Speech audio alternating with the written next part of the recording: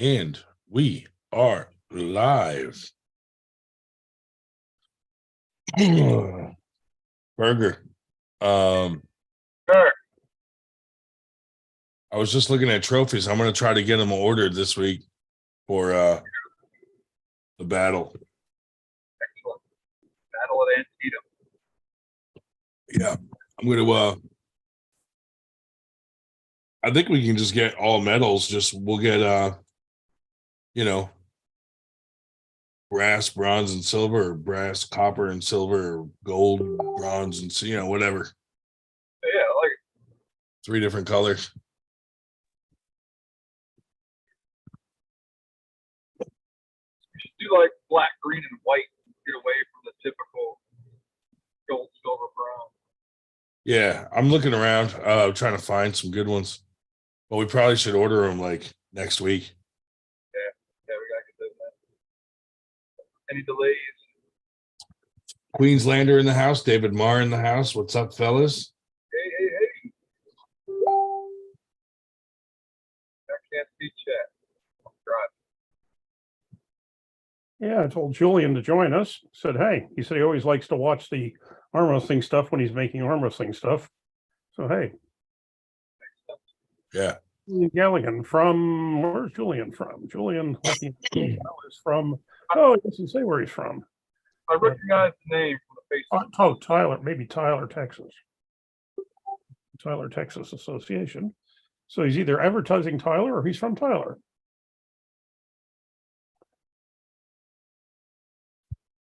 How are we doing tonight, gentlemen? Oh, we're doing just wonderful. All good so far. So, let's see. A lot of exciting news, really, to talk about. The 98 League is kicking off. 98 League is finally kicking off. We have 2 or 3 tournaments already in the works. Before Winter Blast, we may have close to 8 tournaments. So that's kind of cool. TJ Foley in the house, Captain Obvious in the house. It's Good Friday.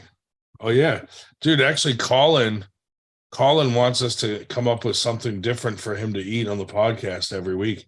So we may start having to brainstorm some meals for Colin to get. Well, now that we have this idea tonight, we should have a vote on what he eats next week. There we go. So, we'll get a bunch of good suggestions in chat. We'll throw him in a poll. He'll eat the winner. He'll eat the winner poll.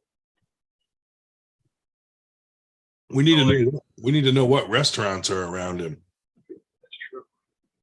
So hopefully he comes on so he can give us some good suggestions about where he should go or what to do. Hopefully we can noodle that out by the end of the night. That'd be good. That's pretty cool of him to want to come on and do something fun, spice the show up a little bit. I love it. Yeah.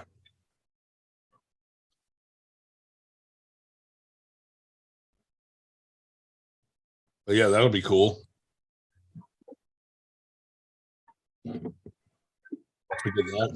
So, if any of you are out there and not far from us, feel free to come to our first 98 League tournament. I was thinking, Ryan told me earlier today that I should either get a steak or something, and I should eat on, today. And I said, whatever. I don't know about that, but you should, Dave. Ryan, how you'd said everybody should have to try the Longhorn Parmesan crust steak on the show. Well, what I was thinking about, if you really wanted to see a, caveman operation, so I was thinking I should know on this thing today in front of everybody. Whoa, Dave. Are you cooking that? I did cook it this afternoon. Are you going to eat that tomorrow or Sunday? Oh no, I had a little bit of it tonight, and the rest is in the fridge. Yeah, there's just eat it like that, dude. Just grab it and just eat it. Yeah, one of the things that the infamous Bordeaux actually did put me onto. I will give him credit for this. Is a very inexpensive meat market up near him, and they had the leg of lamb for $3.99 a pound. Which Chuck is, Bardo is a snake. yes, but he knows where the meat markets are. He's a snake in the grass. Yes, I do not disagree with that at all. But he knew where the meat markets were, and $3.99 a pound for that, and Can't beat that, dude. Meat markets, yeah, where the meat's at. yep. That pork butt for $1.99 a pound. Can't beat pork butt for $1.99 a pound. Chicken and bone, for those who wish to eat healthier than I've just mentioned, boneless chicken breast, boneless skinless chicken breast, or boneless skinless chicken thighs, 10 pounds for $16.99. Actually, they were $12.99 until a couple weeks ago. You can't find those for $1.69 anywhere. I don't know how they do it. Dave, you are starting to know your meats, buddy. Captain Obvious likes the giant turkey, especially giant turkey legs, especially if they're smoked. Smoked turkey legs are even better than the fresh ones. But yeah, smoked turkey legs are actually, there's a place I used to go past when I was teaching in Montgomery County, Pennsylvania, that had smoked chicken legs, thigh and drumstick. They were good. Will these make you a better arm wrestler, Dave? Well, that was before I started arm wrestling, and probably not, to be honest. I don't think there's anything that'll make me a better arm wrestler. Well, I mean, except for pulling you, of course. I'll learn quite a bit from you. But yes, 98% league tournament, David. The Antietam, it's a brew pub, a really nice place. They have a very large area inside that we can basically take over. What the group is what Berger's group is doing down there is every Wednesday they're going to hold their practices there, and so they Legend. the patrons show up. So they're building up somewhat of a following there. Allegedly, Dave. Really good brew pub. For those who can't stand beer, they have a very good what was it, a cherry cider. But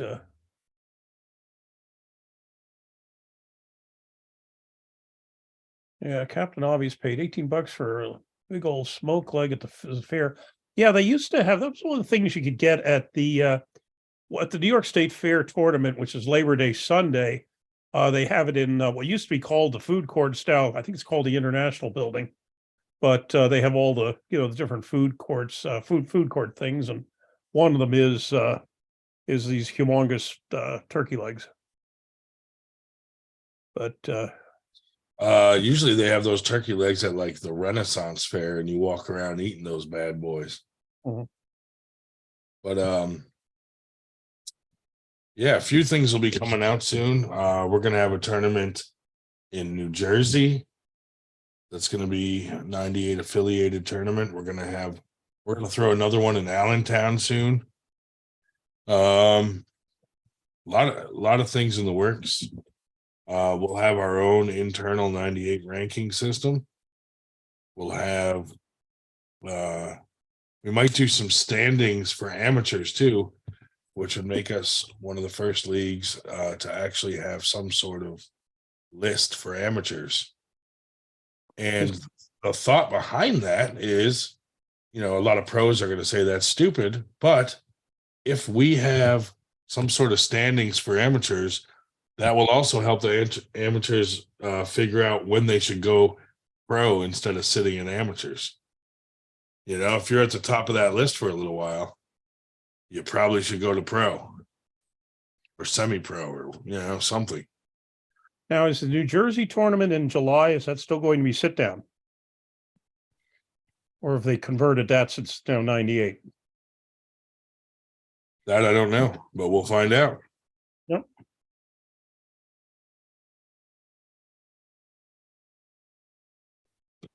But yeah, we're definitely looking at other sites out of the immediate area. Yeah, if anybody has a good idea for a spot for us to throw a 98 tournament, let us know, and we'll see if we can throw one out that way. I And know. quite frankly, if you find somebody, some bar that, hey, tell them, and we can, even give them references. They're going to make a scad load of money. And so if you can find somebody that's willing to do some sponsoring, throw a couple $100 of the extra money they're making at us, that certainly increases their chances of getting a tournament. Oh yeah, I mean, once this thing gets rolling, dude, I think we'll add a lot of tournaments to the roster. I mean, we already got like 3 that are probably definites, plus Winter Blast. That's 4. The next Winter Blast, I think, is going to be huge, and we're planning some seminars. So, if any of you guys want to come out to a seminar with a couple big names at it or something, we'll be throwing some seminars also. So that should be fun.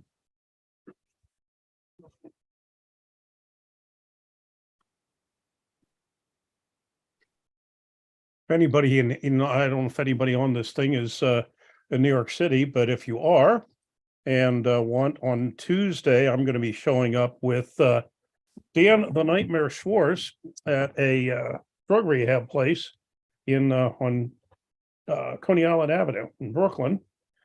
Tuesday afternoon. I was out there once before that they like us to come in and run a session, put a couple tables down, and basically show the folks. It's partially residential and partially outpatient, but given the guys and girls, as co-ed, something to do other than what the bad stuff they had been doing. Of course, quite frankly, traffic into Brooklyn blows dead bears. But hey, whatever. Put up with it occasionally. Yeah. World's Strangest Man wants to know if you acquired another pair of spectacles. A whole bunch, actually. I got a whole bunch of different colors. These yellow pair, this weird green pair. I got some black ones, some red ones, some blue ones. You never know when you just need an extra pair of glasses to put on. I got a whole array of pedophile glasses now. / serial killer. Yeah, I don't know who asked about where. Yeah, I don't know New York, but it's 1830 Coney Island Avenue. 1830 Coney Island Avenue, a place called Dynamite Youth Center. 1830 Coney Island Avenue, Brooklyn. I think one of the cross streets was, I think, that was in the neighborhood. But we're going to be there on, like, say, Tuesday afternoon.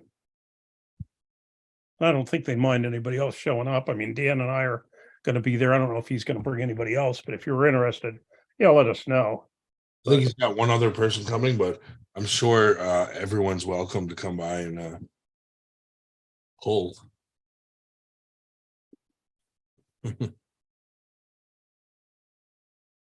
But yeah, some cool things happening in 98. So, thanks to all you guys out there that support us, because it does do a lot for us to know that we got some loyal followers.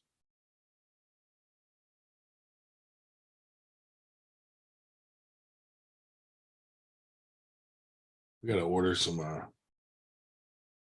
bulk trophies for some of these tournaments. Are stocking up on trophies.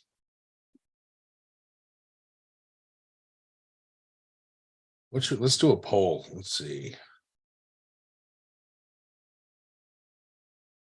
The other thing we're going to be asking later, we're only at 11 now, because of course we're just getting started.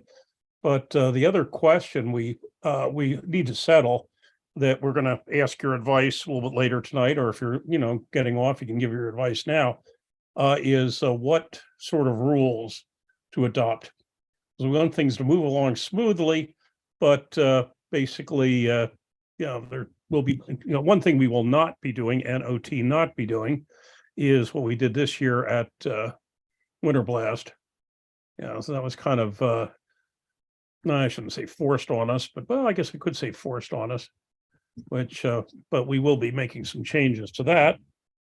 But Yeah, we're gonna come up with a better rule set. A lot of people, I mean, people in the Northeast use like WAL style rules, modification of those rules, and we're gonna try to do a modification of like AAA rules.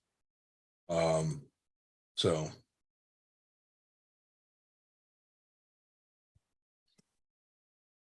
yeah, so we'll be going over some rules and trying to come up with our own 98 rule set. So then if any of you folks, our viewing audience are going to the IFA Nationals in Joliet, Illinois, I will see you there. Although actually I'll be pulling on Sunday because all the masters classes are Sundays, but I'll still get there Saturday. Only going out not because I'm any good, but because they do have a Ultra Grandmaster 70 plus. And since I'm rapidly approaching 72. oh, Dave. 72, huh? Mhm. That's old. Oh, it's terrible. Yeah. Hardly any that are old, as old as that. The problem is everybody that age that's pulling has been pulling for 30 years. It's not 6. But oh well. Yeah.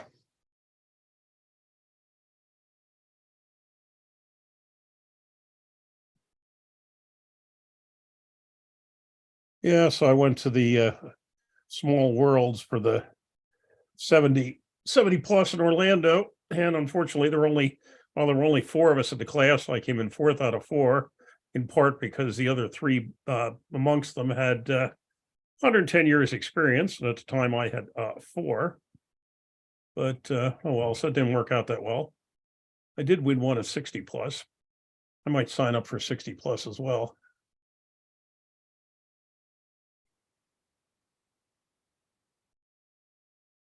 So we'll see. Yeah. Well, Dave, do you have any events you're going to? Well, that's that week. And then the following week, if anybody's going to be at the Sit Down Nationals in Yorktown, Virginia, if you want to give that a try. Not that many sit down tournaments around. Sit Down Nationals will be in Yorktown. They have a new location. They're right on the beach. Yeah. Beach in this case not being the ocean, but the York River, but it's a nice sandy beach. So if it's warm enough, we're not quite, I guess we are about the point where the advanced forecast will start showing up for that weekend as to what the temperature is going to be like, whether we can be outside on the beach, which we were last year. So those 2, and then Dave, I think it's I'm in a challenge match event in Ohio where they're digging up 2 youths. people are messaging me, Dave, saying that it's impressive that you're still arm wrestling at 82 years old. Yes, no, that's Dorm Devia. That's 82. I'm only 72. Well, they're saying 82, Dave. Yeah, well, I can show you my ID. It says 82, so you're 82. Mhm. So let's see. So far, we have Sausage in the lead. To have Colin eat some sausage. Dave, can you tell them a story? I gotta go refill my beverage. What sort of story do you want me to tell? Let's see. I know. I suppose I could come up with something, but well, let's see. What story can I tell you? Now, this summer, my big adventure this summer, I'm going to be going for about 3 weeks doing a practice tour of the Midwest and South. So I want to get down and see some of those folks in Mississippi and Texas and Oklahoma, and then also get back to Missouri, because last year when I was in Missouri, I didn't get to pull anybody because I landed in the hospital. But so I'm going to go out to the Strongest Badge tournament in St. Louis on the 22nd of July, because they sold me when the thing said 6 p.m. Saturday, all night after party. I'm going to go out to that that on the 22nd, and then drive down to New Orleans for my fraternity convention. runs from the 26th to 30th, and go over to Texas and see the folks over there.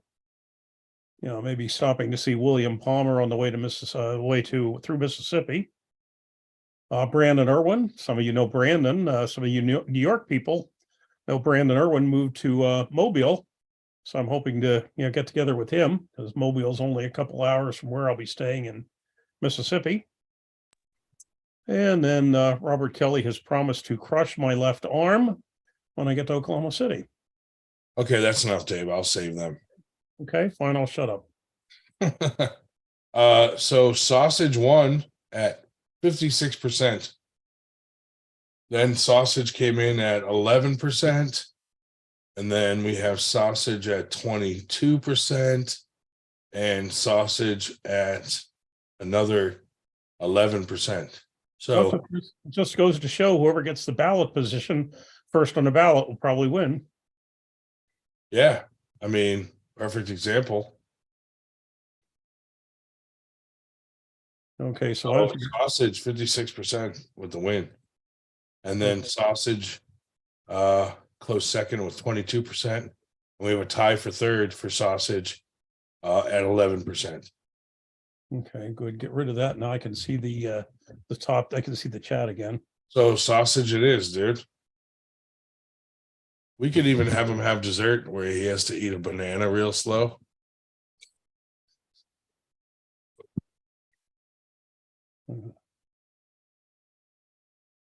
Yeah. Who's really good sausage? Hey, there's Burger. Burger, do you agree with having Colin eat sausage on the next show? Yeah. I presume that's your place of employment in the background. We were seeing in the background. Yeah, He has to be quiet because if he wakes up the zombies, he'll get attacked. right.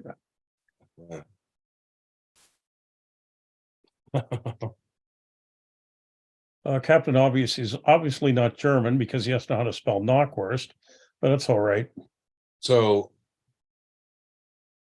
that's exciting though. So now we know. So we got to let Colin know that next week on the show he will be eating sausage. This is my place of employment. Yeah, buddy. 100%, 98. I know Sorter But yeah, mentioned. by the way, real quick, I probably am going to stay muted because there's background noise that shouldn't be heard. So I'm just going to. Yeah.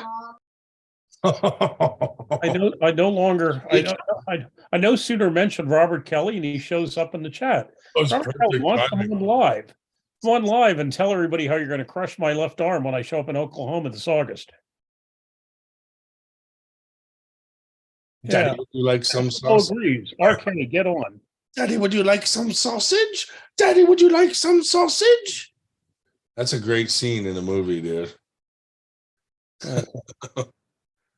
Yeah, Shmo, you are Captain Obvious. Yes, you can identify anything you like. Is Robert Kelly going to come on here and tell us how he's going to crush Dave Scheller? It'd be nice. Then maybe we can put on. Yeah, good call. Sausage with a parm crust. He's going to break it off and take it Ooh. home. Well, you won't have far to go because I'm willing to, come to your hometown. I'm passing right through Oklahoma on my way from Dallas Fort Worth to Kansas City. Somebody should break off Dave Schell's arms and then slap him in the face with his own hands. Kelly is laid up in bed. Or You're laid up in bed. Hey, we've had people on these things that are laid up in bed. Let's see, Bevel was laid up in bed the one time. Who else have we had? Keith Howley. Oh, hell, I was on the chat one night, messing around with Jonathan McUrchin in that motel in Windsor Locks, Connecticut. Oh, we know you were jerking around, bud. Also, you've been in a hospital bed on here. Yeah, that's true too. Have you ever told someone that you're going to gut them like a fish and then wear their entrails around your neck like a gold Olympic medal of murder? Can't say I have, no. Just throwing that out there. I'm going to have my birthday's this week. I'm going to have a couple pictures up showing how I basically went to hell in college. Dan Schwartz said he'll hop on in 20 minutes. You know, So the, we got the nightmare coming on in 20 minutes. Nightmare. Nightmare. Are you guys ready for the nightmare? Holy moly. Dude, I've got a dream catcher Sir just Fatty. to keep me safe. Sir Fatty notes that we have the highest viewership ever when Shupich, streams. Where's the short shorts? No, streams from bed. Can we get some likes on here? We got 18, 20 people watching and only 11 likes. We need to give him something to like. We need some thumbs up. Can you guys like Dave's nipple? Dave, let's see some nipples. And, Dave, show him your nipples.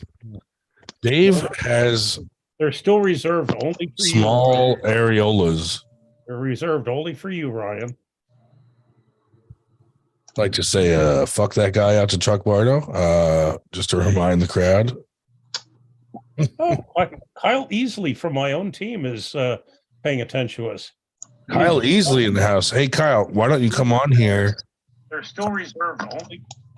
Kyle, come on here and tell us about this location you want us to have a tournament at, because we're starting to plan some tournaments, and I know you wanted to do it at that spot you sent me. What was the name of it? The Flying V? Yeah, that's it. Something like that. Flying V. Flying Vagina. That's the first thing that went to my mind. That's probably not the real name. Then it went to the Mighty Ducks. Then all I could think of was Emilio Estevez. Currently a poutine place. Apparently, you should you Yeah, being it is. from Maine. It is the flying V, and the V 100% is vagina. So, we're gonna have it at the Flying Vagina. Oh, we could have one there, and we're also planning on doing another one at that same place that we had last time. Out on the deck. That was nice. I certainly can't. The one in what was it? Shoot, Easton, just escaped me. Easton, PA. Up in PA. You're talking Where we about had the little super match practice. well, that one's too small, I think, for a tournament. That would be tough. Oh, you're talking about the Port Bar and Grill. Port Bar and Grill, yeah. Nice place, but no parking and not that big unless you're guaranteed to be out on the back porch. Quack, quack, quack, quack, quack, Mr. Ducksworth. That's right. I certainly can't tell Kyle how many dead bodies I can get in the basement. Quite a few, actually.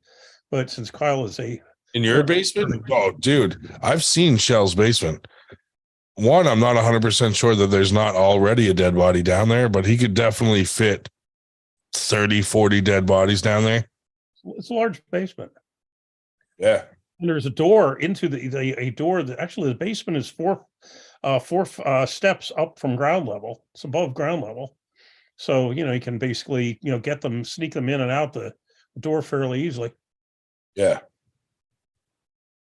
Yeah, I'll shoot some dates to Kyle. So yeah, that'd be cool. So that'll be like 5 or 6 tournaments already on the roster for this year. Not counting Winter Blast. They may be a nice place, Kyle, but certainly they don't have an airplane in the backyard like the place that Julian Smith suggested to us. Oh yeah, Fighter jet in the backyard. DFW, we got to do one there too. I forgot. Mm-hmm. So that's a whole other one. Well, we don't have to do one at that place with the deck. We could do that one later in fall. Mm-hmm. Like November again. Something like that. Sue Fisher wants to do one at a VFW, as a memorial to her father. So between that and the seminar we're planning, it's going to be a busy year. Be a very busy year for us. Robert Kelly with a $5 super chat. The match with Shell will be at 10 p.m. Playing to my advantages. You're better off doing it in the morning because Shell's a night owl. Yeah. Hey, no, I was a second shift person for years before I went back to teaching. So hey, I'm much more lively at 10 o'clock at night than I am at 10 o'clock in the morning. Be warned, Robert Kelly. Yeah, that's a bad idea. Mm-hmm. Better off to do it at the crack of dawn with Dave Shell. I mean, after all, he can tell you, hey, I was still active that the after poll until 4:30 in the morning. Shell's next tournament is a best of 100.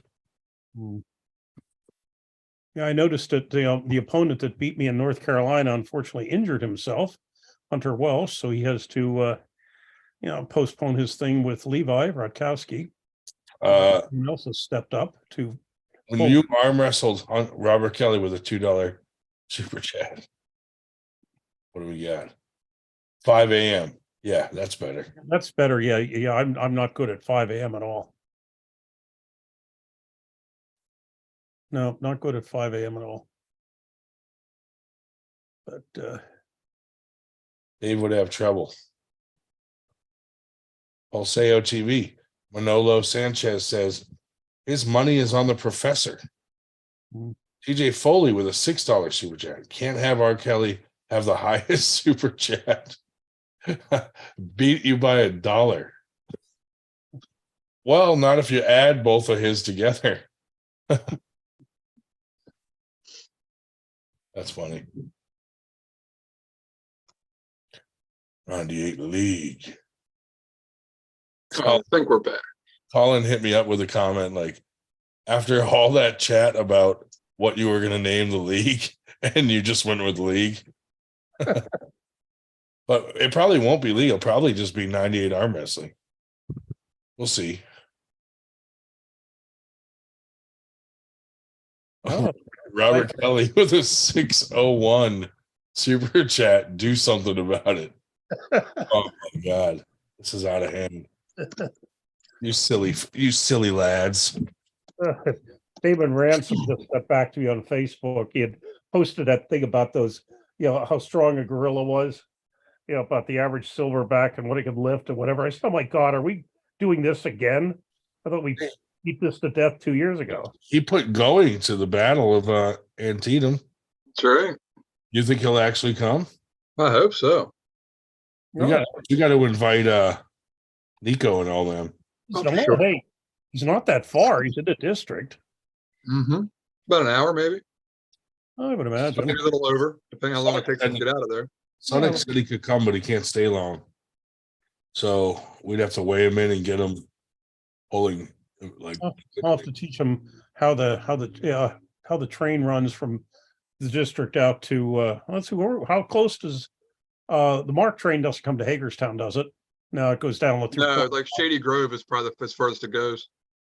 Well, no, that's Metro. Metro, yeah. The MARC train goes out through Point of Rocks, I think. Oh, okay. It's all the way out to West Virginia, but because I taught him It how might to end up down there in Brunswick, maybe. I'm not sure. There's Brunswick. lots of tracks Yeah, I that think way. you're right. There is a Brunswick run of that. Oh, TJ with a 602 super chat. Got deep pockets in the spring and summer. 602. Hey, me too. Right about now, I'm running a cash business with the tax returns. Do each and how.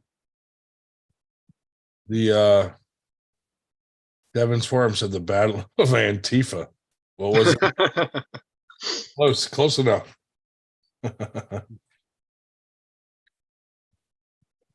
Antietam, Maryland. Let's see, was that the? I think it was the bloodiest or second bloodiest day of the Civil War. It was the bloodiest. Okay, and Shiloh was second. Yeah, I think it was. Yeah, at least that I've heard. But I live around here, so you always hear it's the bloodiest. Robert Kelly with a with Bloody Lane and all that stuff. That was a fierce battle. 603 super chat from Robert Kelly saying, "And I'm bored." Ooh, is this a? And the Union victory at the Battle of Antietam allowed the Lincoln to do what? Your history lesson of the night. Die in a theater. No, that was a couple years later. Say it again. I was busy realizing that we have a super chat war going on. The Union victory at the Battle of Antietam allowed Lincoln to do what? To sign the Emancipation. Well, announce the Emancipation Proclamation. Yeah. Because he was going to announce it. People said, hey, we're losing the war. It looks like we're not doing too good. Wait until after a victory so it doesn't look like desperation. And the Union did well at the Battle of Antietam. So Lincoln immediately in September 1862 announced the Emancipation Proclamation to take effect on January 1st, 63. So buddy. there. Troy Bounce Fit. Oh, jumping in with a 604 super chat. Ooh. Calling the 98 league the league is like calling my bounce rental company Rent Bounce, which I did. Touche. Hey, Touche. Great minds think alike. See? Yeah. yeah, I mean, it's better than calling it kangaroo hop or something. Just what the hell? Dave, the Schmo wants to know why did the Civil War start again? Slavery. And don't let anybody tell you it's a tariff or any other horse shit. Slavery. It's from Dave Ziggin Zaggin. That's right. There. There's out there. Ziggin Yeah. and Oh, but it wasn't. It was states' rights. Yes. Right to do what? Keep slaves. Big part of it. Yep. A large part. That was the big right that pissed people off. Yeah. Just read the damn the proclamations they made when we left the Union. They're all bitching.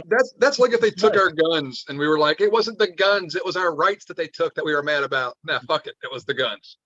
It was slavery, period. Yeah, I get you there. Industrial Revolution. Oh, Live. Robert Kelly with a $10 super chat. Raise. Double digits to play, boys. I mean, damn. This is No, getting Schmo. spicy. Robert Kelly, you better hope you make that money back in an Easter egg hunt on Sunday.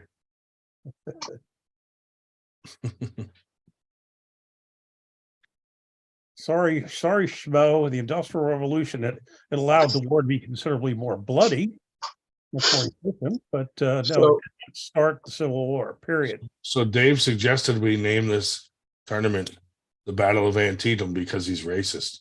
You know, that's me. He was like, oh, Oh, dude. snap. TJ Foley with a 20. Holy my man. Welcome to the big leagues, R. Kelly. This is a guy that threw thousands at a card. So this is out of hand. at least 1,000. Robert Kelly just messaged me privately saying, I'm showing off. Can you send me my money back when it comes in? Just kidding. Just kidding.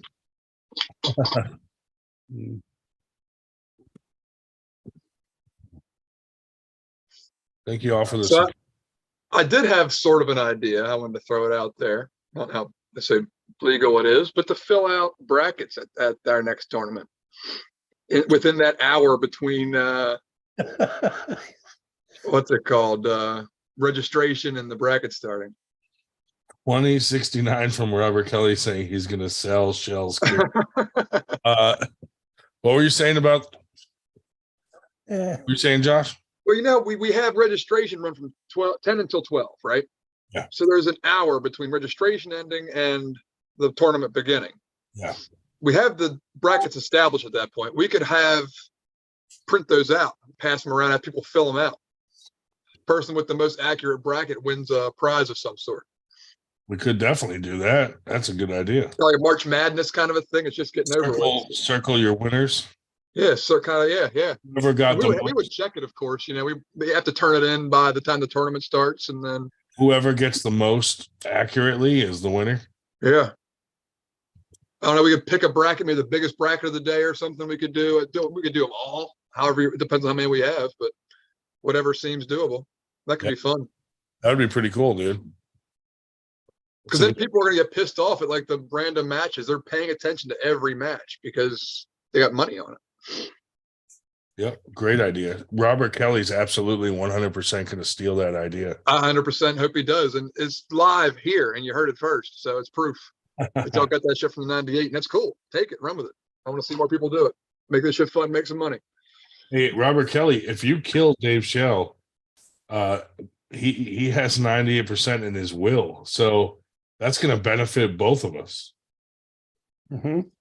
Just saying. Yeah, and as the glorious Danya, otherwise known as Chris Gregory, and explained on the other stupid chat sometime back, the only reason anybody likes me is because I'm giving my money to 98, and the reason I'm giving my money to 98 is because I don't have any kids, and the reason I don't have any kids is because I'm gay. Apparently, he was not looking at the poll you put up the other day, in which gay came in 4th place out of 4. Let's try it again and find out. Yeah, he wasn't paying any attention. But Okay. Kelly would probably make more money, selling a heart part instead of kidney, because my heart's had some work on it lately. So Just- basically, Just return the pacemaker. But does like a heart, is it kind of like if you soup a car up, it actually brings the price down? Because it's like, I don't know. you know, that guy probably wore it out, or does it make it more expensive because it has aftermarket parts? Like, I don't know. I don't know. No, I don't have a pacemaker. I just have what they call a loop recorder. Hmm. Gives the, if the heartbeat gets too fast, basically it starts ringing bells. And All right. like So Robert Kelly. Dave, the questions you often get are you gay? Or are you a virgin? Are you Taylor Shell's father? Or are you asexual? Yeah, and hey, the poll came in last was that 2 weeks ago with Taylor Shell's father came in first. Wasn't it? I am virgin all the way. Well, now I'll tell you what. I'm not going to say now, but it'd be interesting to see how this turns out compared to the last one, because the last one had these things in different order. That's a good point. I personally think that it's all of the above. Well, Maybe so. See this because now we're already at 10 votes. And Robert Kelly asked, why can't we pick them all? I think that's a valid point. But if you had to pick one, if you had to pick the most obvious of these, yeah, if you had it's just because he can be gay and a virgin. Well, but if you choose gay, I guess you're assuming that he's had. It won't let it's going to be an experiment to see if ballot position matters. That's interesting.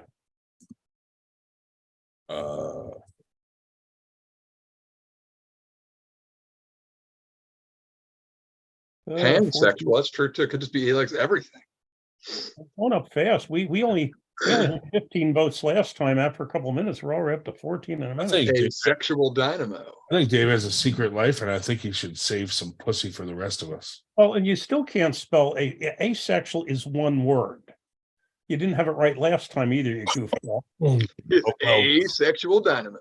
It's sexual.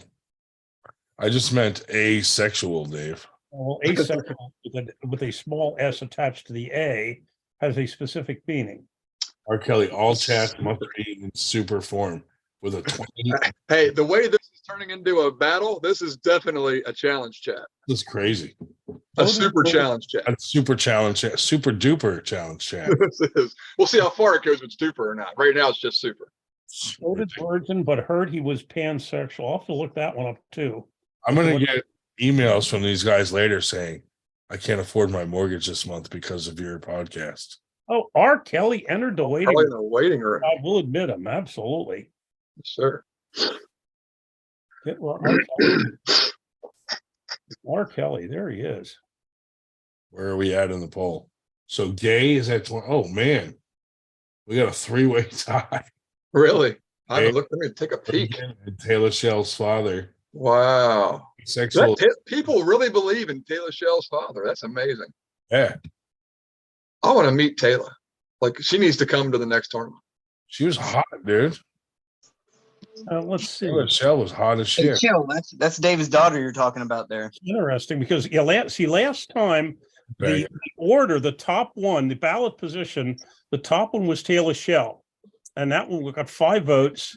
And then let's see, the virgin and the asexual were second and third, and they got 4 votes, and gay was at the bottom, got 2. If she's your daughter, Dave, she's going to need one of those 98% rape whistles. Yeah. Yeah, Meta, somebody said that last week too. I said, that the father and the the gay or the virgin were probably mutually exclusive. And I said, no, you can just do it into a bottle. Whatever. Yeah. What the fuck are you guys talking about? Shell's love child. Taylor Shell.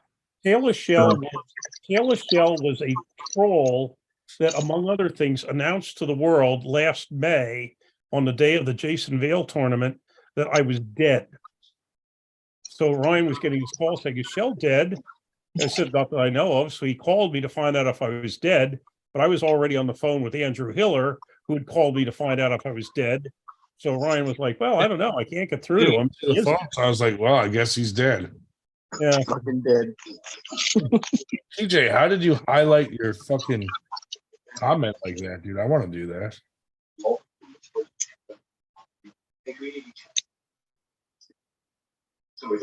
I probably can't do it, dude. I guarantee you. So Kelly, now that you're here, even though we can't see you because you're in bed, how about lay some wisdom on us? Oh, about what? About your left arm defeat?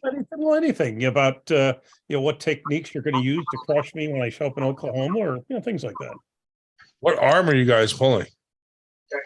Both arms, but I'm only gonna win left-handed because I don't actually arm wrestle right-handed. You only do left? Yep. Goddamn, dude.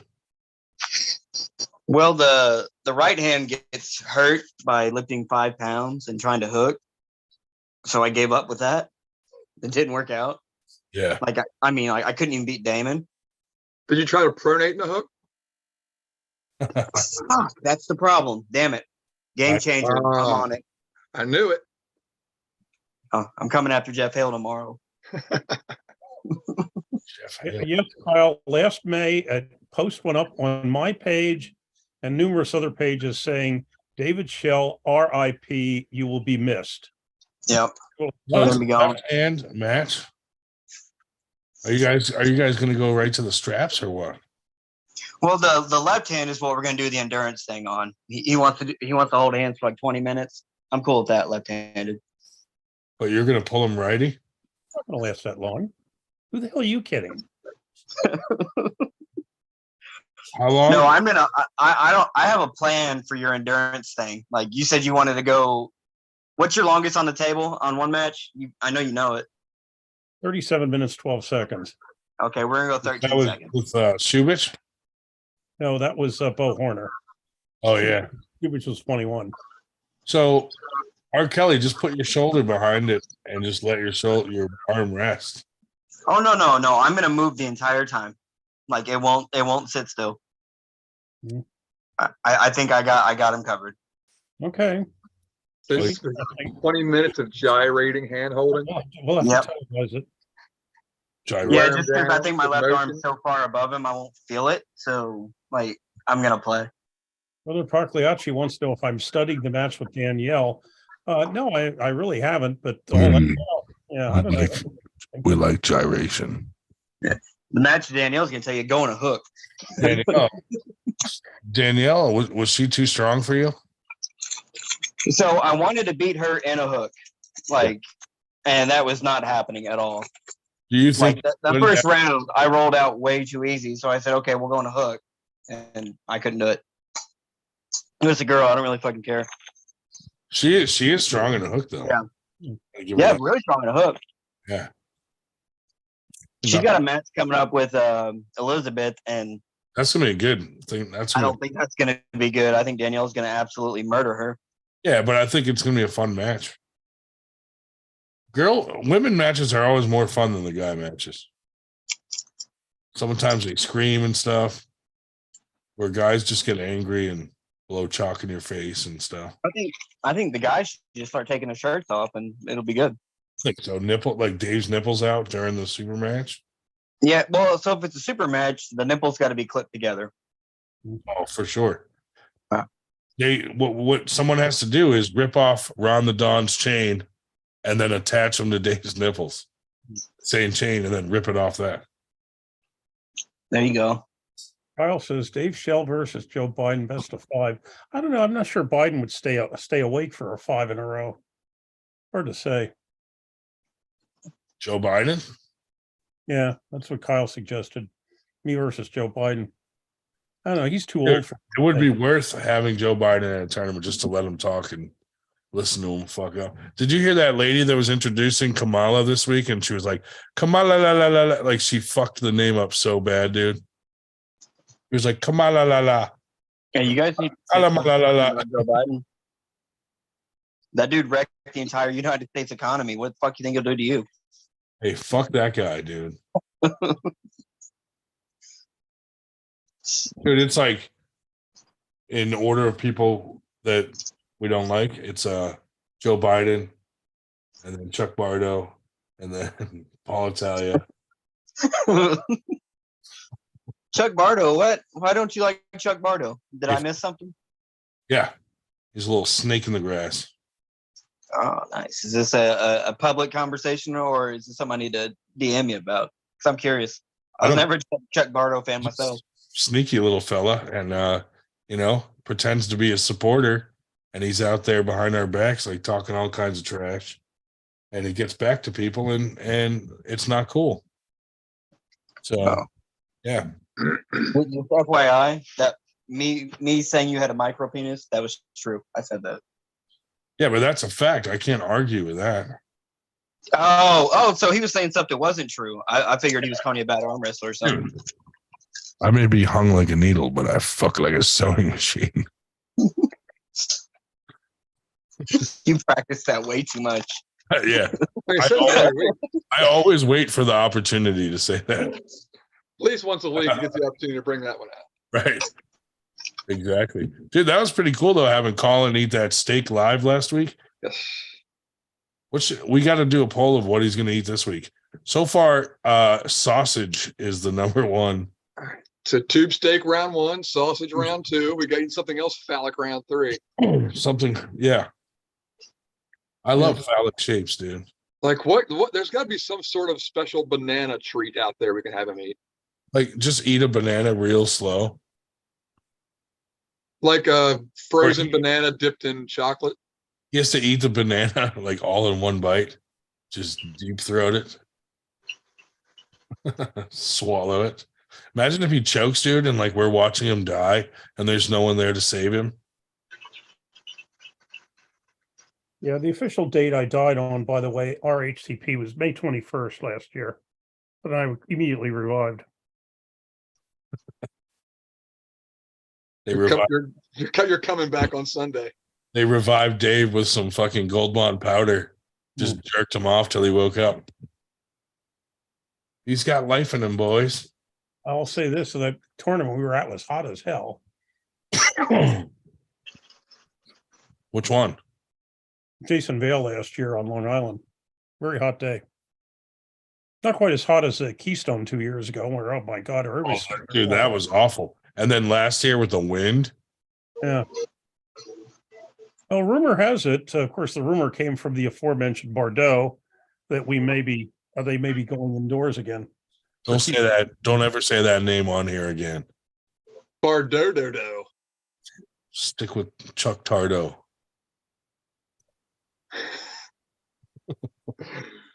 That's a situation. The Predator practice this week. You censored the wrong word. I thought it was always funny when Chuck would make fun of Paul Italia's height when Chuck's about the same height. I thought that was odd too. It was a weird thing to pick. It's like me picking on somebody that's skinny. Like, or not the attack I'm going for. Me calling someone fat. Exactly. You know But you do that all the time. No. I call myself fat. No, there wasn't a complete obit. It was just the announcement, kind of like the death announcement. Like where you get the one-liner in the paper. Hey, Dave, would you write your own obituary and read it on next week's podcast? Oh, I don't know. Should we write one? I might be more generous. How about we have everybody write one for you and we all read it? Well, I can do it. We pick which one you should have. I don't know if it has. Yeah, let's do it. We do a vote. We do a vote on who wrote the best Dave Shell obituary. We have to do it next week. I mean, we certainly have to do it before, Kelly rips my arm off and beats me with it. Well, that's the homework. That's the homework. I got to go to California for the week, though. That kind of going to throw me off. Oh shit! Brian, you may want to handle this one. Or the Schmo wants to know where the fuck is that Chuck guy tonight?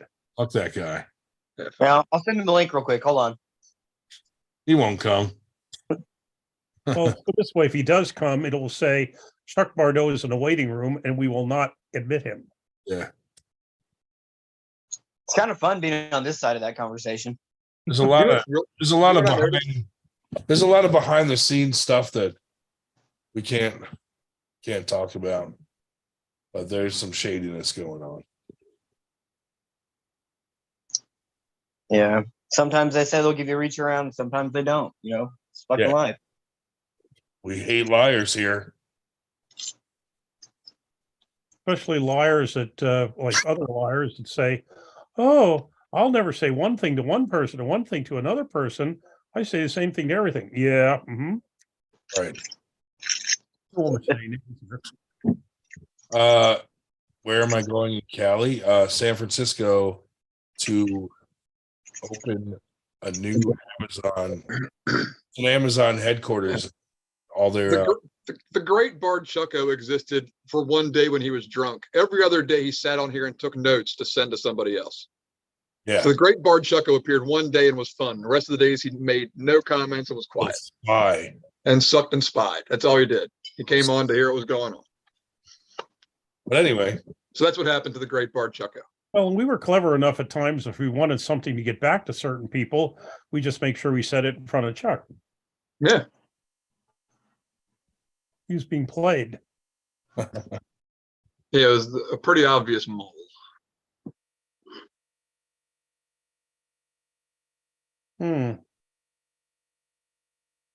Chuck wouldn't talk with Crondon. They don't have the equipment. either of us. No. But yeah, I gotta go. There's a Amazon headquarters that I have to go to get all their access control and cameras and security up and running so they can open.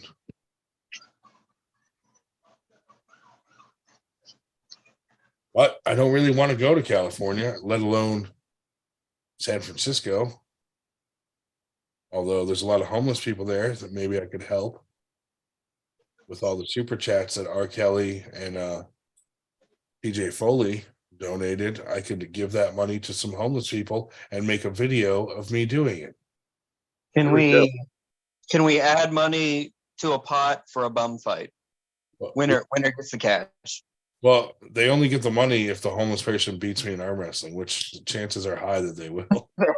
They all win. No, Love it. Speaking of, who's on top with that last super chat? What was the highest one? Oh shit, I can't chat now that I'm in the Zoom thing, so I don't know. North Cal. Meadow said Robert to 98 used to talk about you the same way. I don't know that we ever, what amazed us about Robert, and of course I told him this already, is how he kept hanging out with those AW people, that other group when they treated him like shit. Yeah, he was a victim of circumstance. I was very proud of R. Kelly when he parted ways with the AWU clowns. Yeah, they're gone. They don't exist anymore. So Yeah. I've always had good for Robert Kelly and Grant Diet. Now that they've split their ways, it's even better. I'm glad we shut them down that first time. yeah, I wish you guys would have done a little faster the second time. We didn't really do it the first time. It just worked. Sure. I forgot about it. It really started to fall off on its own before the screw up even. I think they were just going down the wrong path. But I mean, then James Reed got mad at R. Kelly for whatever comments he made. But that's all in the past. Who cares? R. Kelly, you're okay in our book, buddy. Oh yeah. That's right. And you'll be even more okay in our book when you beat me over the head with my own arm. Then they'll really be happy with you. Fucking right. So Dave, hold on. Let's talk about this endurance thing. So like, how does it work whenever you get pinned? Like, let's say like I go to hit and there's just nothing there, and they go straight to the pad. Do we just like slow pull back into the middle, or do we do another go? Well, no, it's the point. You're not going for the pin. You're just going for burning the other person out until the pain is so much that they say, Yeah. "Fuck, I cannot So go then, on." yes, you have to return to center. Still Okay. hooked up. Yeah, Chuck was very passionate about food drives, telling everybody to bring food to Winter Blast for the food drive, but didn't bring any himself. That's a good rule for that, though. Just if you pin, you must return to center. That's almost like a penalty for pinning. Yeah, Oh, and unfortunately, we did not do that well there. Well, our people did not bring that much food. yeah, not many people. I know the Walkers brought a lot. But not a whole lot of people brought a bunch of stuff. So, but some people did, and we were very thankful. Oh, yeah, We were shooting for 500 pounds. We got what, one something? 117. Dude, that could be a fun little point system game you do, even if it's just for practice, where you just pull and if you pin, you get a point, return to center, and just keep points. Play to 10. Yeah. Somebody might get tired eventually. Keep pinning everybody. You try too hard, or that could be fun. Might try that at practice next week. Yeah, one of these days I'll get down there on a Wednesday again. I don't want to come down to the thing that often because, blow my own, practice off, get them mad. I'll get down there from time to time. But actually, well, Tuesday, I'm like I say, I'm going to be going to Brooklyn on Tuesday. Then we have ours on Wednesday, and then Thursday I should probably get ready to go to Illinois, which I'm leaving Friday. And just get back from that on Tuesday, and then the following Friday take off for Virginia.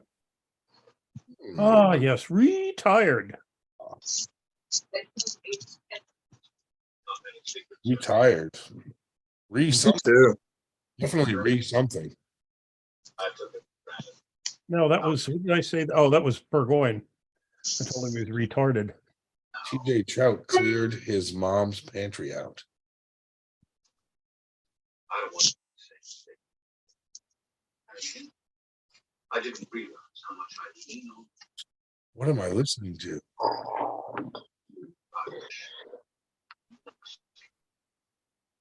Blue Jays 0, LA Angels 0, top of the first. That's very interesting. We have I don't know if the Lehigh Valley Iron Pigs are playing tonight or not. Toronto. Our AAA minor league team, affiliate of the Philadelphia Phillies. The Lehigh Valley Iron Pigs. Oh, The mascot is called Ferris. Originally, it was going to be called Pork Chop for about 2 hours. And then some old Puerto Rican who worked at Bethlehem Steel during World War II said, "You can't do that." They used to refer to us Puerto Ricans as pork chops during the war. And of course, all the local Hispanics said, "Huh? What?" But of course, they didn't want to offend anybody. So his name changed to Ferris like instantly. But oh well. oh, R. Kelly left without saying goodbye. Well, we have Fuck to that guy. Fuck. Yeah. Fuck that guy. Actually, he may have gone because now that he left, he can go back and top whatever Right.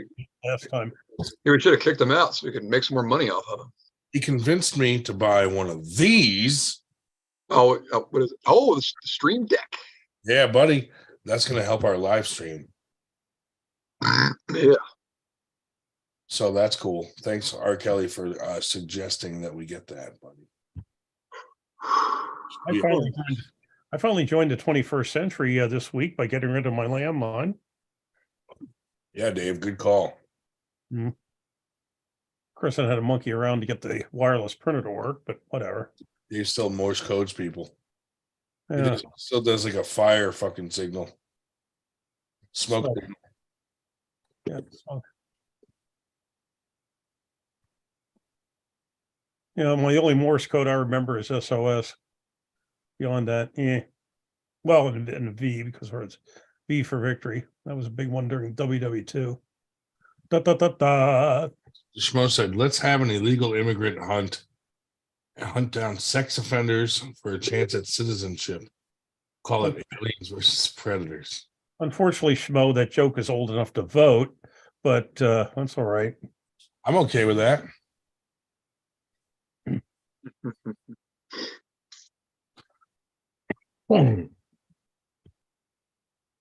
Oh, yes.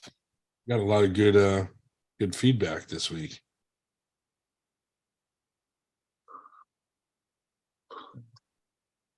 Oh, let's see.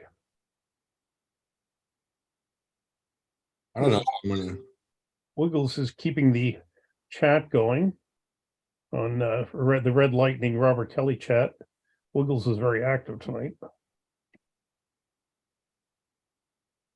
Oh, Wiggles. Fuck that guy, Dave. It's good to watch on TV tonight. Holy shamolies, going bankrupt. Yeah, I don't watch TV.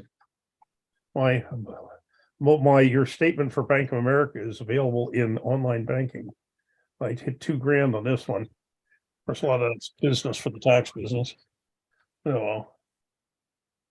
Gotta get the flyer done for the tournament. That's what I should do. Gotta wait for that picture for Sunday. See, Dave is so old, he missed the part where I said I've seen it before, but we should consider it. We should have that special picture by Sunday. Excellent. What special picture we have on Sunday? We have two people that are going to dress up like Civil War soldiers for the flyer. Oh, We have a damn it, special I- guest. Not really a People- special guest because he's always with us. He's a nightmare. Nightmare Schwartz. What's up, Dan? He's not even here yet. Give him a second to get his shit together. That could be a while. Portland. Hey, hey. Is that Portland as in Oregon, I presume, or is it Portland as in Maine? What's up, guys? What's up? Nightmare. How's everything going? How's everyone doing? Why do you look like Dave Shell died? Dude, check out. I like how you can see your torch in the back there. How cool is that? That's pretty cool. I That's hope what it you looks don't like, at mind least. if I- Hope you don't A mind. what? I did suggest earlier that if we had any. It's a table. Other side. If we had Yeah. any online fans tonight, that were anywhere near Brooklyn on Tuesday, they should send us a text and maybe could join us. What happened? I missed that. I said something earlier in the podcast. If any of our listeners were in the Brooklyn area, they should send us a message and they could possibly join us. I wish you hadn't. It's more of a private scenario. Ooh, Okay, well, all right. Well, I screwed up again. $5 super chat from TJ Foley. I thought I was dreaming, but it turned out to be a nightmare. TJ has donated a lot of money tonight. Yes, he has. Thank Thank you, you very much. TJ. We appreciate it. Very much appreciated. TJ is a very big supporter of 98%. Hey, Josh, Yes, sir. gotta recreate this. Do away with Winter Blast, put 98 League behind me on here. Yeah, I can get them done. Yeah, I'm due to do some of those. Absolutely. send you And one I need my recently? name on the side too. I'm missing Yeah, that. see, did I not send you one with your name on the side recently? I thought I did. No, you hadn't. I thought I got you. My bad. I thought I sent you That's one. all good. Yeah, my fault. I'll get you. You're a busy man. I get it. And when is your pool party? I don't have a pool. Oh, you will. You will that. I'll dig a barbecue. couple of holes. We'll make a pool. Are you gonna have anybody I singing at your will. event, Dan? I will bring the pool. Performing Yeah. artists? What's up? You gonna have anybody like perform like a band? Maybe someone sing at your barbecue event? I don't know about that. Might I make it pretty actually, epic. I'm waiting to make the final plans on it. After next weekend. To be How honest. about a violinist? When's that one that they're throwing in? Aren't they doing another barbecue party in New York somewhere? I don't know the exact date, but I think there are. 22nd of July. I think we should do it like 2 weeks before that one. Oh, I know. There's Henny's thing is he's doing a whole bunch of super matches. Yeah, hitting hard in the backyard in August, right? Yeah, August 5th, I think. Yeah, It yeah. was August 5th. The other one that Bisman told me about was in Bay Shore was 22nd July. July 22nd. They're both actually the same location. Both New York tournaments are there. Right. The one on May 20th, which is a Jason Vale strap only tournament. That's going to be in Bay Shore, and it's at a pretty good venue. I like that venue actually a lot. When That's is, not- when's Paul Cruz's Is that the place we were last year? No, we haven't had a venue there yet. Okay, good. No, this is actually one of the nicer ones that I actually showed a picture of it to Ryan. 'Cause I did a bouncing job over there. Really awesome spot. It's a brewery, South Bay Brewery. Check them out. Really big hall. They actually have two breweries in under one facility. The other one is called Ghost in the back, and it's kind of like a cool I don't know what you call it. Fucking like ghost style and not horror, but more like macabre, I guess you could say. The decorum that they would have, and that they also make custom beers there too, which is kind of cool. Nice. Yeah, so it's a nice brewer, nice spot. I happen to like them. Where was the one we had? It's a nice location where they had the double screen up on the two tables right next to the Long Island Railroad. At the Debbie Does Dallas. I don't even remember. Manolo, Oh, that was in Wantagh. Yeah, okay. Good evening, gentlemen. what's up, buddy? Hey, Manolo. Hey, Yeah, Wantagh. Still That's alive. We are live. What's up? What's up? How's it Vita. going? Good, man. How are you? Well, I'm still alive. On this side of the grass, that's what counts, right? Yes, that's what it counts. So what's going on? I've been listening to the podcast for a while now. Oh, sorry to hear that.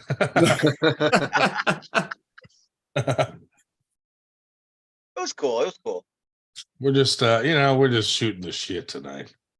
Sure. You know? Nice. It's nice. What's new in your neck of the woods? Well, actually, tomorrow I'm having an event in Puerto Rico. It's a small super match event. Nice. Two of our rookie guys are like challenge each other. Yeah. And they chose a date, and to help them do it, I offer myself. So I ended up with all that. So Cool. it's gonna be 3 super matches. It's an event I've been calling for a while. Puerto Rico King's Table, and this is the 3rd edition. So there's gonna be 3 super matches. Actually, the first match of the night is gonna be Victor Rivera against Luis Torres. We call him Rambo. Both of them are, they are veterans. Rambo has been out of the game for a while, but he's still a strong guy, and he just came back and he won the last competition that we did in Puerto Rico in November, I think it was. November. And he got first place on his weight class, and he wanted it to participate on this event. And actually, we had some scheduling problems because guys backed out of their matches, and Rambo was kind enough to accept a last minute super match with Victor, which is a veteran himself, but he's been a lot more active than Rambo. And after that, we're gonna have another super match. It's gonna be Kenny against Steven. Kenny's actually a real amateur. He's been almost 2 years or 3 years arm wrestling. Steven has been arm wrestling since he was 18 years old, but actually hasn't arm wrestled like in 6 years or 7 years or more. And he wanted a super match to participate in the event, and Kenny accepted the super match. So they're gonna have a match. They're all gonna be best out of 5, and the main event is gonna be our friends Jose, which we call him G.I. Joe, and Francis, that we call him Kong, and that's gonna be the main event. Both all matches are right-handed. That's cool. So I hope everything turns out well. Yeah. Good luck, man. Hope it's a successful day for you guys. Yeah, it's gonna be in the town of Florida, Puerto Rico. So I have to drive like 3 hours to get there. Yeah. So I got a ref and I gotta do the recording and all that. So, but I'm a one-man gang, Yeah, so I do everything. that's cool though. Well, to that point, I would say that, hey, Ryan, we should fly down there with a couple of 98 guys and, help Manolo, run the show type of deal and make it a big old 98 party. We could.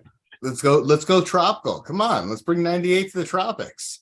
I want to take a boat there instead. A Well, rubber, you can live in Lajas. a rubber because raft. He doesn't like flying. We gotta get this guy like You don't Xander like or flying, something. Ryan? I gotta. No, I have to fly this week anyway. I gotta. But you're gonna fly to San Francisco. That's at like the I know. biggest butthole.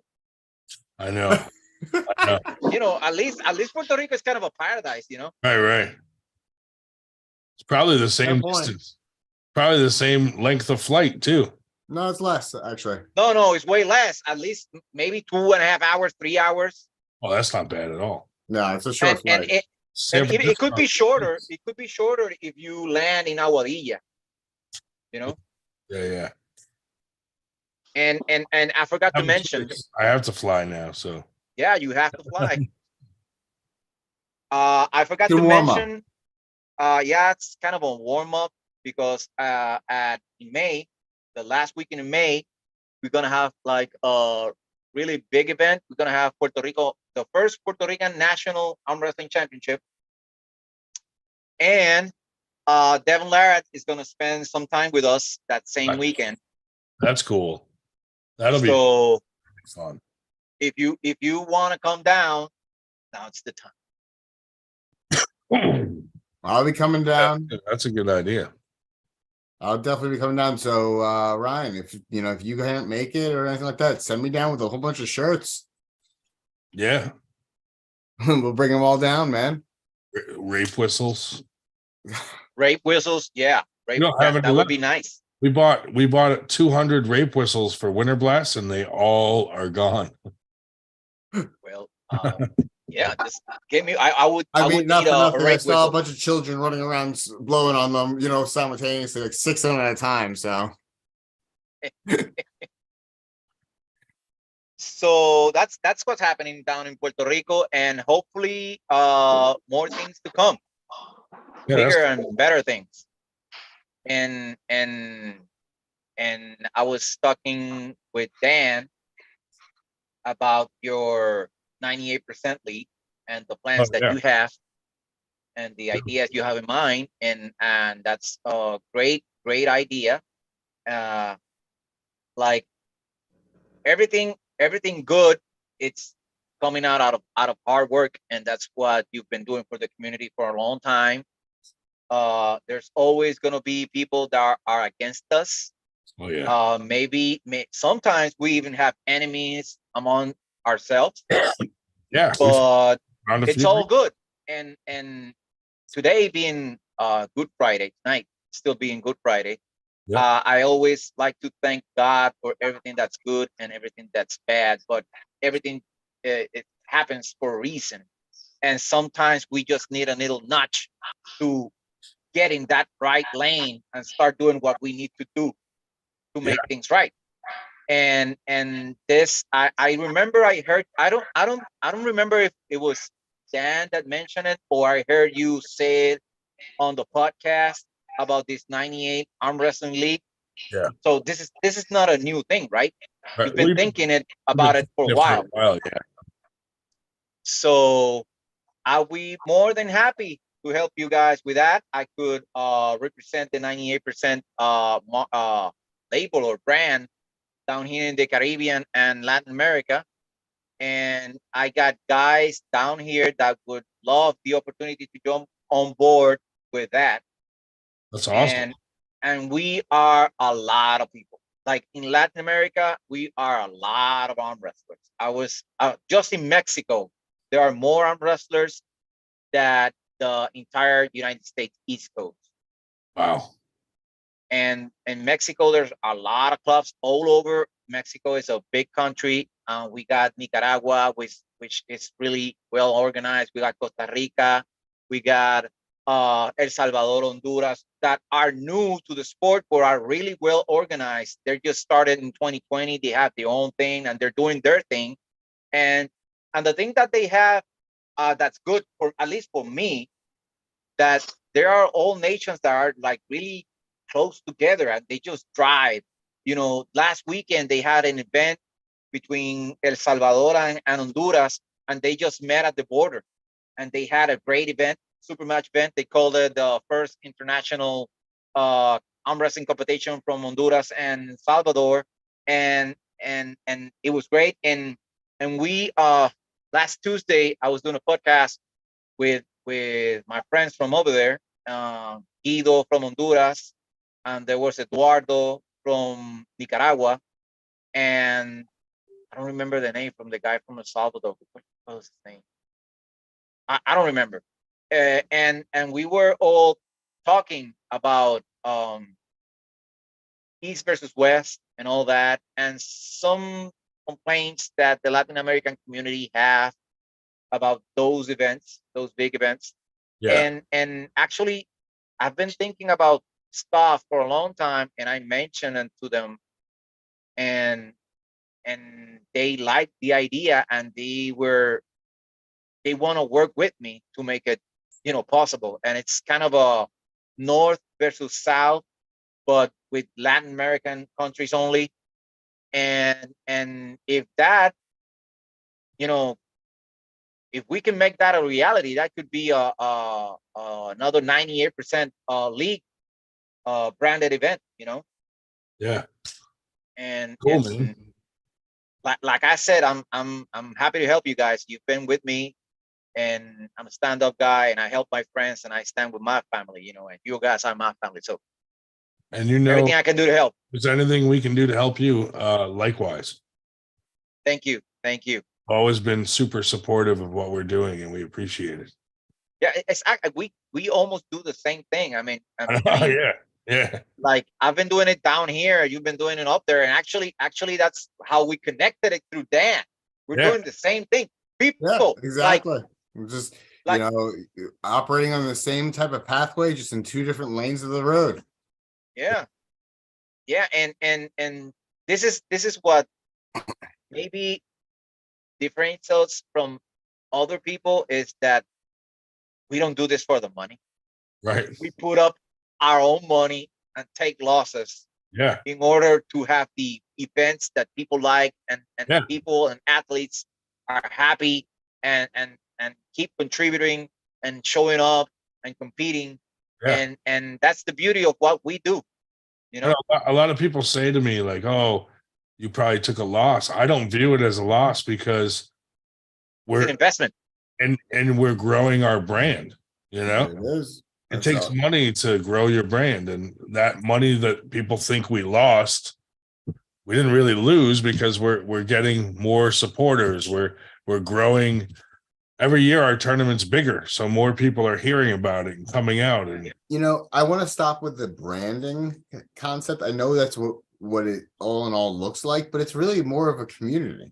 yeah, It's Yeah, a community, and yeah, there's some More- branding that is more associated support. with it, but we're building a community. yeah. I mean, that's what 98's been from the beginning, just a Yeah. community. And we just come on here and chat, and that's what made it grow. Just having a bunch of guys come on here and talk about arm I wrestling. mean, I always watch like almost all your podcasts, and then I wake up in the morning and I watch. It was a 6-hour podcast. I was like, God damn. Jody's in the house. Someone sent him the link. Jody, You know, it's awesome. Nobody does that. yeah. Nobody does that. I know.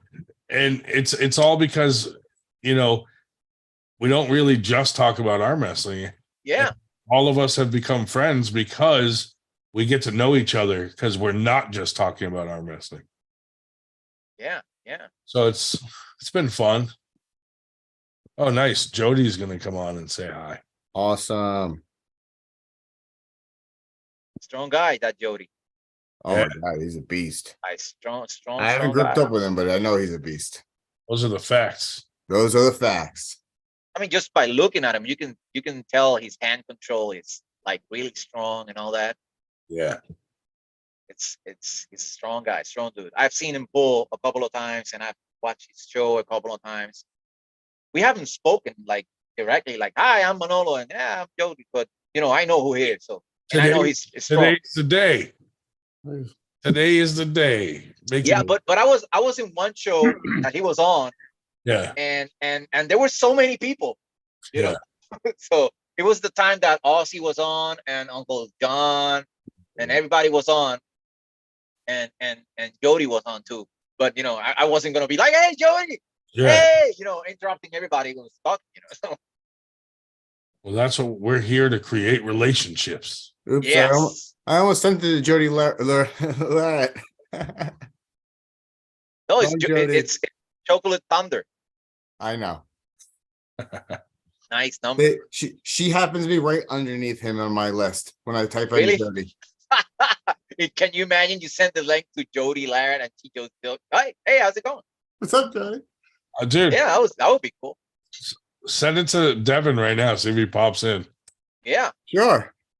You I never, mean, just he send never it. responds to anything I send him, so you never know. He may just pop on one time. Yeah. You don't I remember one time nothing I ventured, looked up nothing John gained, Versank's right? number, Yeah. and at least I Googled it, and there was a phone number. I sent the link, but no reply. So I tried.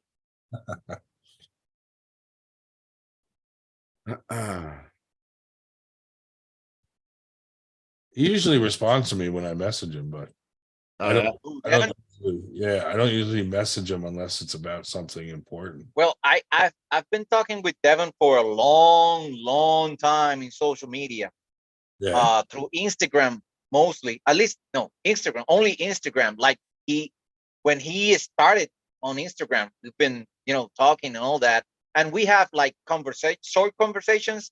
But most of the time, I say like, "Hi, Devin, this and that," and he was like, one word reply or a heart.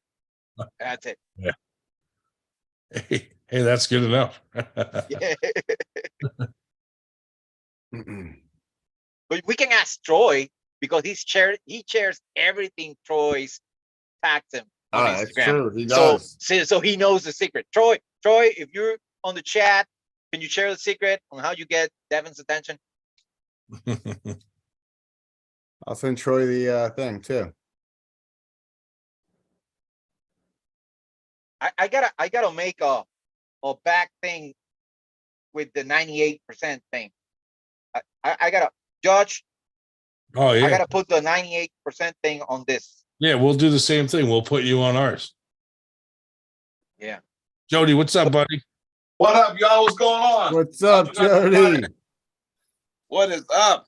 Jody, tonight is a special night. We wanted you face to face to meet Manolo. Yeah. Good to meet you, Jody. What's up, man? How you doing? I'm still alive. That's what I always answer. Hey, that's always good. Where's birthday boy? He's not on it right now? Birthday boy. Birthday Oh, boy. Yeah, Roger Roger. Learn. Oh no, he's he's probably out celebrating. So you do know that I gotta make it good because he can't make it to the Monster Factory. So Yeah. in return, I took his match. So you wanna know how that worked out? Yeah. Yeah. Let's hear So, that. Let's I'm hear about sitting that. down, watching a movie with my wife and everything, and all of a sudden, I had my phone on like vibrate, so I didn't hear it go off. I had it on the couch, and next thing you know, I happened to look, and I'm like, oh, I missed a text and a phone call. It was Michael Todd, so I called back and, what's up, dude? He goes, oh man, I got bad news. I'm like, wow, what happened? He goes, I had to cancel Monster Factory. I'm like, you fucking shitting me? He was like, no, I'm just messing with you. So I was like, all right, what's going on?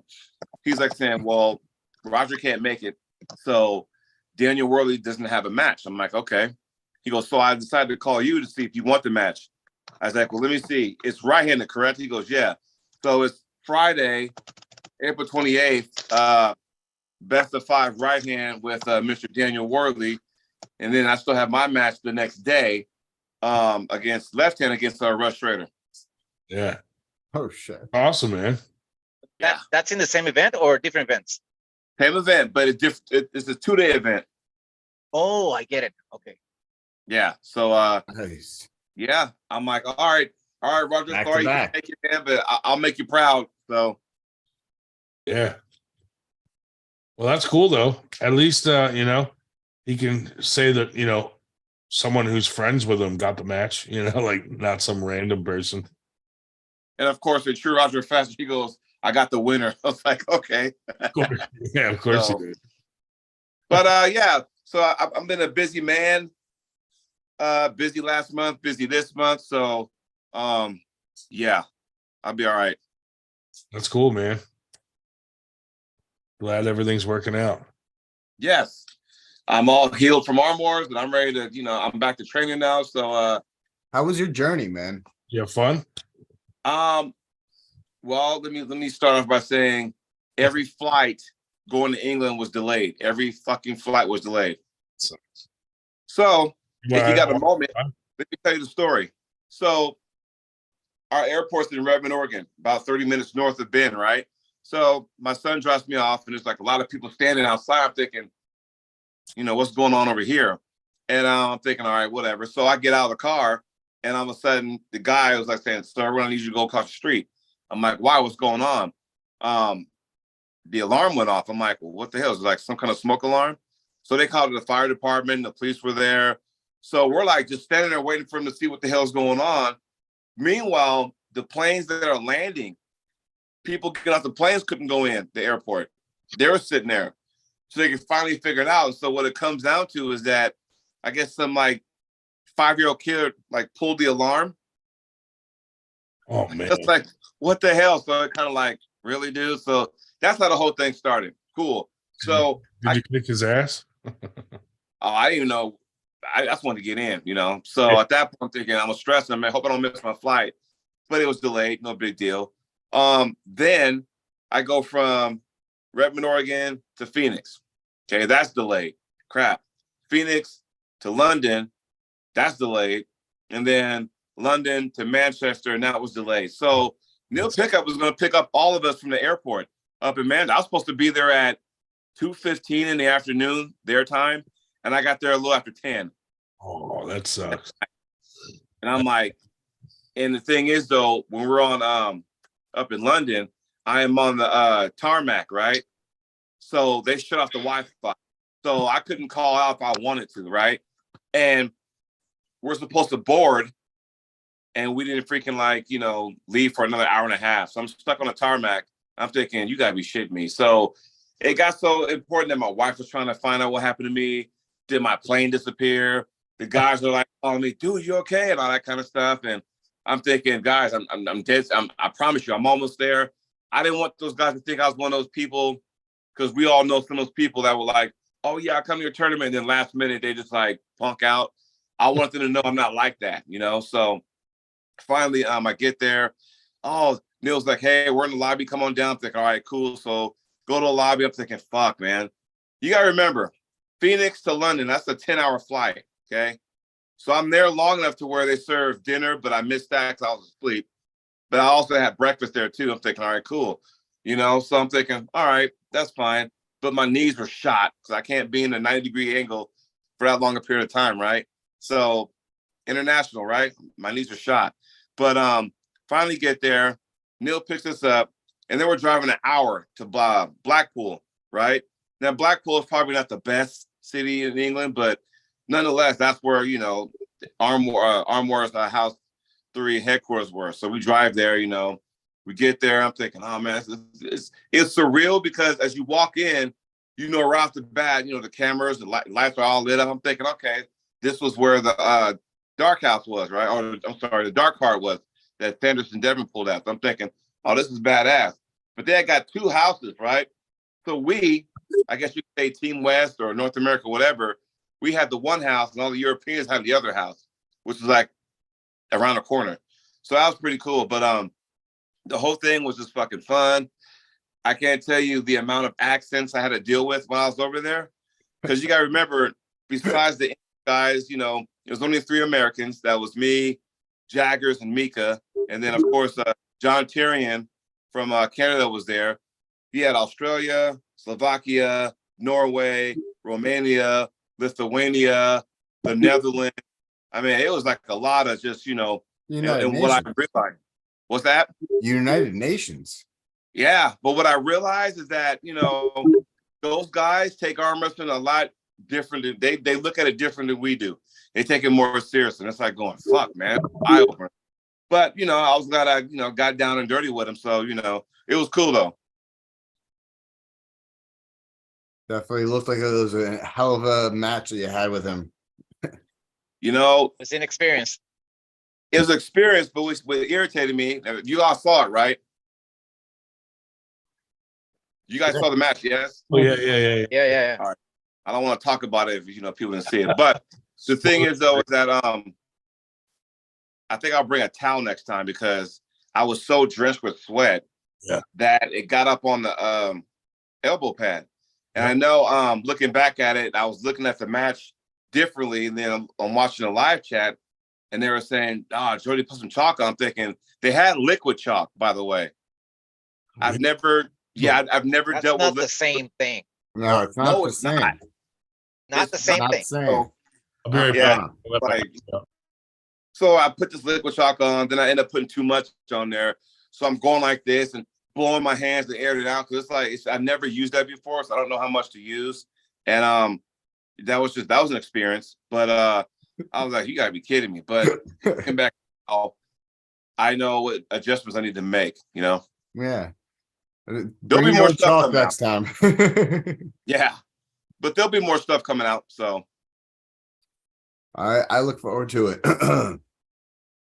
I hope to get to over there one day. I gotta earn a little bit more though. I gotta earn my keep a little bit more to get there. they put me through the grinder. They had like 5 super matches. Yeah, that weekend. So they put me through the grinder. But I'm telling you right now, it's for me getting prepared for that was more on endurance based. Yeah. Because if you're like rah, I'm strong, which is good. It's a good thing to have. But if you don't have the endurance, especially in that format, you're gonna struggle because it's different. You know how we all watch King of the Table, right? And it's 6 rounds, but we all know for some reason it seems like it's a race to 4. And then whoever gets that 4th win, I don't know if they're like opting out to like, hey, I'm gonna go ahead and not do this, or I don't know. It just seems like they don't try as much anymore. I got my 4 wins. I'm gonna just lay it down. Whereas over in Arm Wars, if somebody got the 4 wins, and first, if it's 4-0, for example, you still got 2 more matches. They trying to go 6-0. They trying to 6-0 you over there. So Yeah. They want to make a statement. Yeah, exactly. So I mean, there's always that too. But yeah, I would say focus more on conditioning if anybody were to go over there. So That's a great piece of advice. Appreciate it. Yeah. And that trip, that experience you had on the trip, that delays and that long trip, that has to have an effect, right? I've never experienced jet lag before until I dealt with that. Because you got to remember, those guys like 7-8 hours ahead of us, at least from from the West Coast. And I had to like totally just readjust I'm glad I got there 2 days before I had to compete. Put you that way. That way it gave me a day to kind of get reacclimated to what's going on over there, right? And the same thing coming back home. So to do that was just like, wow, mind blowing, because I'm calling my wife. I'm thinking it's lunchtime over there. I'm like it's nighttime over here. So, that was surreal. But yeah, jet lag it wore me out. But it was cool that all of us kind of got together. We all go out to eat and stuff, and we all come back. And I got a chance to sample some of Mendaugas's homemade vodka. Oh yeah, how was that? Nice. I've never had vodka that smooth before. Oh yeah, that was Yeah, good. vodka. Some vodkas are real strong, where like you Yeah. take a sip and it burns your throat. If you burp, like flames will come out. Like it's that. Yeah, this one was so smooth. So that was cool though. But it was nice because we're in the house. Everyone's at one house now, and we're all shooting pool and stuff, and we're just talking shop, and that's what it's all about for me. Just to sit there and I'm talking to Big Mindy and Little Mindy because both Mendaugases were there.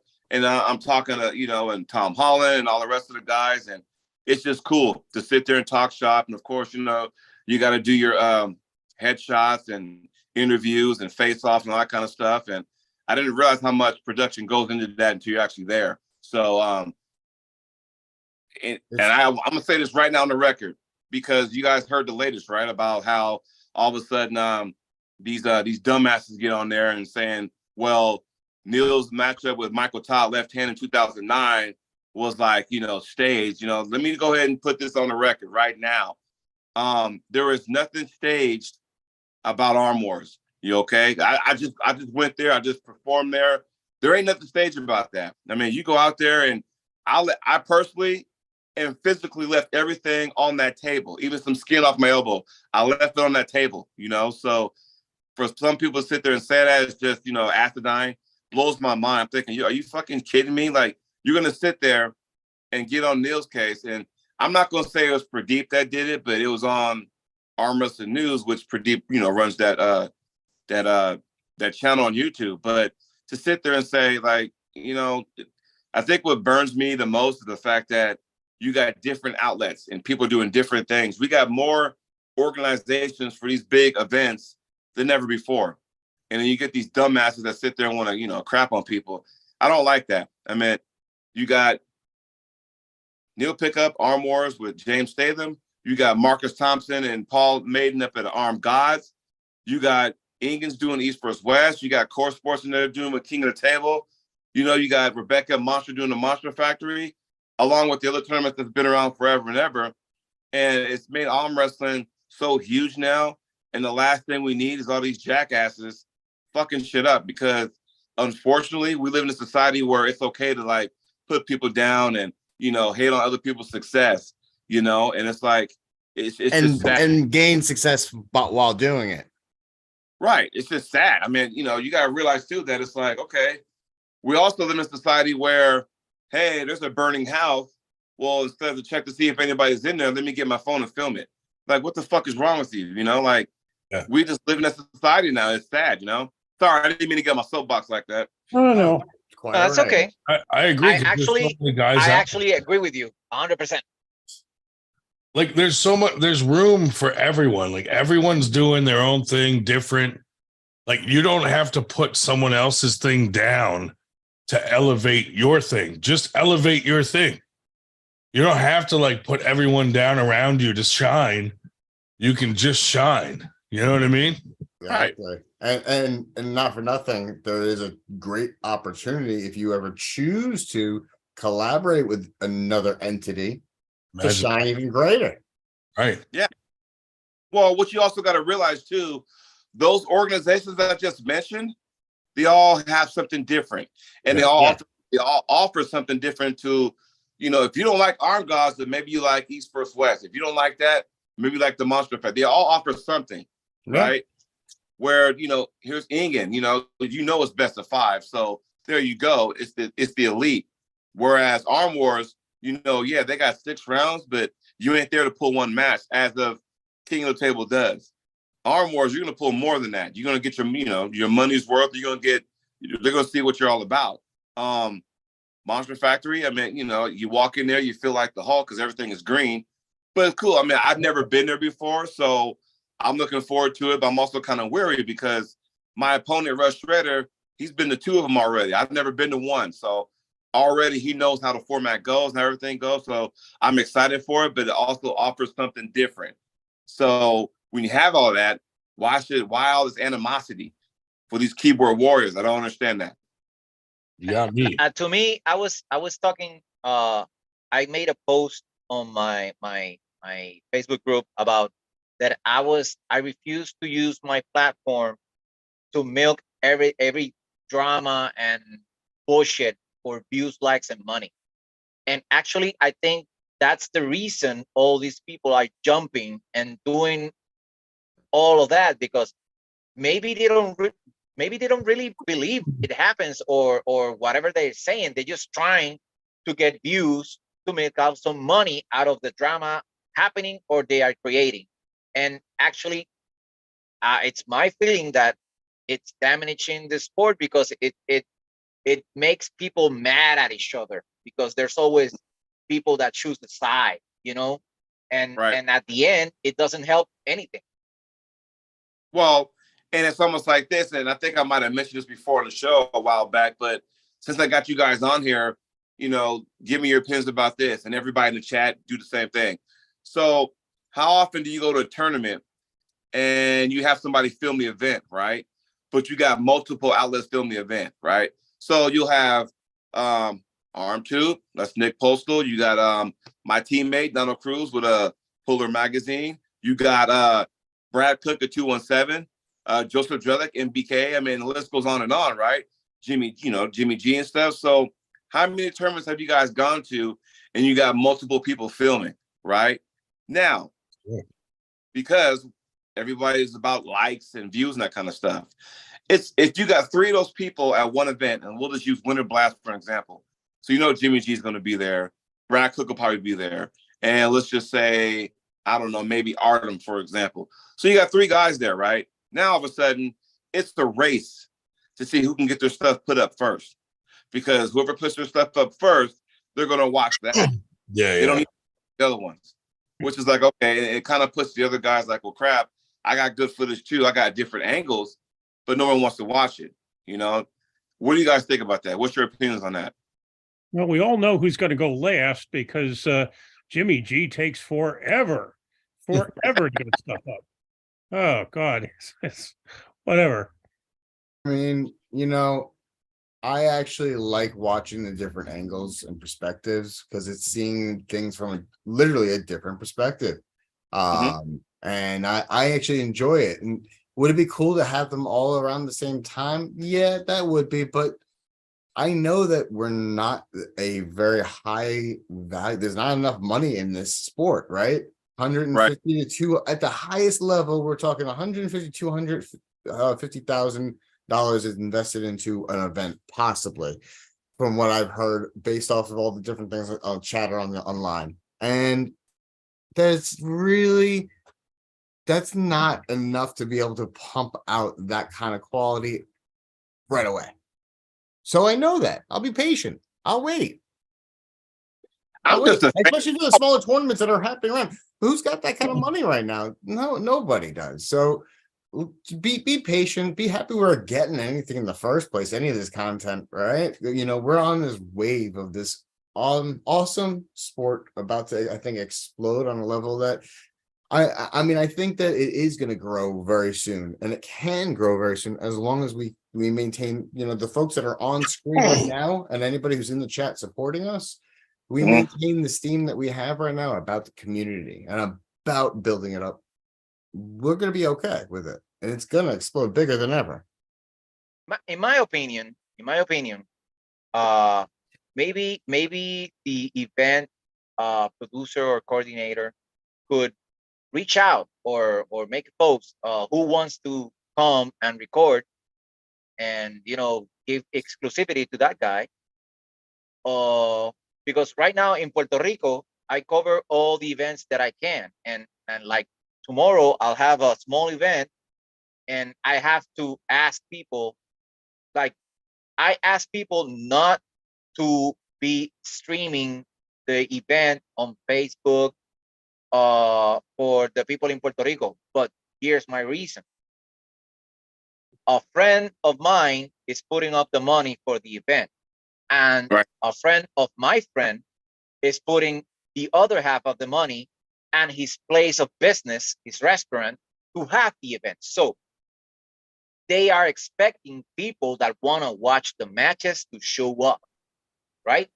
And if you have the stream, people won't show up because they will see it on Facebook or whatever, right? So what I did is I'm just going to record the event, and I'm not going to say where I'm going to upload it. So people get tomorrow to see the super matches, and I know it will be a great turnout because my friends G.I. Joe and Kong have a lot of people that want to watch the match. And if it's going to be available on Facebook streaming, nobody's going to show up, and the person that's putting up the venue may not get anything out of it, and in some future occasion would not allow us to have an event on his business. I mean, I'm looking at it in a Yeah, business perspective, you know. I agree. Right. 100%. That- Like- that does on that from that perspective, that makes complete sense. Well, a You know, lot of I wasn't viewing it from that perspective. a lot of guys will pull and then they want their trophy and they want to leave. And Yeah. to me, it's like, dude, why not hang out for a little bit, have a couple drinks, get some food? Because these people are letting us have these tournaments at these locations, and a lot of them are letting us do it for free because they know they're going to make money Yes. off food and alcohol. Yes. So Yes. it's kind of like you're not supporting the event if you just grab your trophy and take off. Yeah. You know what I mean? Like, and these are the guys that complain about the sport's not growing. Well, it's not growing because you're not supporting it. Like these guys that complain about having to pay $9 for a pay-per-view, like that's how you get the sport. Pay the you know, $9. You know, good and damn well, people pay they pay for a case of beer every Friday, Saturday. I don't want to hear that shit. Sorry. I more than that I on a don't breakfast sandwich. like- I don't charge anything to the people, to the competitors that show up on my events. I don't charge them anything. I just give the some cash and trophies and shirts, right? And the people that have put up their venue, their place of business Yeah. to have the event, they don't charge me anything, you know. Right. And I remember the second Puerto Rico King Stables I did. I remember I was gonna pay my check at the end because I had some beers and stuff. And the owner, David, told me, dude, you don't have to pay for anything. Yeah. I was like, really? No. It was a very good night. So Yeah. don't pay me anything. That's And the other tournament I had 2 years ago, they ran out of whiskey, vodka. They ran out of everything, even food Oh my. after the event, you know. So that's how the other businesses are going to go, I want to have arm wrestling over and have a Yeah. tournament over here. Right. And they will reach out and Yeah. say, Jody, come have your event at my venue, at my restaurant. I won't charge you anything. You need anything, I will help you with, because they know they can get a lot of people in and get something out of it. And that helps us all grow. You know what I'm saying? Yeah. We had a practice at a bar, and the guy said, "Hey, we did really good. I want to give you $500 towards your next event."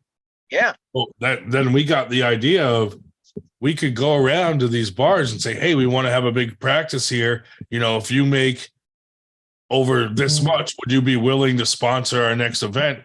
And that's been working out for us. So sometimes you can get sponsorship just by throwing a practice at a place because you know everyone right. eat and drink for a couple hours. That's what it comes down to. It comes down to making money, right? Cool. And that's what the bar scene is like. So I understand there are a lot of people in our sport who don't like the bar scene because they can't bring their families. Totally get that. I really do. But at the same time, you know, you're more, let's see, how should I put this? You're better off kind of going to the bar scene because then they know, hey, guess what? You better hire your A team of waitresses and bar people because, you know, you're going to have a hungry dudes that are hungry, thirsty. After they sit there and make weight, they want to eat and drink and stuff. That's Right. extra money. And that's just the early weigh-ins on Friday night. Then Saturday night of the event, I'm telling you, I've been to so many establishments where it's one hand washing the other. And they're like making that's how you get, hey, are you guys going to have another tournament anytime soon? Or you may ask them, hey, what do you think about the tournament? Do you think it was good? Do you think it was bad? What can we work on? We want to know if we can have it here again. But again, that's you guys' call. They might be like, hell yeah, have it here next year. And then boom, now you got that relationship, you know? Yeah. That's Eventually they can help you out if you want to do something bigger, like go into a stadium or into a big venue, or let's say you're gonna do a world championship in Puerto Rico, and obviously you're not gonna do it in a restaurant or a bar, but you're gonna do it in a Coliseum, and you need money to put up the event. Those same people are gonna say, you know what, you've been good to me. Here's $500 to help you with your thing. You know, like Winter Blast, it cost us $4,000 to rent that spot this year. We like the year before it was free. This year we outgrew it. It was $4,000. So you know you're already $4,000 in the red before you even start. You know, Although the problem with the Winter Blast last year is we warned the guy, you are going to have a crowd here. Yeah. And didn't listen, didn't pay any attention. Didn't bring in extra Damn staff. slow. People were running across the street for pizza because they just couldn't get anything out of their So own. they They actually were understaffed. they lost a lot of money because he didn't believe us and he was understaffed and people were going to eat other places. And I'm like, dude, that's your own fault. Like, we told you. So like this will be my wife and I put on a tournament every year in June for our son. You know, it's our foundational fundraising arm wrestling tournament. So Yeah. this year we'll be in Redmond, and it's at the watering hole, right? So there's like beers everywhere, there's like food trucks everywhere, and we're gonna have the tournament at the annex. So, you know, like the one we had last year, it was like, okay, we had at the Shiloh Inn ballroom. And I'm thinking, okay, cool, but we had to like bring food in. We had like a bunch of pizza in, but we had all these warmers to keep it warm and stuff. We're selling, you know, sodas and, you know, Yeah. candy bars and whatnot. But now this year, because we're going to have it, you know, at a different establishment that has food trucks on site, you know, that's one thing we don't have to worry about. So I mean, that was a godsend to us. So I'm looking forward to that's in June. Yeah, and that's cool too, because just selling drinks and stuff like that can add to the cause, you know? Yep. Hey, Ryan, you got a super chat to read. Wade with a $9.99 super chat. Thank you. He said, if the sport grows too much, it'll become gay like Bud Light. Thank you. I think arm wrestling is Great. one of the few sports that won't go gay. Yeah, I agree. Wait,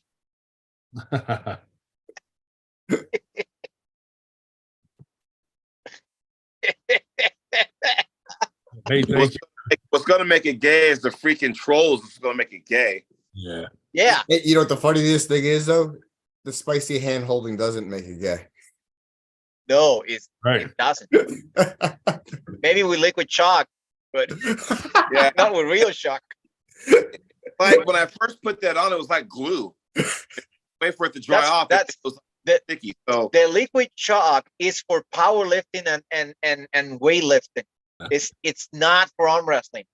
That Not because for when you wrestling. put the liquid chalk on, it will stay in your hand for a certain amount of time, you know. And Yep. and actually, it would work against you in an arm wrestling match because if you start sweating, it's gonna become all of this goo, you know. yeah. And Oh, you know what? it's not for arm wrestling. I've done it once. It sucks. It Maybe sucks. Sucks. we got to have Dave Shell masturbate with it. Yeah, Oh God, Damn. no. Manolo, We just said arm wrestling wasn't going gay. Manolo, Yeah. Levi Ratkowski asked if you know Jonathan Cintron. Yes, I do. Jonathan is a real strong arm wrestler. He's a middleweight and he pulls like he's a heavyweight. He has a big hand, long arms. Yeah, he's a great guy. He actually he could be even better because right now he's in the army and he's not getting that much table time. But even when I was back in the day, about 2 years ago, when I was strong, I had problems with him, and he weighted like 180, 185. So he's a good kid, and I hope when he gets out of the army or at least basic training or whatever he's on, he gets back in the table. Actually, he has been in a couple of practices in North Carolina, but he told me that over there the guys he has found aren't like up to his level because he's a strong kid. He's skinny but he's strong. Well, Levi is in North Carolina. He's pulling in there Damian Schlosser's challenge super match thing that's taking place on the 22nd. So if the guy is still in the chat and is listening, get Jonathan a super match. Get an amateur that's up to Jonathan's level, and just expose him to the scene. Let him have a little experience over there with the super match. We need more Puerto Ricans in that area because in that area we got like we got in the East Coast. We just have Richard Calero in Ohio. There's Daniel in New York. I know there's another Puerto Ricans over there, but I know we got quite a few actually. There's quite a few around here in New York and New Jersey. We got Noel Nunez in Florida, And if Jonathan can start, moving in North Carolina, it would be great. We had a question sometime back from David Marr that wanted to know from Jody if it was and I, of course, now I can actually never find what I'm looking for here when I'm looking for it. Well, I want to know if it was prison toilet vodka, which I don't know. I'm not sure I understand the question, but Hooch. You talking about hooch? No, Yeah. it man, it was very, very strong, and man, I felt like I was floating on there by the time I took a swig of that. That's how strong it was. Great. what I was wondering, Jody, you said there were a good number of people from were basically mingling and so forth and hanging around, having a good time from non-English speaking countries. Do you find that most of them did have at least enough of a knowledge of English that they could, basically participate in the whole works? Yeah, I mean, they all speak English. It's just that they had a strong accent with the English. But I noticed that like anytime Mindaugas, big Mindy, we call him, and then Mindaugas Terrasadas, little Mindy, when they were in each other's corners, they would speak their native tongue, like, your corner man would speak, their language, but everybody spoke English. I mean, that wasn't the issue. It just had a hard accent. So it was interesting to experience all that. But like I said, it was just like, I compare that as my first taste of international competition. I'm not going to count the IFA Worlds I went to in 2021. I'm not going to count that because it was here in Florida. It was here in the States. Cool, no big deal. But, it was just coming off COVID. We weren't sure about how many countries would fly over here. But me going over there, my first taste of international experience. And for me, it was an eye-opener. And I know what to work on now. And I was glad I was able to go toe-to-toe with those guys because out of all the athletes I competed with, I was the oldest person there, right?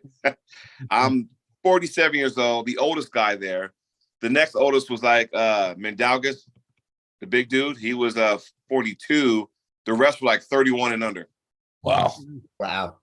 Yeah, So- Levi, as you just noticed here, I think Manolo saw it, but yeah, Levi said he trains with him every week in North Carolina. Great guy.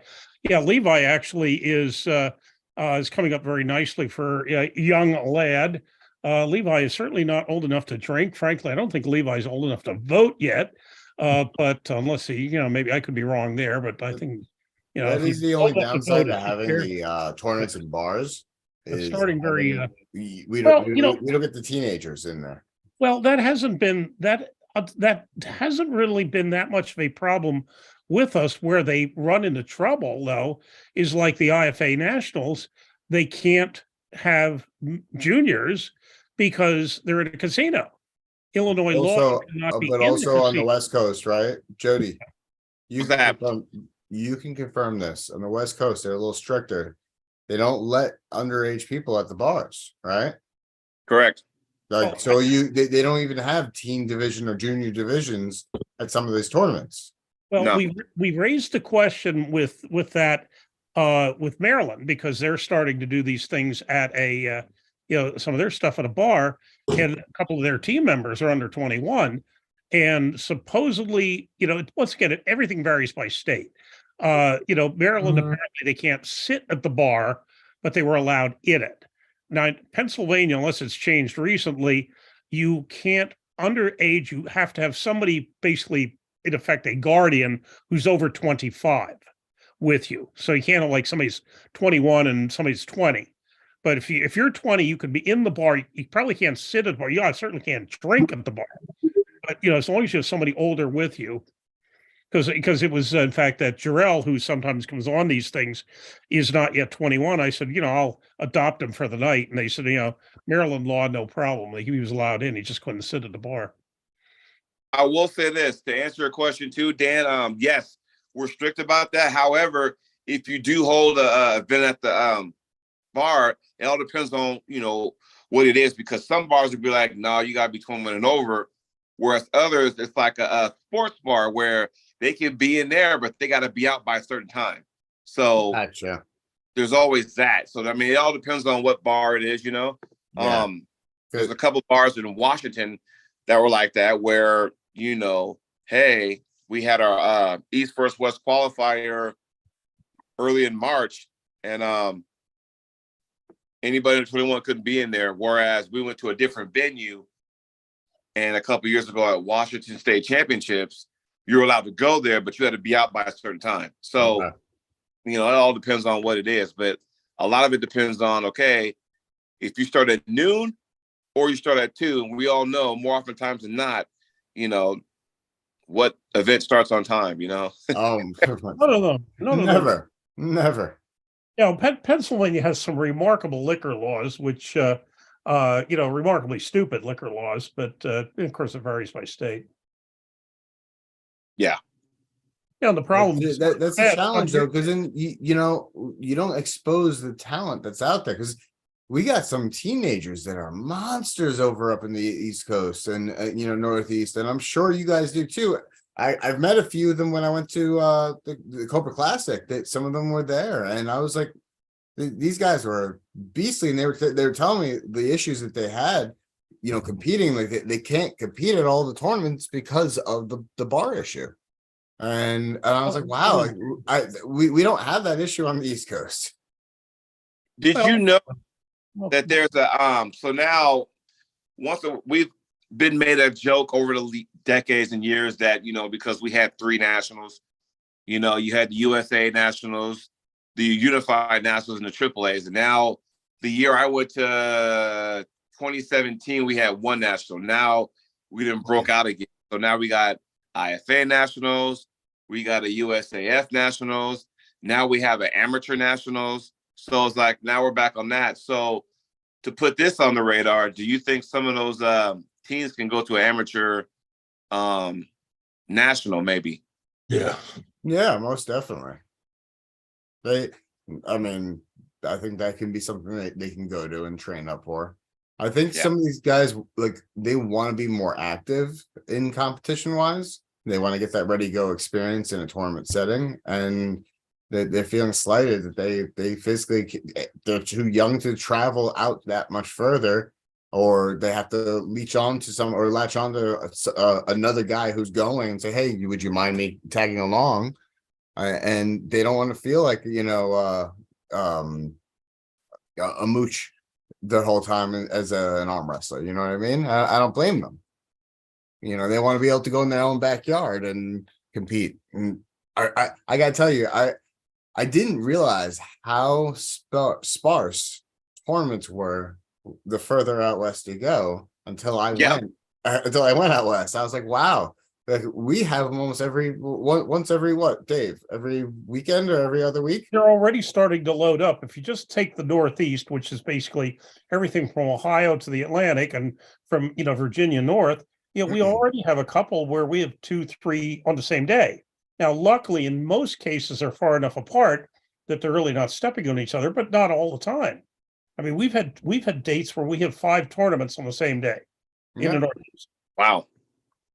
And I do think it is something to be said about the congestion of population. That's one part of it, but I think that, you know,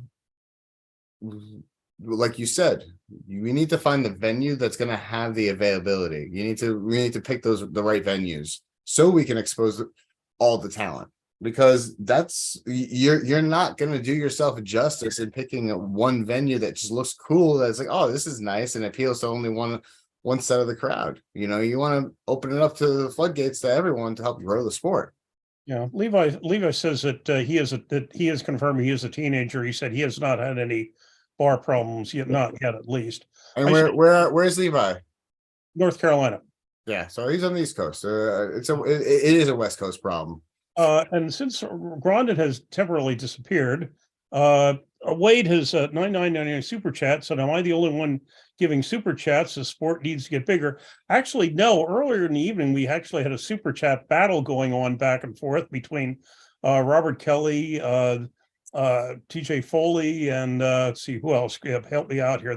They were the 2 that were. It was the other one was Troy, and it Troy. ended up with R. Kelly giving a 20.69 Right. super chat. Yeah, yeah, Levi, I thought, I'd heard you were 16. I didn't know if you had a birthday recently, but yeah. Yeah, you only started about, 50 some years younger than I did. I started at age 66, but, whatever. I But, tell you started, what. my first tournament was at 16. Wow. Wow. How Very old are you now? Me, I'm 41. Mhm. I'm 41. My first tournament was at 16, and I didn't break my arm. The bone kind of like cracked. It didn't break like badly, and it A took me. fracture. Yeah, it wasn't a fracture. It was like a crack, and it took me 2 years to get back. And when I got back, I was 19 or 18, and I was the last national championship, official national champion in Puerto Rico. Oh, and that's like the one I was at in Orlando, what Jody was at a couple 2 years ago. I went largely because they had the ultra grandmasters over 70, and and not only that, but the weight class. They only had two weight classes, the ultra grandmasters, and they split at 78K, which is 172 pounds, and I'm a damn sight more than 172. And as it happened, one of the guys was heavier than me, the other two were lighter, but they had three guys, a total of 110 years experience. With the three, there were only four of us, like being fourth out of four, because the other three had 110 years experience between them or amongst them, and I had four. Things didn't go particularly well, but oh yeah, but it's so that's why I know that one of the three that had showed up at the Worlds is not going to be. He told me he's not going to be at the Nationals, so who knows? Maybe I'll get some other folks coming to Illinois next week for the 70 plus. I tell you what, the comment Dan made about the further west you go, the more you're right as you go to California. But just in Oregon, where I'm at right now, 2 tournaments the entire year. That's it. Wow. And they're like bunched together. They're like in the summer. And in the entire state of Oregon. Yeah. Anybody that's on the East Coast is watching this, please stop taking for granted how many tournaments we have available to us. Please listen to this man. He'll get 2 in the entire state. We have to travel there. I mean, so you got to remember too, when we all as athletes, as arm wrestlers, we all want to know. I mean, when you beat up on the same guys over and over again, you see the same guys, you want to know, okay, is what I'm doing working? How do you challenge that? You have to go out of your comfort zone. We have to get rid of that moniker of being a big fish in a small pond. Go challenge yourself. So yes, I've been to Ohio and Florida, Texas, Oklahoma, Missouri. I'm going to Arkansas later this month. I went across the pond, a couple weekends ago. So you really have to venture out, because the most active part of the United States, in my opinion, is the Northeast and the South.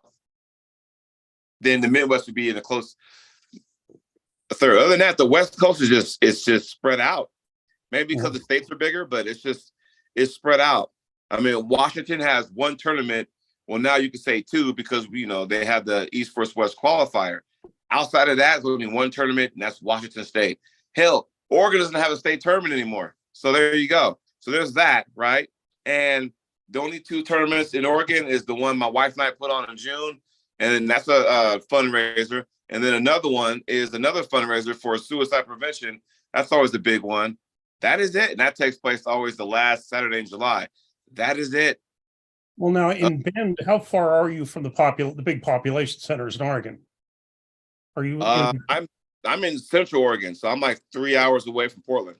Yeah, so really, you're not in a highly populated area east of the mountains, are? No, so that's why we, on a good day we have 8 pullers. I consider that huge practice, because location. It's just location. California, Bill Collins is in California, so your best bet's to go there to get some good tournaments in. I know Idaho, I have 2 a year. Utah will have a couple, maybe 3 a year, because the Brazil Cup is in November. They have another one, a Rumble at the Rainbow, and then they'll have one in February. But that's it. So it's just West Coast is just weird like that. I mean, before it used to never be like that, and over the years, it just got where, you know, we just stopped having them. So and that's what sucks about that, because we got some good pullers in this area, but there's no tournaments to go to. So either A, they can't travel, or whatever the case may be. I'm thinking I got to make a point. So when I do leave my area and I'm in some other time zone, then I'm carrying the Northwest flag with me on my shoulder, you know? Well, yeah, I just on March 28th was, I think, my last updated events list when I did the podcast talking about it. And there were a couple in April, but after April, as I recall, I'm pulling this out of the memory banks, there were 24 tournaments on my list from May through November already. And that was in the north. Of the 24, maybe 3 or 4 of them I had on the list were like nationals. They weren't in that I put them on the list anyway, because, you know, like, you know, the IFAs, the nationals or worlds, but there were a good 20 tournaments in the Northeast, which I could say from Ohio East and Virginia North, in that 6-month period. And some of these, like I say, you know, we're only in April, beginning of April. Yeah. But, you know, I should mention, we're going to be starting a GoFundMe for Bo Horner to get him some glasses, because he wants to know if I'm is Dave Shell really that handsome in real life? So, you know, we're going to be getting some. Wow, Dave Shell's got jokes. Yeah, that's Bo Horner. But whatever. Yeah, Those but were here in Puerto facts. Rico, we have the same problem, Jody.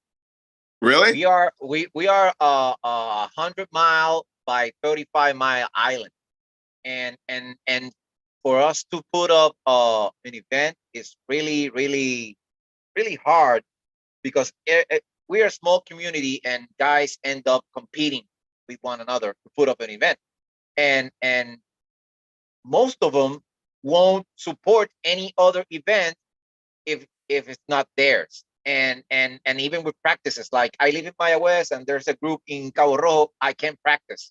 You know, I only train, you know, and you know, there's been a lot of like let's say rivalries that it's gone beyond the table. And last year was the year that we put up the most events. We put up like 12 events in 1 year. And at the end of the year, there was a falling out between some of the guys of some group, and everything went to shit, you know. And this year we've only had 1 event in January, and this event I'm going to be having tomorrow, and the other event will be in May, and after that there's nothing, you know. And it's hard, because when you try to put up events and you have people working against you and trying for you not to have the events in such a small community like Puerto Rico, you know, it makes it harder and harder and harder. And I mean, the East Coast of the United States, it's very active. They have a lot of pullers and stuff. And the other parts of the United States that I've been or traveled is California. And California, what, does 2 events a year? No, they just had an event last weekend.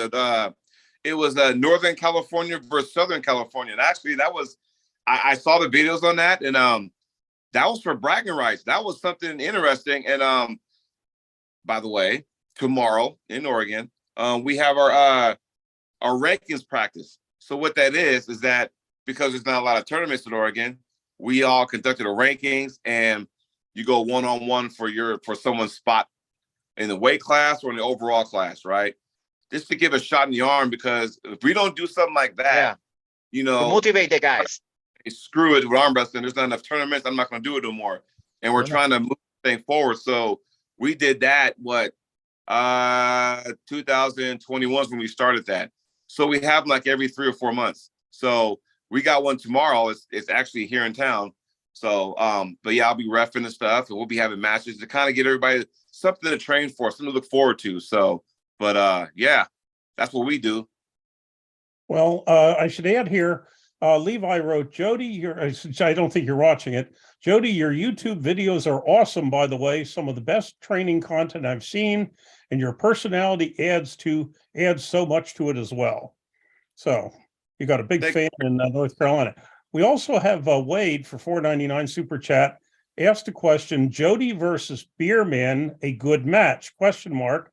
And then we've already had a couple of comments here. The Schmo says Jody would kill Beerman, but Jody versus Scott Partington or Ryan Ballesteros at 240. What does Jody think of that? And Captain Obvious said Beerman would blow a hemorrhoid and pop a hernia again. But anyway, so they're wanting to know Jody versus Beerman, Jody versus Scott Partington or Ryan Ballesteros.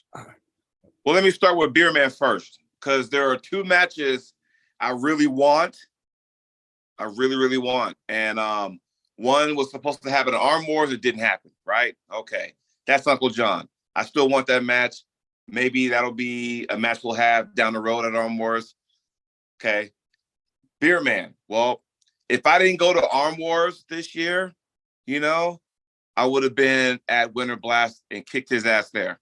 Beerman. Yeah. So that. I would have whooped his ass there. I don't Oh, give yeah, a you fuck. will. I have a question, Jody. Yes. Is Beerman that good that he can hang with you? Oh, according to him, he already beat me, which I still don't remember that one. That's the that's the ongoing joke now. Beerman said he beat me, which I don't remember, but What do they whatever. call that? The Mandela effect or some shit? Yeah. So that's the match to do. But then after I was like, well, Roger kind of cleaned his clock pretty easily. Do I really want that match? And you know, Paul Maiden cleaned his clock. Do I really want that match? But I will just love it just to kind of, you know, he's a talker. I can be a talker when I need to be. So that'll be, you know, I would not be psyched out by his mind games. How about that?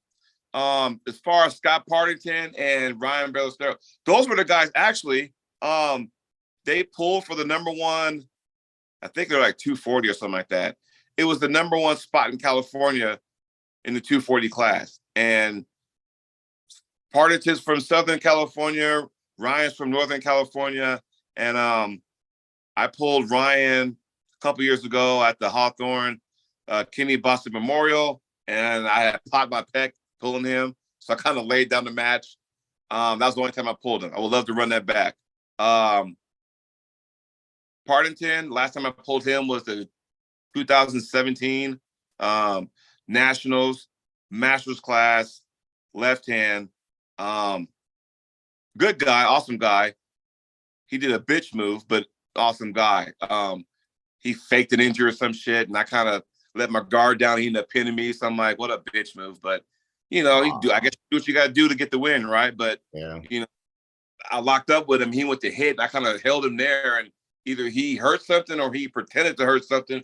Oh, I'm hurt, and did all this spectacle and stuff, and then he got up there, and I'm thinking, okay, and I'm a sucker for people who get hurt. I don't like when people get hurt, so I'm really concerned for him. So I let my guard down. My intensity wasn't there anymore. Yeah. So I'm like, you okay? He goes, oh yeah. And all of a sudden, you know, ready to go smack. I'm like, oh, okay. Is that what we're doing now? Is that how you want to win? That's cool, you know. Nonetheless, you know, but yeah, I would love to do something like that again. So yeah, Ryan would be a yes, Scott would be a yes, but I really need to get back on that Canadian ass whooping tour. It has been suggested that make Beerman wax his beard this time. Whatever, but I have just lots of good ideas tonight. Who knows? Maybe, you know, Winter Blast 2024. Who knows? Maybe that might be the match. I mean, after all, he's the guy with the sponsor, right? He's got Arm Guys sponsoring him everywhere. So yeah, that's weird. How did he get that? He went to the first Arm Guys. I don't want to say pay-per-view. I guess you could say that. Their first, you know, event. Yeah. Over there, he was a part of the main event against Paul Maiden, and he pulled the for the Commonwealth title. Lost 3-0, but he pulled, you know. So now that he got sponsored, next thing you know, Marcus Thompson sponsored him to go to Winter Blast. I'm thinking, damn, what do I have to do to get a sponsor? You know, all I got is this guy chapstick right here. So I don't have I don't have a sponsor, but yeah, you know, so yeah, Shiva didn't know if Ryan tapped out early, and Ryan said, I'm half here. Yeah, because somebody asked a while ago, suggested they make me the host for when Ryan collapses. I'm co-host, but yeah, at the moment, if he's still host, he has to shut off the live stream eventually. I can't do that as co-host, but I can let people in or throw them out. Where did he go? Out, of course. He went to sleep. Mm-hmm. No, he said he's half here. It's 11:30 over there, right? Yes, sir. Oh, okay. Dude, and I have to He- drive 3 hours tomorrow to get to Florida to the event. So I'm gonna hop out and catch you guys later. Yeah. Okay. Well, we were glad to Okay, have you. so love you all. Nice meeting you, Jody. Maybe we can do something else somewhere, sometime. And Yeah. I love to have you on my show and talk a little. So I will. Just let me know when. okay, cool. So catch you later. God bless you all. Okay. Hey, Joe. Manolo's leaving. Jody's was the one talking. Yeah. And I'm tired. We'll Whew. let you in if you didn't have the word Bardot in your name. I knew who the hell it was. I wasn't about to let the real one in. Part of it is stupid. I wasn't going to let him in. Unfortunately, it's just me. I figured Ryan had to be because I did not let him in. I just crossed it off every time. I'll go back on for a minute. I'll call you back. All right, cool, man. See you. Josh Berger called me. Don't call me during the podcast, Josh. Just come on. Yes, get on the podcast. Where'd you go, Ryan? What's that? Where'd you go? Josh Berger called me. Oh, okay. Yeah, Yeah, you had to take a power nap. I'm back now. Who suggested you were on a Longhorn run? Longhorn. Ooh. Parmesan That'd crusted be steak. something. Don't say that in front of Shubich because he'll leave and go get one. What? A Parmesan crusted steak? Parmesan Absolutely. encrusted steak. Right. That's okay of a steak. Did I miss? Whoa. That's okay. Okay, it was there. Where's Colin? That's okay. Hey, I had a question about Winter Blast because I remember Ryan said you guys had to put $4,000 into it. Yes. Yeah, What Yeah. portion did Arm Gods sponsor then? they sponsored. Well, they sponsored a good chunk of money. Right. We also had to cover some flights, some hotel, a lot of hotel rooms, some gas money, and then the normal stuff. Like we had a lot of refs to keep that rolling the way it did. So, by the end of it, we're not we didn't make as much as we thought we would, but we're not in the red. So to me, as long as it was a good tournament and everyone liked it and it spread the word, like to me, I'm happy with that. You know what I mean? I do have a question, and when I watch it over and over, and it dawned on me because Derek Smith and Austin Jaggers, and I was asking Jaggers when we were in England, and he didn't put two and two together. So Jaggers and Derek Smith, right? Yeah. So you had Bart Wood and you had Paul Lynn reffing, yeah? Yeah. My question is, for every match, not only did the competitors swap sides, but the refs also swap sides. Why was that? Paul and Bart Wood just decided to switch it up on their own. We didn't tell them to; they just did it. Because it was weird. I'm thinking, well, I thought something happened No. where having the Bart and Paul got up there, but then I'm thinking, okay, Paul's down ref now. Then anytime they was the ref, after every round, the refs would also swap too. I'm thinking, so that means the same ref was on the same side of that particular person. So I thought that was interesting. It wasn't intentional. Oh, okay. They were just, they were just doing that. I don't know why. Maybe one of them was like, I want to be on camera with my face towards the camera every other time. I don't know. Yeah, it was just weird. I didn't, like I said, I watched all these matches and I watched it maybe 3 or 4 times. One, I watched as a fan. Second time I watch it because I want to see, okay, was there any kind of phantom files? Third time I watch it because the more you watch stuff, the more you pick up things that you didn't see the first time around. Oh yeah. Like watch a movie over and over again. You'll see the movie for the first time and then you'll see that same movie for the 7th time. You'll pick up something the first time. So that's why I asked that. I never get to see the matches really because I'm always running around. So like I miss everything and I got to catch it after, you know? Right. So I like that there's a lot of different people doing video because I'll go watch different angles and people catch stuff that someone else didn't, you know? Right. But everyone did really good with the video. So Yeah. Well, I mean, I'm glad it happened. Yeah, it was an awesome event and stuff. And but my question is, did you have more entries this year or last year? this year, Okay. Oh, definitely. we're over Significant, 500, over 500 entries this year. They went from 436 to 501. Yeah. And I was wondering, like, I think whoever went live, just the live feed, I think that thing was like 9 hours or something like that. I know. I know. I was like, Yeah. good Lord. I'm like, they still going? I'm like, Dude, you man. know that we were after pulling till 5 a.m. in the morning. Yep. And there was Yep, a I good was there. bunch. There was a good bunch of people there after pulling till like 5 a.m. That At was least 10 insane people. after pull. Yeah. I mean, at 5, there was still 10 people. Yeah. Yeah. Oh, that's good. So does that mean next year you can have the same venue, or is it like, well, we got to Hey. find something? No, they invited us back. What's going to matter to us is now that we've done it there, are they going to give us a better deal? You know what I mean? 'Cause Right. they definitely made money off food and alcohol, and the restaurant made a ton of money. We booked out like over 20 rooms. So I'm hoping next year they'll, you know, work with us a little.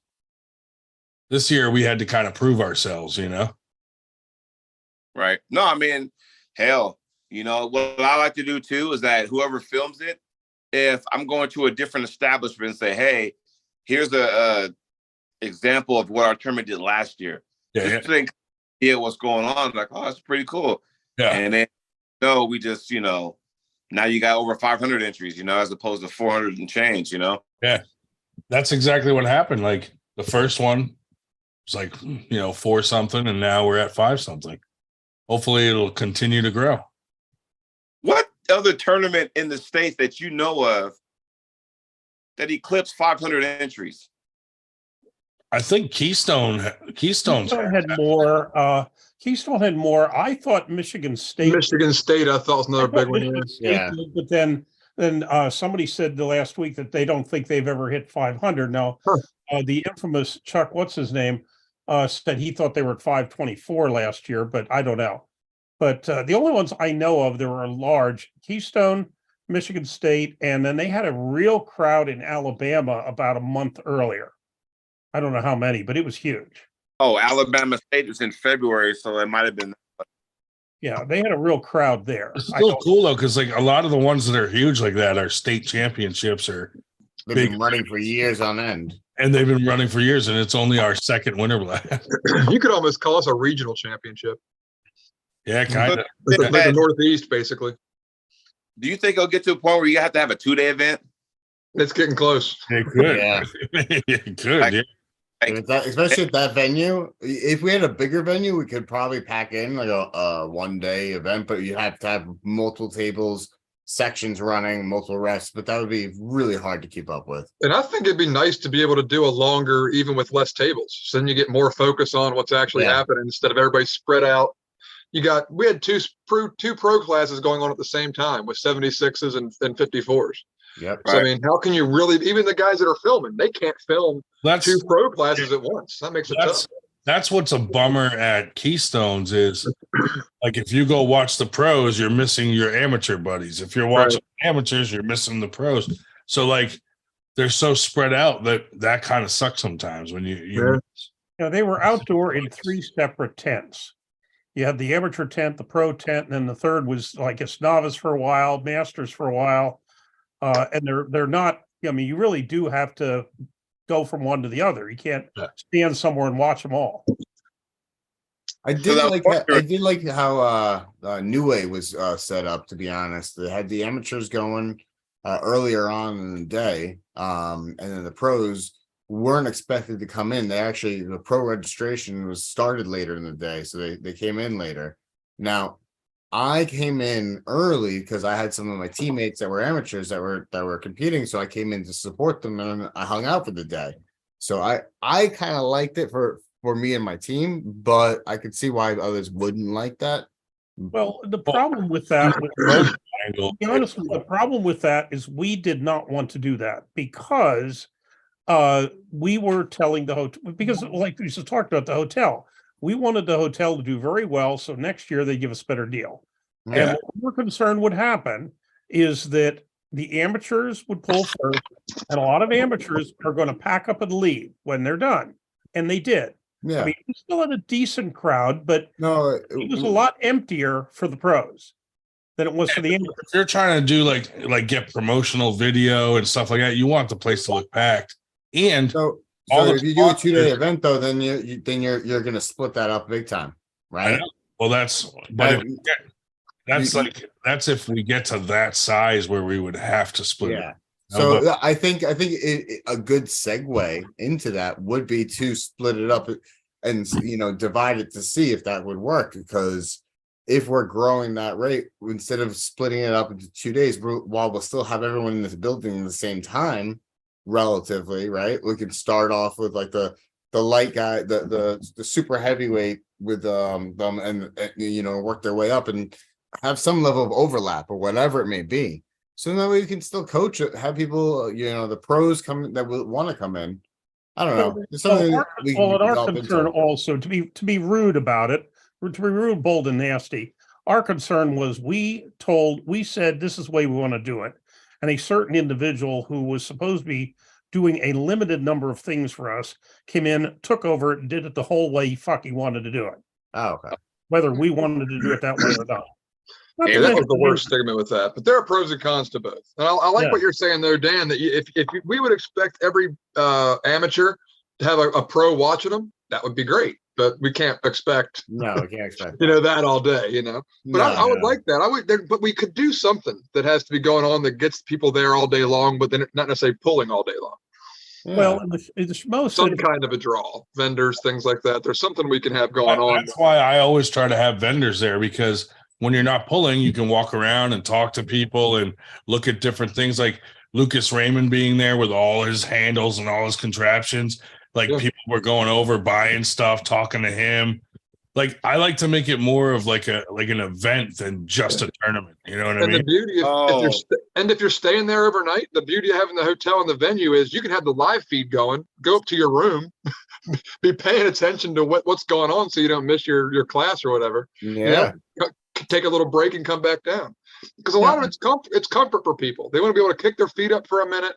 They don't want to be standing up for 8 hours waiting for their event. So if they get tired, they can go to their room and come back down, and still not really miss anything, or the venue won't necessarily going without. But well, when the Schmo said he thinks having a dugout, so to speak, would cut hours off the event. When your class is up, you are expected to be inside a certain corral. And actually, we did that at both of the protest tournaments. a bullpen. Yeah, so I don't remember what we called it, but We call it a bullpen. And at the Hagerstown tournament, the Battle of Antietam, we have a perfect spot for that, because there's an elevated spot, almost like a stage for the tables, and then there's probably 15, 20 feet behind that where we could have I always call out a the two staging guys. area. I always call out the two guys that are up, and as they're walking up to the stage, I yell out the two on deck, like the guys that are on deck, so that they're up and ready before these guys are done. Oh yeah. Well, Even then, still you got people too far away It's from the like stage. They wait to be commonplace. called up anyway.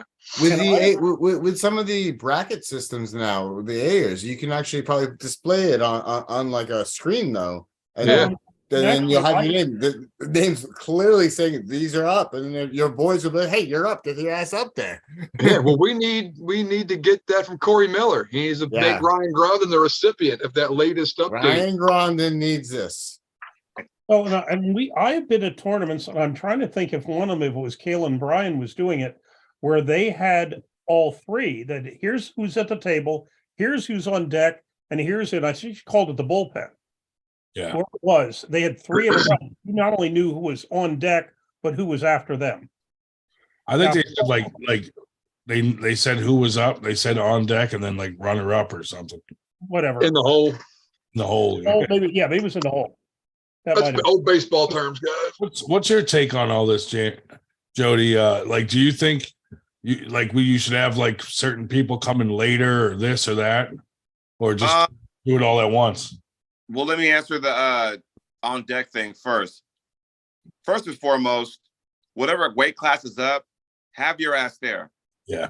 Don't worry about, oh, well, because some people will come and pull and did I win or lose? Okay. How many times did somebody win and then forget to tell the bracketeer, right? Right. But just stay by the table, you know, instead of Yeah. going back to a bar, you have to go in the back to where your table is and, oh, I got to get me a sip of this and let me see if I can get up. I'm like, no, keep your ass by the table. That's like, if you've been to the Arnold before, they have this thing called the pit. Yep. When your weight class is up, your weight class is in the pit. Everybody else get the fuck out, go somewhere else. That's how. As far as what you guys witnessed, I mean, 9 hours and hell over 500 entries. I'm like, you should probably probably break into 2 days. I would imagine, like maybe, I don't know, amateurs and semi-pro one day, then maybe open and masters another day with the super match. I don't know, but because I'm gonna get. Now that we hit that mark, we got to start. Now that we hit the 500 mark, these are things we got to start thinking about. For sure. Yeah. Well, look at it this way: if I were to pull the super heavyweight, right, and I'm like going, good Lord, I gotta wait this fucking long. Like said, if you have a hotel room inside the venue, you can always go back, relax, and then come back later on, because it's cool to cheer for people on your team who happen to be amateurs or people on your team who happen to be in the open class, but they're in the ladder class.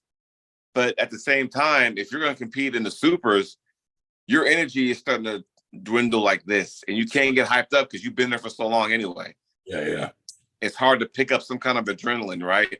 So I would say either like Berger was saying, probably go back to the room, kick back, relax, watch, kind of listen to mixture.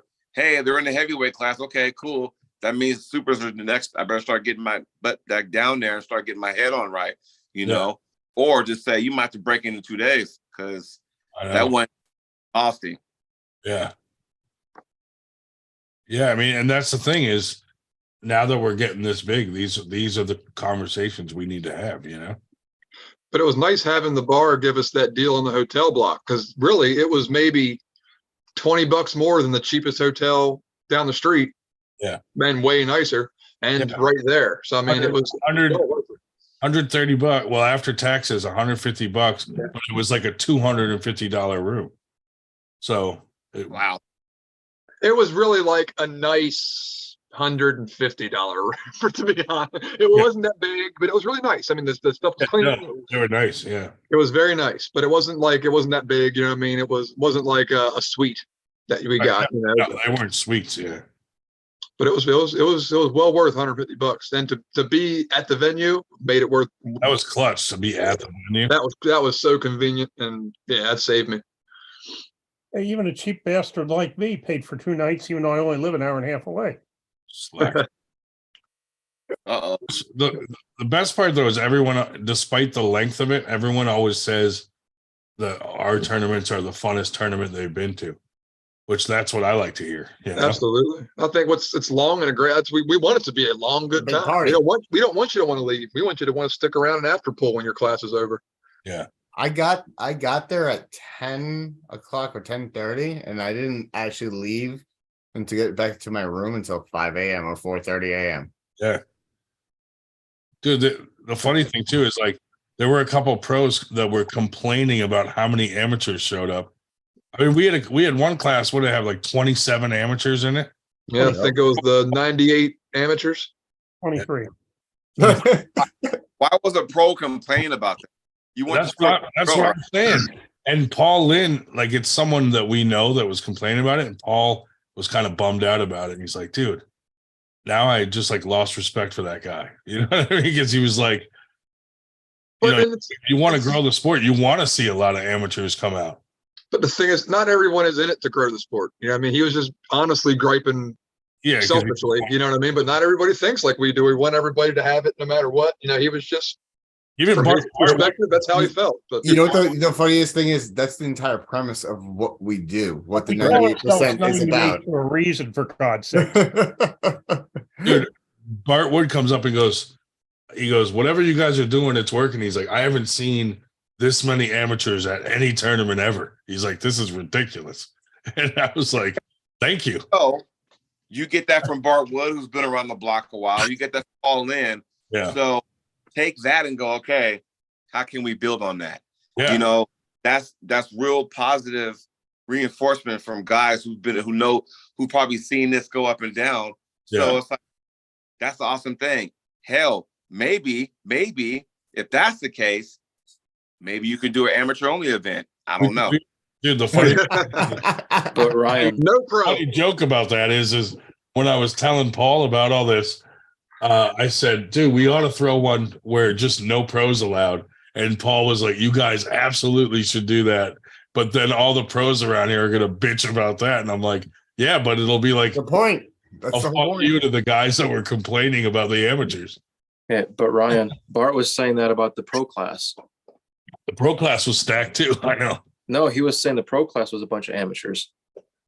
Yeah, because you were in it. Yeah, I know.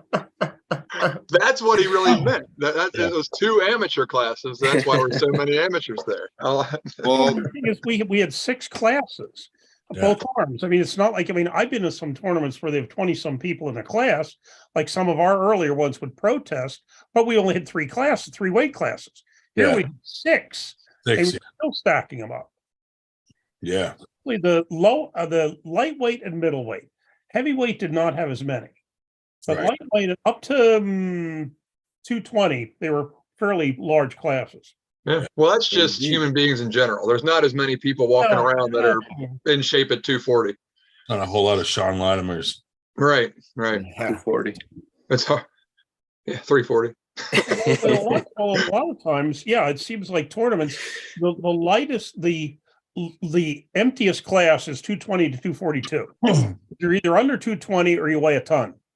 Well, Right. I Nobody see weighs that. 220. something I was talking about with Paul was he made a comment. He was like, you know, because of us being the 98 and the way like we kind of mingle pros and amateurs, like a lot of amateurs that were not going to tournaments because they felt intimidated by the pros, where we kind of break that barrier in our 98 shit. So like they don't feel intimidated because they feel like they're part of the group, whether they're amateur or not. Yeah. So, I think Well, dude, that- that's honestly the first thing I've noticed when I came to tournaments in this area. And it was Paul was a big part of it, actually. My very first tournament, after the tournament, hanging out after pulling, drinking and bullshitting with RVJ and Paul and Corey Dupree and all those guys, and they treated me like I was one of the guys right away. Like I was amazed at how welcoming the crew was, and the upper end of the crew. yeah, Because I've been in other communities where, especially if you're kind of the higher end dudes, you only talk to the higher end dudes, and it's kind of weird and clicky like that. But I didn't find that here at all. you let anybody in here. Look, Shubich is in here. Right? I'm here. The Nightmare Professor, the worst arm wrestler in the world. You got Anybody on this a bitch? whole crew in here of Oh, Meth Rollins. and honestly, people could have said, who the hell's a 66-year-old that thinks he's going to start this at his age? And Yeah. nobody has. Everybody's very supportive. Poor Jody's slumming it right now with us. well, man, it's only 8:53 out here, so Yeah. Jody, where's your drink at? I don't have it with me. It's Oh, you failed us, man. He's chilling it for later. know what? Since you brought that up, just keep talking. I'll be right back. Since you All brought right. Attaboy. He's gonna go get some facts for us. Where's Chucky? Yak juice. Some Dude, meth. which one of you guys? Who's going to Utica? I am. Can't That's make it. what's up. Who's the meth crew? Guess it's us. I'm not going to Utica. 170 class. I have to wash. I don't know what the fuck I'm getting myself into, to be honest. I'm just throwing every bit of myself into it and hoping for the best. Yeah. Well, he might have to deal with what's his name, Malik again. Didn't he go to Indiana and he didn't qualify, right? No, he didn't. I So saw I'm sure he'll be back again. he was not a happy That's camper. what's up, I actually Dave. was there. I saw it. Dude, saw I saw the match with Dustin. was Dustin. So Oh, and before the I match, saw- I gotta tell you, before the match, I told him, I was like, listen, do yourself a favor, stay out of his hook. Before he even mentioned, he goes, stay out of his hook. He goes, what do you mean? I'm like, his hook is not normal. And he goes, oh, I got a pretty strong hook myself. I'm like, I know you do. I'm not doubting your hook, but just I know you have a strong top roll too. Rely on that right now. He go, and you saw. Mhm. He tried to didn't test me, listen. he got cocky and got. And he gave me a look as he got off stage, and I didn't have a conversation with him. I know he was not a happy camper. James- I bet, dude. I bet. Triple distilled Irish whiskey. There it is. Those are the facts right there. Some fact juice. So No, Mar, sorry, you're gonna be there and you and your son gonna be there. He's gonna have to get his revenge on me some other time because I'm going to Illinois for the IFAs. Same exact day. Would do. cheers. Cheers. Cheers. No booze for me. I got energy drink. Now, let's talk about what's the next event that 90% is going to host now. Couple weeks in Battle at Antietam, and Battle in Antietam, May down in 6th. Maryland. May 6th. So we kind of like soft launched our league. So that's the first one. Then we have A league, you say? and we have another one that's going to be in New Jersey. It's going to be the 98 New Jersey State Championships. And then we're going to have one in Allentown. We have a bunch planned now. So Winter Blast is not going to be our only tournament anymore. We had a request for Pittsburgh. These will be smaller tournaments. Yeah. You Did say, anybody think. qualify for the East First West to go to the finals? Not yet. We got Utica coming up next week. Yeah, Utica's next week for New York. And then the finals are after that. Hmm. So we'll find out for our area. Be there. I qualified, but I won't be there. No. I don't know what shape I'll be in because I still got the 2 matches I got at the Monster Factory at the end of the month. Then I'm taking time off. And then I got my tournament June 24th. So my mind will be focused on trying to make sure I get that going. I got Corey Miller coming down with his bracket system coming to do our tournament. So that's going to be kind of cool. So I'll be focused mainly on that after this Monster Factory. So No, your tournament will be the same day as Keystone. 24th. There you Yep. go. Well, I'm sure Oregon won't interrupt Pennsylvania. So No. No, days I will be out there for Winter Blast one of these days. Ryan Berger, you guys don't think you're gonna be stepping on Engen's toes by having the event on the 6th? I spoke to Engen about this actually, and Paul for that Right. matter. I talked to Paul first before Engen to get kind of a feel for how I should approach it. But I talked to Engen about putting like a QR code on our competitor badges or a flyer that would be a link to the East versus West. So everybody, we would encourage them to buy the event at the event, and then we're going to put a pause on during Paul's event if we can catch it Ooh, during Paul's match, and have everybody kind of tune in on their phones to check it out, root them on. Yeah. kind of like a watch party. But I let him know that we're not going to put it on like a jumbotron and buy it for everybody. You know, we're encouraging everyone to buy it individually, and he was all for that. He was thanking us for supporting his event Yeah. and arm wrestling and all that. So yeah, Engen's all good. Beautiful. well, I mean, I was asking that as like a joke question, but that's a that, damn good good answer. that's a very well thought out response. If that's bullshit, that's funny. Yeah, That's I talked to fucking Engen about it. Dude, he always responds so quick. He's so good about that. And I feel like Yeah, he he's is. not anyone that's respectful and has real questions or for him. He's such a good dude, and the hustle is unparalleled. Yeah, Because why the hell would he be talking to me? just your boy ET, huh? That's right. Oh, nice. Nice. Salt Bay. This is my East First West qualifying medal. Congratulations. Very nice. Very nice, Joey. Didn't get first, but I got second best. That's all right, but it's all right. Pretty nice coaster. So you're definitely not going to the finals? No, I got too much going on. My schedule is so like just loaded this year. Yeah. So you also got to think after that, I'm going to you know Greg Sharp, right? You familiar with Greg Sharp? Yeah. So he's doing the World Series of arm wrestling qualifiers and stuff. Yeah. So he has East region in New York, South region in Texas, West region in California. I'm going to the North region, which is in September in Utah. And then the finals are in San Diego in November. So I'm going to be intertwined with that. So, but no, a lot. I believe his east one is the one we were talking about earlier. Yep. On Long Island on the 22nd of July. Yep, that's gonna be over by me. That's the one that was that Utica? Is that where it's at? No, it's Long up Island. Bayshore. It's gonna be Long Island. It's in Oh, okay. Bayshore, Bayshore. Bayshore, New York. Gotcha. It's at a good brewery. It's an amazing spot. If you have dogs, and it's a dog-friendly brewery. Nice. Well, good. Other than Except that, for Shubich, they won't let Shubich in. oh, Dog why he not? won't let in. and he hopefully is still, in the works right now. But me and Mr. Brandon Allen going toe to toe in December. So Oh shit. Nice. That'll be a good one. That's cool. Big. yeah, so that Big boy. I got my whole thing lined out, which means now I'm just looking forward to what's going to happen come 2024. So You gonna be ready to handle that Kings move from that big old boy? to be the Kings move, you just gotta be patient. I know once someone gets out here, people want to get excited. Oh, he's out here, I can go ahead and you gotta be patient, So Fine. gotta be patient. But who knows? But I know talking with Neil Pickup, they want me to come back to Arm Wars. I know they got a dark card coming up next month. I believe the next one they're gonna have is in August.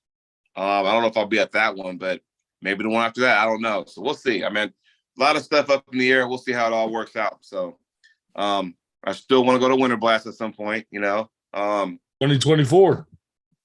Kick Evan's ass, Fuck that. We'll just bring someone in to beat Evan every year at Winter Blast. That'd be funny. That'd be an annual thing. He just loses every year. Yeah. I know the next Arm Gods is in Canada. It's in Ontario. So it's like, oh, great. So he's going to be pulling there. So Oh yeah. Yeah. I wonder who he's got. That must be his big left-handed match, huh?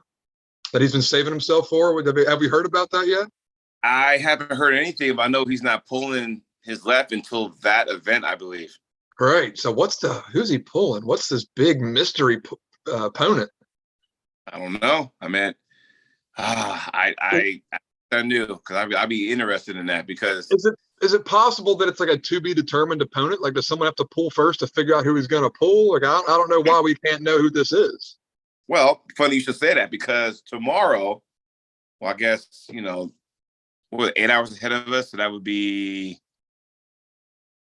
was it 7 a.m. over there now, whatever, where the fuck? But Arm Gods is having their qualifiers Saturday.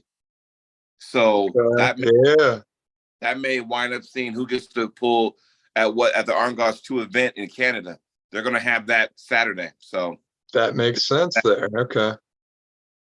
So we're going to find out real quick. And then I'm sure we'll find out who won what.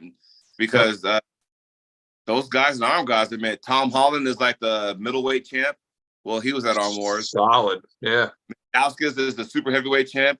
He was at Arm Wars. So it's like, okay.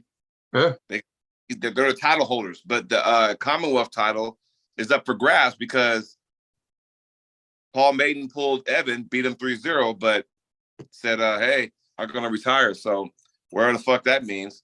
So I guess it's up for grabs again now. So I don't know. So does that mean Evan gets another crack at it or what? I would love to crack guy for that belt. I have no doubt that you would beat Evan. Yeah. I'll either because I'll tell you Oh one yeah, thing. you destroy him. Those mind games will work on me. Destroyed him. You'd rock him. Yeah. Nope, those mind games will not work on this guy. No way.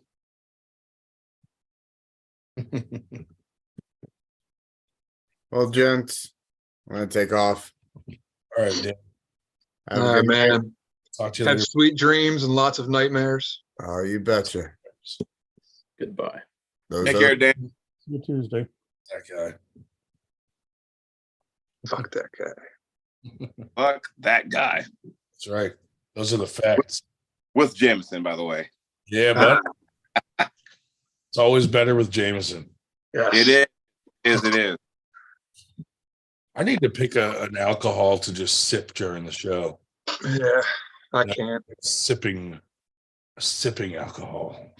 I mean, A nice margarita. 40%. Get a whole See that? bunch from Yeah. wherever. So this is 40%. The drink, the homemade drink that Mendalgas had was 50%. That was some whoo. Man, that make you take a knee real quick.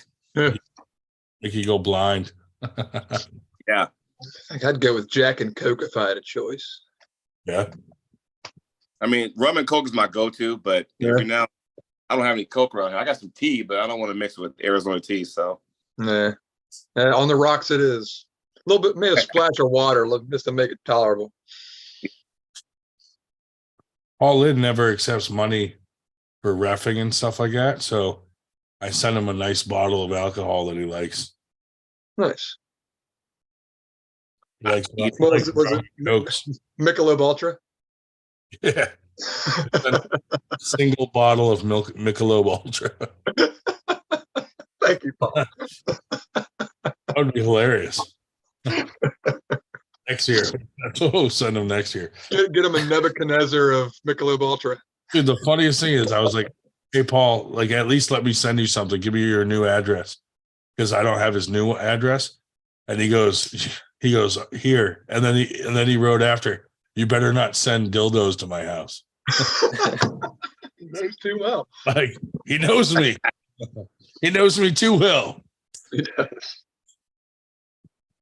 But I didn't. I behaved. I think there's a East vs West qualifier in Toronto tomorrow also. That's the one Matt pulling at. Oh, yeah. You're right. So maybe Evan might pull there too. You never know. I know Devin's going to be in the house, obviously, but I was always interested because my partner in crime on the Canham Connection is Ryan Espy, and we do our show every Monday morning. And it was funny how Ryan went to their qualifier, and Matt lives closer to that one than he does the one in Toronto. I was kind of interested to see how that is. But yeah, I'm interested to see how that goes tomorrow also. Evan was saying he wasn't going to pull at it, but he is going to ref. Evan's going to ref? One. Yeah, he's just going to ref. Unless plans changed, but for a while he was just doing that. He's not going to be pulling at that one anyway. Nice. But I believe BLM would probably be pulling, I'd assume. Yeah, I just want to know who Evan is going to pull at Armed Gods too. That's all I want to know. Yeah, I have no idea. That must be the big secret he was talking about. Yeah. So I guess we'll have to wait for a lot of things. So Armed Gods qualifier for Armed Gods 2 is tomorrow. East vs West qualifier in Toronto is tomorrow. Am I missing? Is there another tournament tomorrow? What is it? I know IFA Nationals is next week. Next week, yeah. Yeah. So there's that. Yep. There's no shortage of arm wrestling going on, that's for sure. Not at all. It's been something And that- every week for a little while. That is the good thing, because once upon a time it was like, okay, you know, you kind of waited for this big build up, and now there's tournaments everywhere you go, which is not a thing, I guess, as long as you don't step on toes when tournaments are real, you know, in earshot distance. You know what I mean? Yeah, yeah. Yeah, we try to avoid stuff by at least 2 weeks, you know. But most of the stuff here, it's like if someone's doing something 6 hours north of us, doesn't really affect us down here. You know what I mean? We kind of base it on distance and, you know, time. You know, if we're 4 hours away from someone and we wait a week or two between tournaments, they don't really overlap that much. Maybe a couple people that might have gone to both, but usually The immediate people.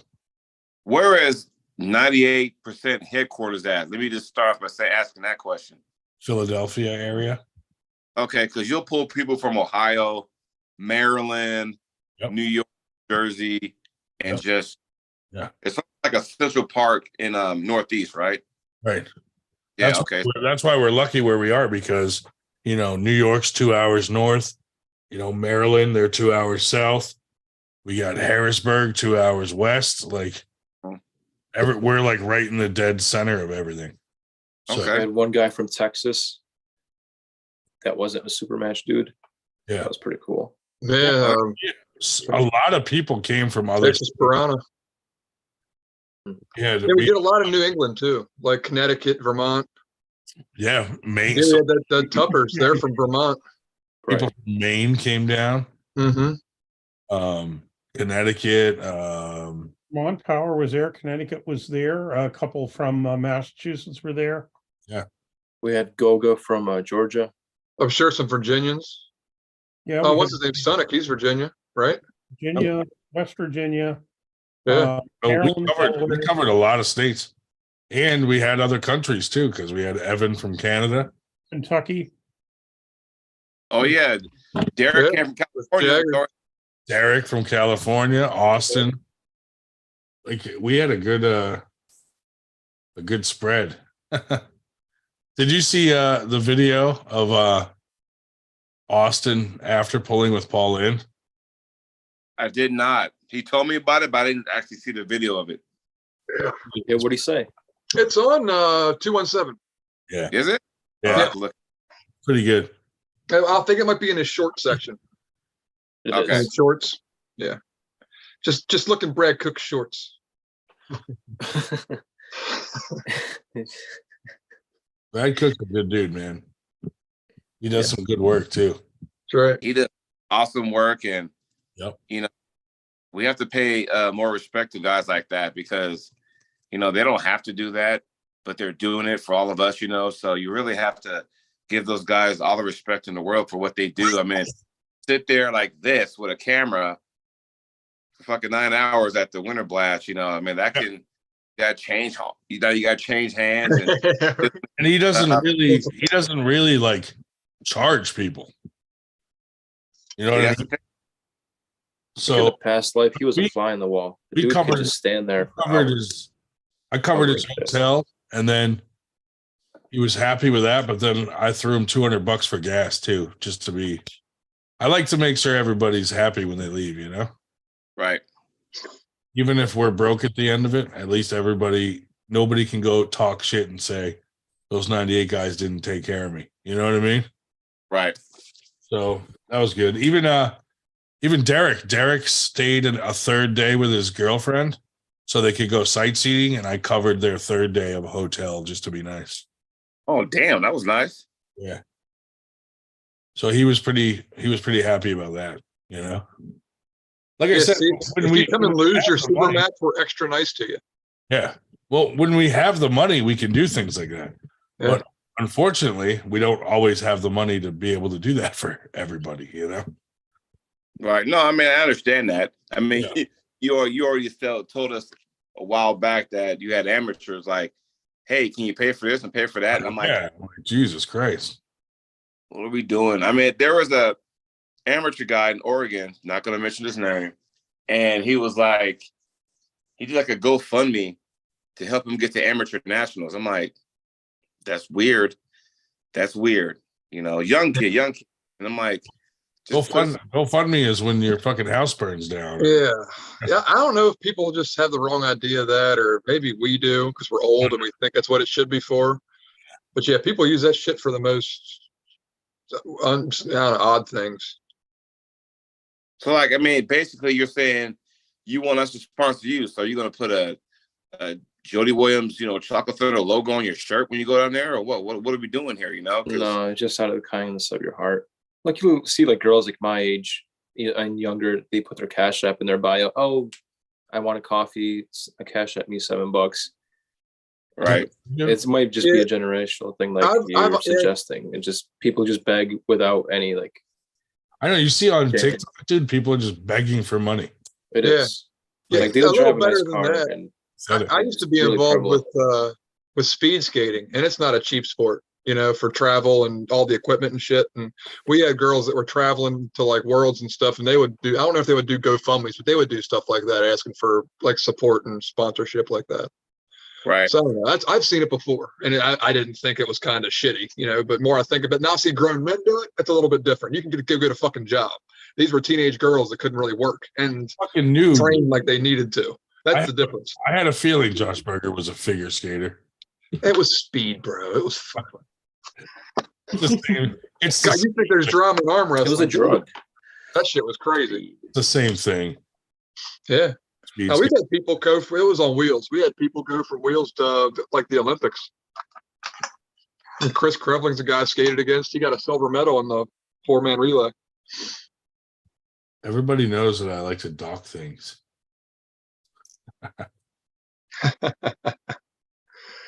Anything can be related to docking.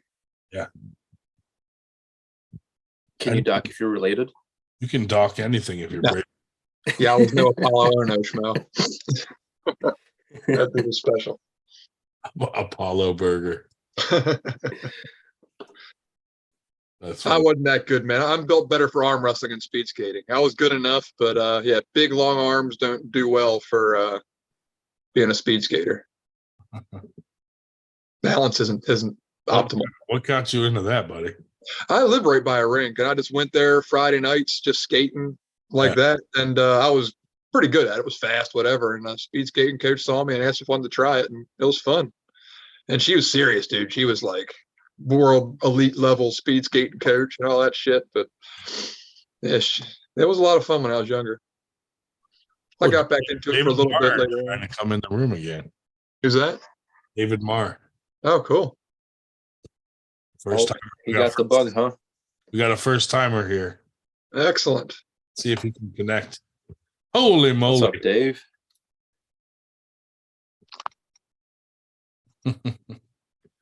Last time he was having technical difficulties trying to get on. Looks like he could still be. What's up, man? What's going on? Hey, Welcome. Welcome to the 98 podcast. Yeah, I finally figured this thing out. That's Is that awesome. Neeson? That's great. How's everybody doing tonight? oh, good, man. Good to see your face. We've seen your name for, I think I feel like a year now. Yeah, it's like been about a year. I can't believe you keep coming back to watch it. 50% Dave's. Yeah, if I'll rewatch some of the shows too. That's crazy. I know when you needed the hours, I just left it running for like a weekend straight. Oh, I appreciate that, man. That's awesome. Thanks, man. When you guys got to like 10 hours, I was like, oh, we gotta get it there. Yeah. Good times. Now we can put the face with the name. All right. Yes. Yeah. So are you at work there? Or where are you at? Is it a Yeah, warehouse? I'm actually at my job right now. I had to come down here to get some torches. I was working on my son's truck. Cool. That's the best time to be on this podcast is when you're working. Yeah. Yeah, I usually have it playing in the background. Excellent. Occasionally chat, docking and what have you, sounding, Right. all the good stuff. We cover everything Chat here. about docking or doing docking? We cover everything here except arm wrestling. Looks like you're working on a dock. He's at the Docking docking bay right now. Yeah. Oh boy, don't flip the screen. Yeah, even I don't know if you guys can see it, even working on trannies. There you go. That used to be cool. Yeah, you're very woke. That's all right. Very well. He's got a Bud Light in his other hand. As long as you didn't say Coors Light. Oh man. Well, that's awesome, Jody, that you have your whole year is full. I like to plan ahead, that way I kind of know what's going on. Because, like I said, I'm not like Uncle John, or I'm not like Evan Bergorin, where we got people sponsoring you. So I gotta like to plan things out in advance. So that way I kind of go, okay, I gotta put some money out for that. You know, Arm Wars in England, that was on me. Monster Factory going to Arkansas, that's on me. I don't have any sponsors right now, so it's like, Yeah. you know, sometimes you got to do what you got to do. You know what I mean? Yeah. Sure. So You and Artem got like the same thing going on. You guys both have like a year full of activity. You guys both made the finals, but are not going there. Artem needs to worry So about pop. what is? Good. It's hard to find sponsors, man. Since I'm retired, I can put this up. Dave, shush. That's right. Well, I mean, honestly, I Those would, days weren't too long ago. as far as Yeah. going for sponsor, I wouldn't know where to start. I wouldn't know where. Yeah. So, but what does that do to those qualifiers? Does the guy that come in third now get to go to the finals, or did you two just go and steal a spot from somebody for no good reason? It's the next No. step. Because, well, I mean, there might be 2 spots open now because the guy I lost to was Tim Tallmadge, and he actually just cut down to 200 or something like that. Right. And he qualified in the Cobra Classic one last weekend. And, you know, he cut down for that. So, You let Tim beat you? what's that? You let Tim beat you? Well, let's define the word let. So he's like my kryptonite. He puts whatever he does, he puts a whatever death grip on my pronator. I can't do anything about it. But yeah, got me. But and now, you know, because I'm part of his crew, Armed Sports Entertainment, and like I said, I got my hands full at the Monster Factory, and so does he. He has Robbie Russell, best of 5 right hand. That's not gonna. Yeah, that's gonna be a good one to watch. So we've been kind of talking back and forth about, you know, strategy and game plan, and we're going to be in each other's corner and stuff like that. So, Sweet. David Moore, we have you know, mixed results coming up in the chat here. The Schmo says Dave is a welder. His son is going to kill the other Dave, by whom I presume he means me. But then a little bit later on, Meta said, in my head, I figured with a name like that, David Moore would look a lot older and would be clean shaven, a lot like David Shell. So No, not the case. No one take us away. Dave's only clean shaven for the waist up. Mm. I'm only clean shaven from the waist down. Yeah. They're opposites. Because the Gold Bond powder eats away at the hair. You are close enough. Do you go to the Outlaws practices, David? I don't really make it to too many practices. I'm pretty busy all the time, so I never really want to. I've always felt bad to commit myself to that and like not show up for a month and then you see me again. Oh, well, that's perfectly fine to do, by the way. No. The reason I ask is because you know, one of these days I have to get back up there myself because I haven't been there for a while, and probably it's very possible either in fact, actually, we were looking at the 29th this month or the 6th of next month, but now the 6th we have a tournament in Antietam. So that's out, but entirely possible. You know, the 29th at the moment is open. I might show up at the Outlaws practice. Yeah. Nice. But really, when I started, I made practice the first, like once every 3 weeks for the first probably month or two. So, I mean, I wouldn't worry about only making it once a month because that's really not that bad. And it keeps you going, and eventually you'll make it twice a month if you really can find the time. But I don't think I'd worry about not being able to stick to it if you only can go once a month. Yeah, and Outlaws generally has, I think, Shubich can correct me if I'm wrong here, you know, they generally have a bigger one every other week, you know, or they'll skip the week before after a tournament. And of course, with the qualifier being on the 15th, we were figuring the 29th would be their next big one. Yeah, it's bi-weekly, just about always. We have Ron the Don in the house and Paul Cruz saying, "What's up, guys? What up? What's up, What's up, boys? fellas? Some heavy hitters in there. Yes, sir. Cruz is a beast." No, so I'll definitely be checking with Shubich or whoever Because actually, Hawks wants to do some more stamina stuff. On the next time I'm up there. Yeah, Paul, man, you look tough at Winter Blast. Wants to do I stamina. always, You I did? always like watching you pull Keith Einball. He always likes to sneak that press in on you, but you always figure it out. It's always fun, man. I like watching that. Yeah, he's strong too, dude. He's tough. Yeah, he's got that sneaky press.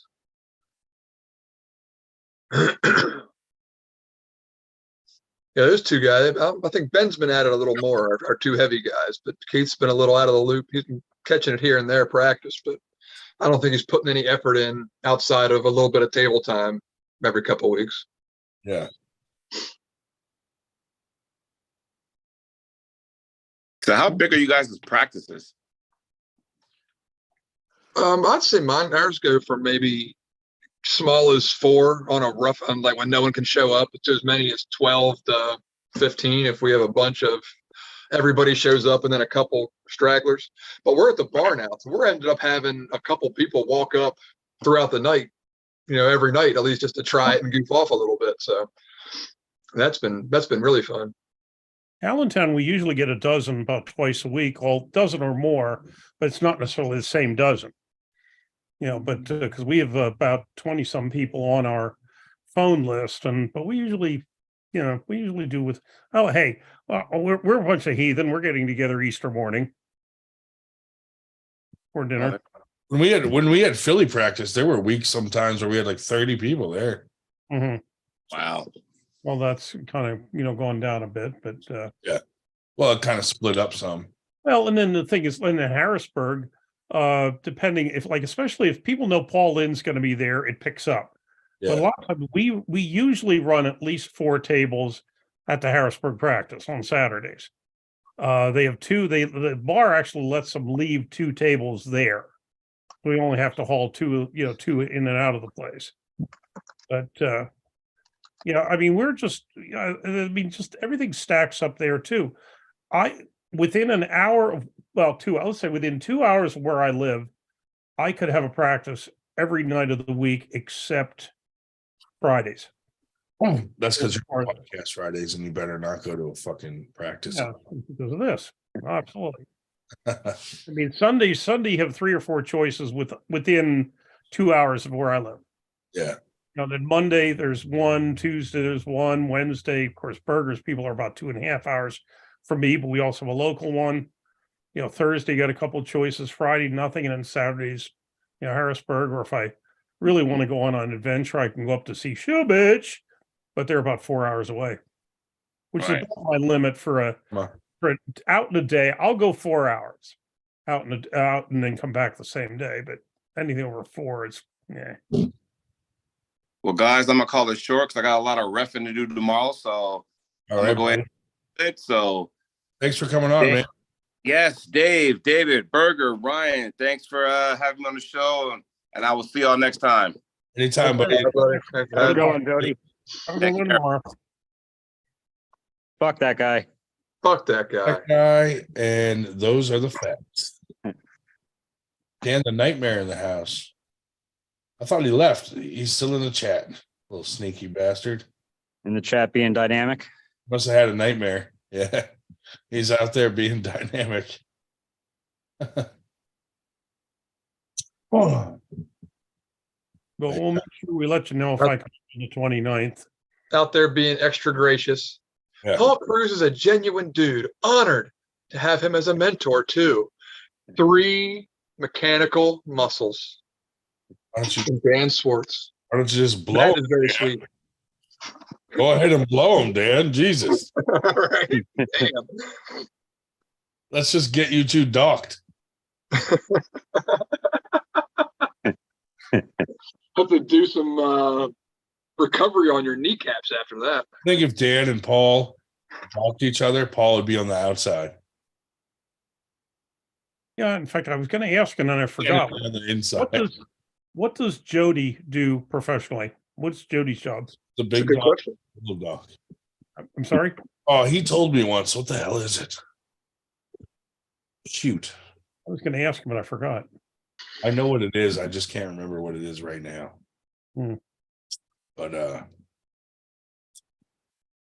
think- we're gonna have to get another sourpuss on the show to offset Dan's dynamics.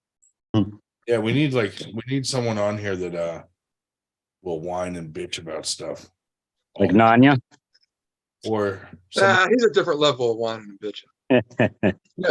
we need another Chuck Bardo that Yeah, doesn't like Chuck. Yeah, that's it. We need. that doesn't say 2 words the whole night and just sits Yeah. there. He'll chime in with some like random trivia from 8 years ago, but that's the extent of it. Chuck just sits there all salty. That's right. all salty and Taking notes.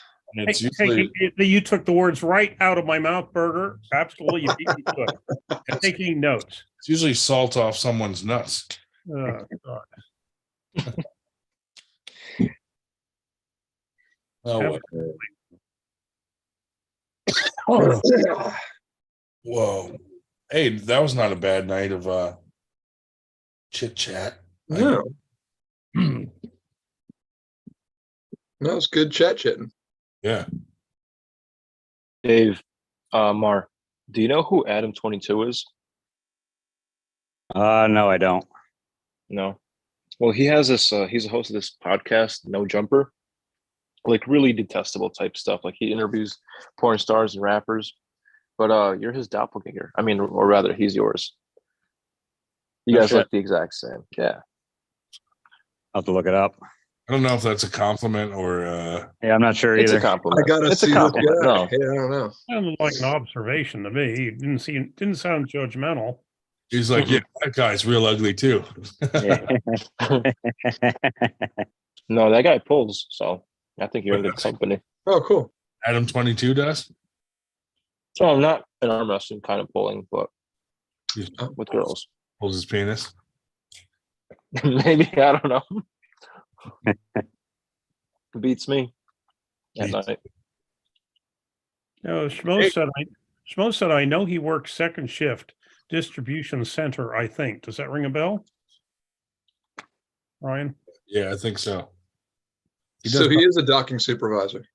Yeah. Supervises all the docking. Shubich, what do you think we should have Colin eat on the podcast next week? Yeah, we got to figure that What's out. next? Damn. Everybody go to why- Polish no, no, no, sausage. no.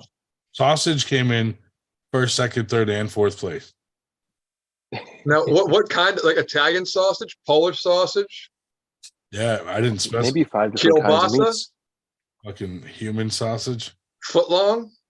male sausage. Is it Parmesan crusted? It has to be Parmesan crusted sausage. There you go. crusted sausage in the mouth. Deer I'll sausage. jump in for that. But you can't take No. it. You have to swallow the whole sausage. Just make them eat like Vienna sausage out of the can. Tube steaks. Yeah, they're awfully small. Kielbasa. But Have then a he has to contest, drink how the much juice out of sausage the can you bottom of the take? can. How many sausages can he fit in his mouth at once? Kind of And- like the carrots. right. Right? Yeah. And what's the Mhm. girth of each sausage? We need a circumference.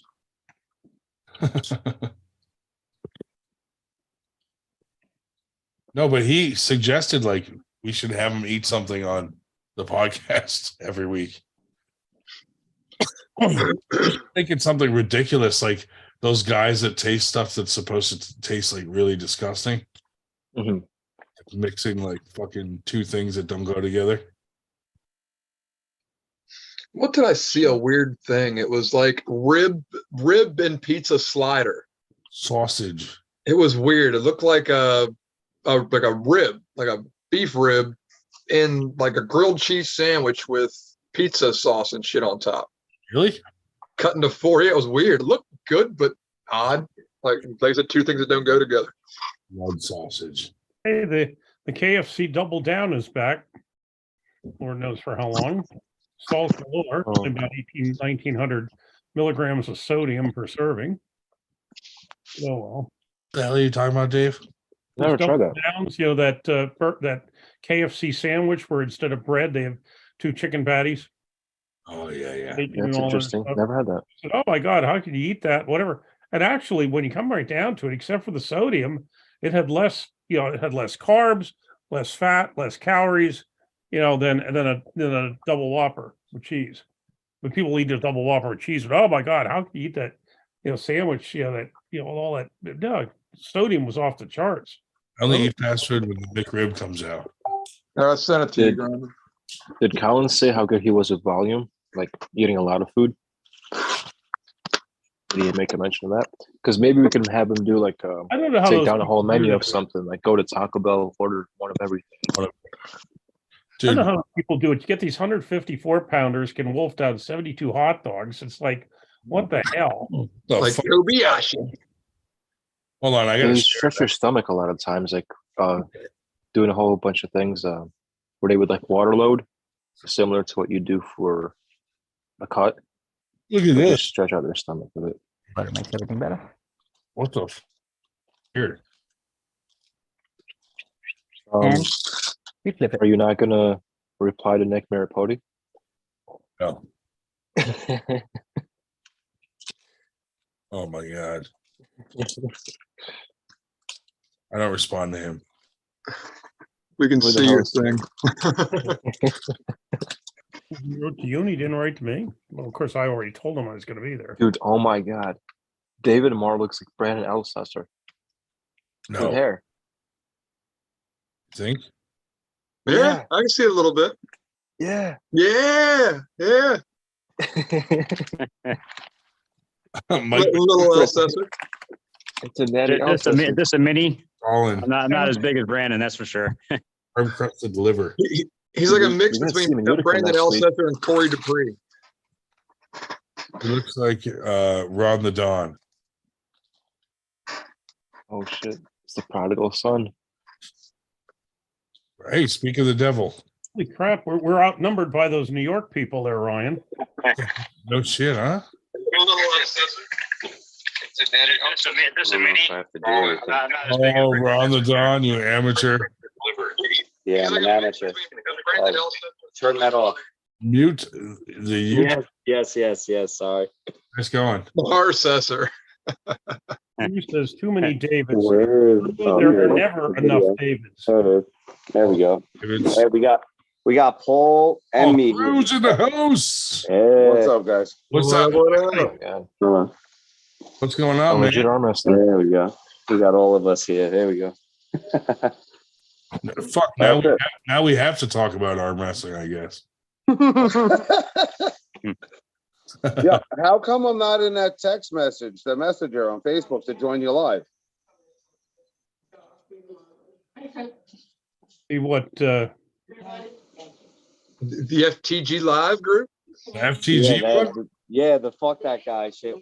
Oh, you can be in it if you want. Well, now you're on the show, so you can come on. Yeah. No. He's on it through my shit. I'm on it through his. No, but now you're included. Now we'll start saying you the link. Oh, rip his chain off. Rip his chain off.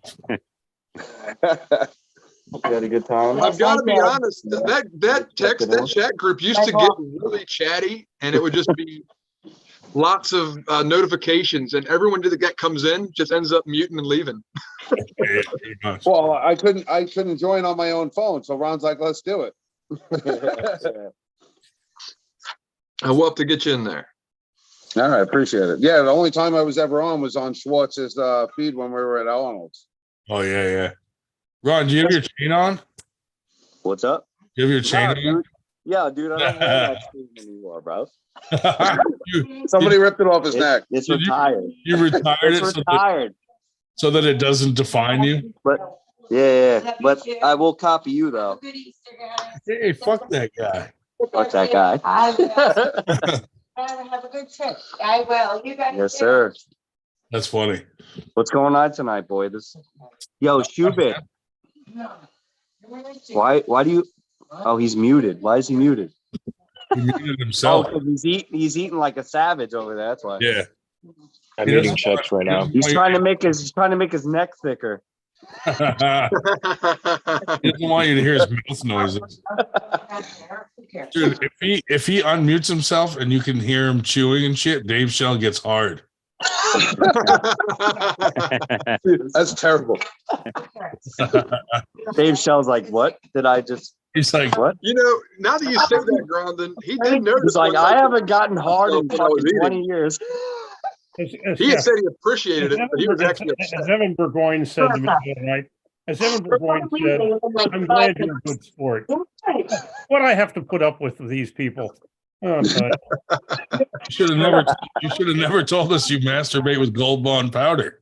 You'll Big notice mistake. I have not given you any of my proclivities since then.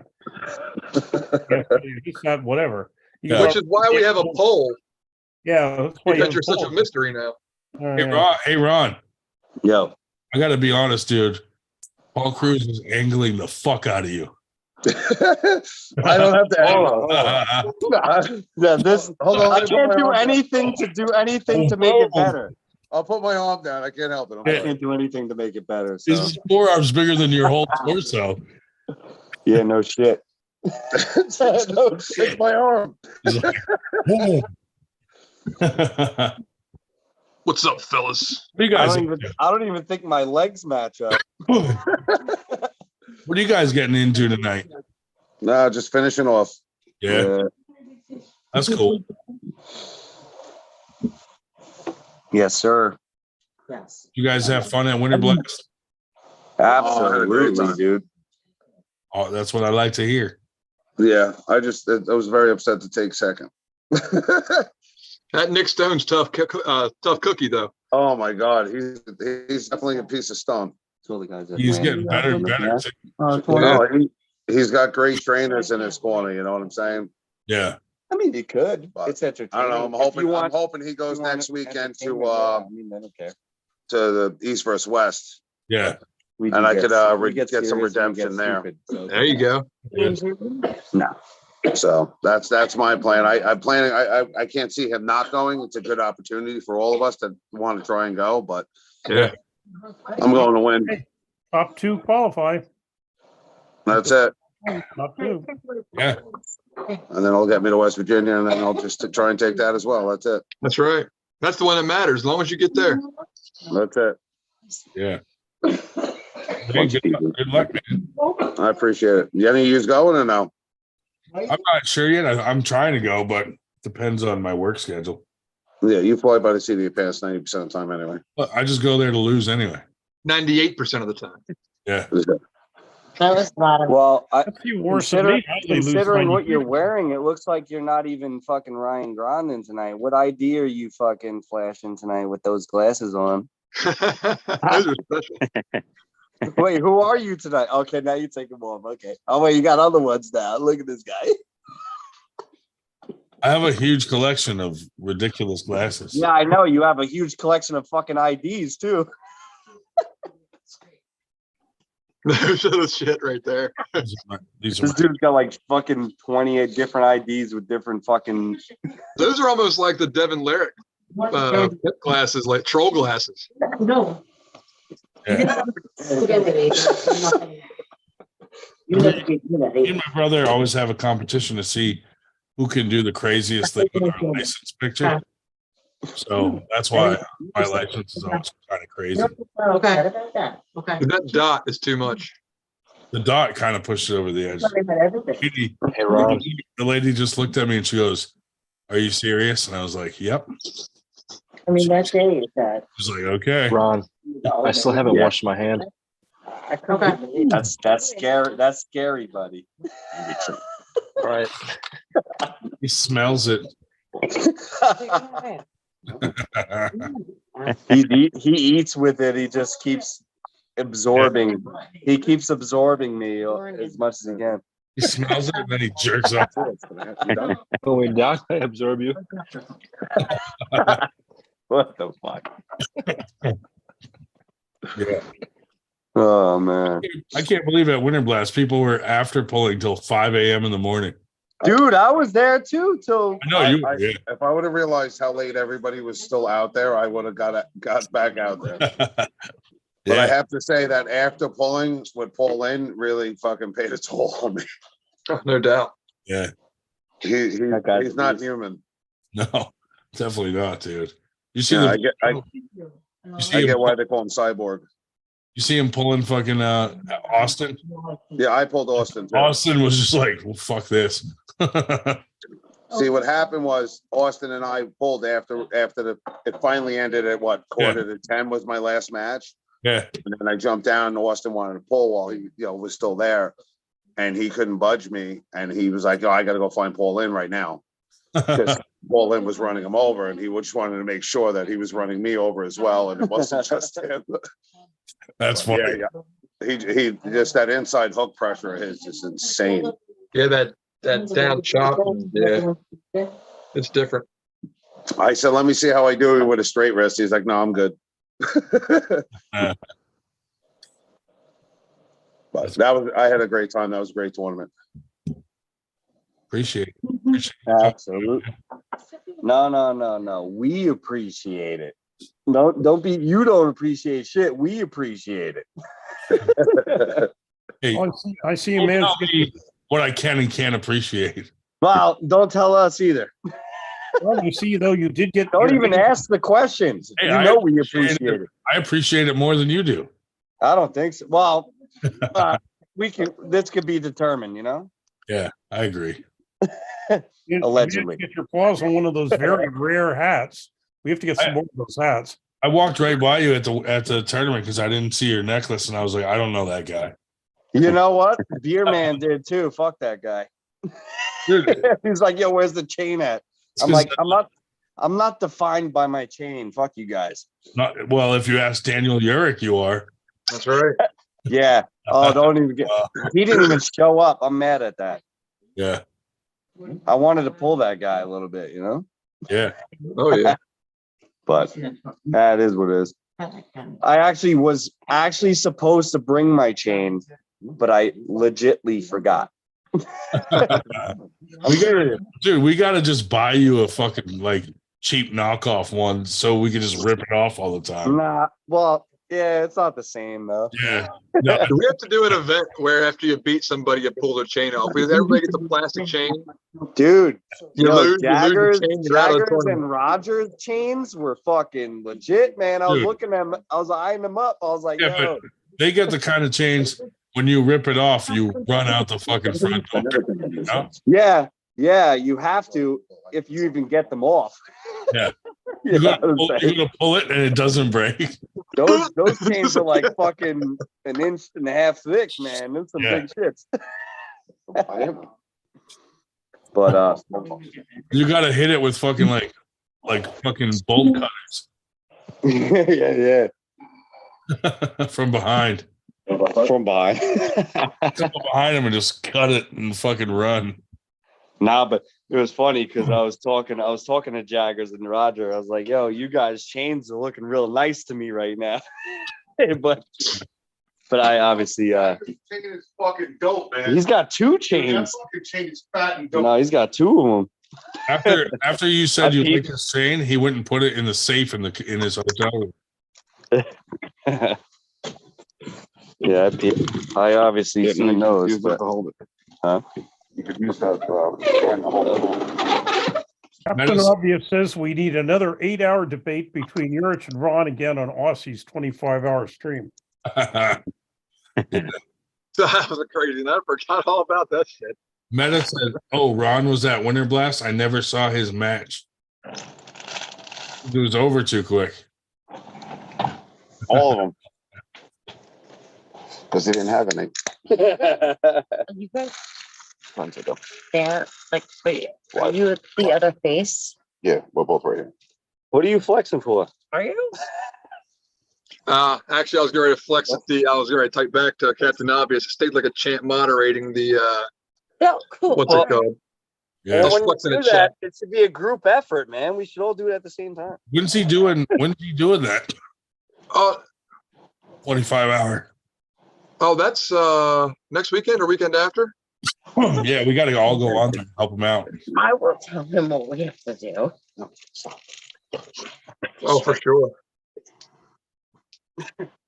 But see, this is what I do sometimes. Shut up. I'm gonna get in trouble. I can camp I'm gonna for get 4 hours trouble. because if it's one of the next 2 weekends, I have I'm long. gonna get in trouble. Both of them, I'll be in the car for hours. There you go, Dave. Next week is Illinois, and the week after that's Virginia. You're always in that call. I'll have Andrick with me to Virginia. Who is that? Dave, Professor. Dave Shell, Howdy. the masturbator. Professor. Who are my babies? All right, I'm Where's gonna my babies? point my wife. I My want wife my wants to babies. see who I'm talking Hello. to. Where are my babies? Where are my babies? Know what's going on? Where are my babies? I want my And that dude's babies. balls right there. No, none of these people are my babies. You know, Josh. I- Josh, come on. You know Dave. You don't everyone, but Come on. but the other Dave. Aren't you guys? Probably don't know Dave me. Moore, Dave Moore is the only one that my wife doesn't know his face. Yeah, probably don't know me. You guys aren't subscribed to Dave's OnlyFans? I want my hope so. babies. I want my babies. Let's Su- go. Let's Subscribe do to this. 11 Soft. Yeah. Just Dave's feet covered. Oh, in- just give her the babies. Gold bound. Meta said Ron the Don has outgrown his chain. We are not No, Ramadan. Ron's with me. I'm on Ron's phone. Oh. Ramadan. You know where I'm at. Yeah. Fuck you guys. Captain Obvious said he thinks it starts 6 a.m. Friday. Eastern. 6 a.m. Friday? Yeah. That's crazy, dude, that he goes that long. 25 hours on a podcast. Of course, he also said Eastern Standard Time, and since we're on Eastern Daylight Time, he probably doesn't know what the fuck he's talking about. So Yeah. there. Take that, Captain Obvious.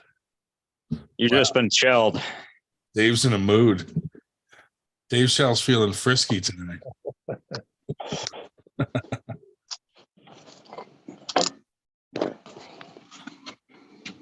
Well, if we find out for sure, we'll definitely have to join.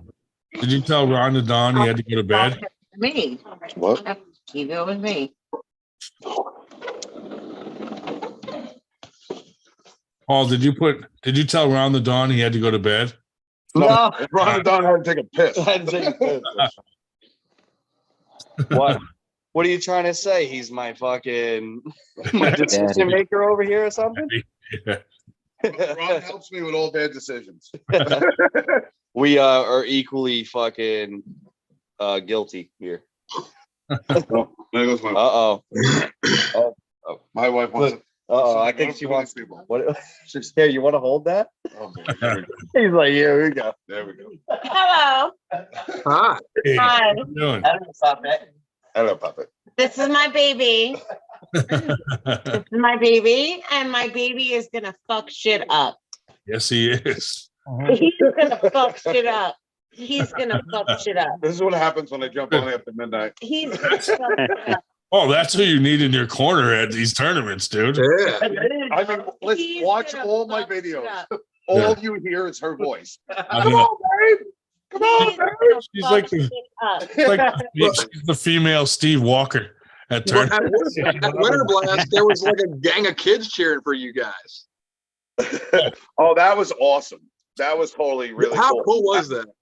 There was hockey. Yeah, Hockey, this hockey tournament. Yeah. and they friended me on Instagram, and they reached out. A couple of guys reached out to me afterwards, like, "Oh, I really appreciate how you guys were with the kids." I'm like, "No, dude, the kids were awesome to us. We Yeah. loved it." Dude, I I'm got like, in "Guys, trouble. no, forget us being awesome to the kids. You're like, oh, we got pictures of you. The kids are showing pictures of you afterwards because I took pictures with them and stuff. It was awesome. That's That's awesome. what it's all about in my eyes. Just I growing got up with I got kids. my three boys in sports and stuff. It just hit home with me. Yeah. Yeah. I got all sweet. those kids to blow those rape whistles, and their dad started yelling at him, and I was like, no. I told him to do it. I'm sorry. Oh my god. Maker evil. Dude, their dad, the Consensually, right? dads were pissed. Yeah, Dude, I'm gonna throw up looking at your screen, dude. we're terrible. We're Like, terrible. oh no, I the was the earthquake. one that was That- like, She's the one. She F things up I was the I was the asshole. I was the asshole. I was the asshole. Actually, It's look, an important role. It's a how very gentle Every- touch a woman's Every touch arm is, wrestler needs someone like that in their corner. I was the asshole. Watch it out. Oh, didn't move. I was the asshole. How you get? So at that tournament, I was the one terrible. Like I was like, let's go, fuck this shit. And then I got the little kids to be like, let's go. She turned all those boys into cheerleaders. All our followers thought you guys were in an earthquake. We're what? Thought you guys were in an earthquake. No, we were trying to figure out how to hold the phone up because Ron doesn't have the clip for his case. Of course he doesn't. Wow. I can't afford it because I pay 98 too much money. You could, yeah, no shit, bro. Ron the Don fucking like super chats. That's like $100 a week. Who is that? God damn. Yeah, he rolls up my house. He doesn't even bring me beers. He's throwing you guys $100 a week. Yeah. Dude, Speaking. he sold that necklace just so he can make ends meet. Oh no, I'm saving that. That's getting fucking royalty fucking money, bro. Is that guy speaking? I want to know who's speaking. When it lights up green, you could see who talks. Oh, it is a phone. It's not a pool cue. No. And no one's saying shit. Everyone's No. staying quiet. She's gonna guess for a while. You're the only Everyone, one. there you go. I want to See, know. it's outline. Dave's talking right now. Yeah, at the I want moment, to you're know. the only one Like, speaking. do they know me? No. You don't know me. Oh, Half of them know who you are. Have seen you They will screaming. real you want to soon. know me? No. You want to know me. You want to know me. We're subscribed to your OnlyFans. That's So I will tell No. you one thing: if you're That's easily a no. offended, you're easily That's offended, no. you need to leave right now. Not easily offended. That's a no. She's totally the one totally offended. No, that's a no. Hey, let's just say if we don't, after tonight, we certainly want to.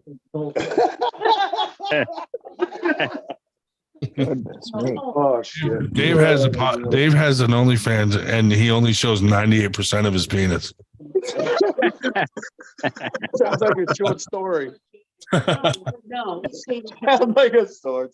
Which David are you referring to? There's three of us tonight. It doesn't matter. It's too many Daves. We got too many Dave, Daves. Dave's excited about the OnlyFans so we can see Paul. Yeah. Dave watches it for Paul. See, this is why I do this shit. I'm dying right now. Can they hear me? Yes. Yes, they hear Crystal clear. Every last word, No, kiddo. I'm dying right now. We better mute. Wait, we gotta mute like I'm shoot it. sorry, Oh, I'm he's not dying. muted anymore. He's done eating. Oh, he's No, done it's eating? okay, whatever. They can hear Where's whatever Stacey the fuck I'm James when you saying. need him? He's done. All right, He's let's done go. licking his fingers clean with my hand on it. Okay. Yeah. Meta says epic. We have Yeah, another. no, this guy, he's my favorite. He's I just don't know laughing, who not he saying is. it. He's the one not He's my saying nothing. favorite. He's the one that's saying He's my favorite. Marv. Marv. She's like, you're your David- favorite because you're not David saying Marr, nothing. he's my favorite. Sweet. He's my favorite.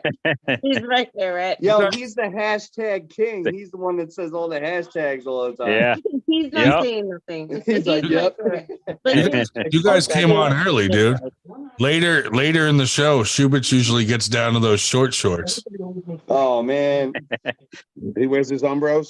Yeah. we see them all day on his fucking Facebook. I and haven't Instagram. seen We don't someone in care. Umbros in fucking 20 years. We have a comment here from Meta. Epic. We have another arm wrestling wife to go up against all the others, like Michael Todd's wife, That's the guy. Kevin That's Crowley's the wife. guy. That's the guy. You gotta start. That's the guy. That's the big guy. Hey, but what did you do? The big guy. What are you talking about? What he just said, like what he was just saying, that's the big guy. That's the heavy guy. Oh, Well, that's a You race. hear the quiet fall upon everyone because nobody knows what you're There's talking only about. one fat guy on here. Yeah. Not on here. That was the heavy guy. What heavy guy? The heavy guy from Jersey. I think he's talking about you, Ryan. Heavy guy from Jersey. I'm not from Jersey. The heavy guy from Jersey. That's What about a heavy guy from Jersey? That's what that's him. Wait, are you sure? I'm not- Are you sure it's PA? Nobody from Jersey at the moment. PA. There you go, PA. Philly. Yeah, Heavy yeah, guy do from not, do Jersey. not, Yeah, do Ryan not, Grondin. sweetheart, do not The heavy mistake guy from Pennsylvania PA. for New Jersey. There were- Yes. They were Yes. 4 of them were in Pennsylvania with us. Do 4 not of them. mistake She's like, The top I, three to the rec- left and him. Pennsylvania for New she's like, Jersey. Dave I Morris, the only one recognize that the wasn't fat there. guy. Or if he was, I didn't know him then. She's like, I recognize that fat guy. I don't know any of you. Yes, you do. I don't. Remember when I walked in, I registered for 98, the tournament? Dave Shell was the one who took my money. Yeah. Ryan was the one I bullshitted with fucking for a I while. might have, You, I might have seen you are at, the one- That's the professor. the Hey, if professor. you're there I for know all the his- professor. if you're there for all of his matches, the last time I know lost the to Paul, professor. which was the last time I pulled Paul, was at I Steve- know the at professor. Steve's place. It was at Steve, Steve Hale. Oh, that was the one was that the day I pulled Prez, right? I know Yeah, the professor. I know the professor. That was way before they changed the Masters to Yeah, you were- 49. you They kept yeah, it. you They pulled left it at Masters 40. before they changed the age. Yep. I pulled you there. That guy. No, seriously. Hey, I'll tell you, whenever I go up there to their practice, I make sure I stop at that Stathis Greek place, because they had really good gyros at that food truck outside that place. It's another Dave. Who's this Dave? You out here? I'll see you later. Good night. How many goddamn years? Fuck that guy. Send pics. What are you weighing? You have a comment that the wrestlers tend to be more well behaved than the wives. I don't know. It's an interesting thought. I don't know how that happens. So what's your stimulant of choice tonight, there, kiddo? Hers.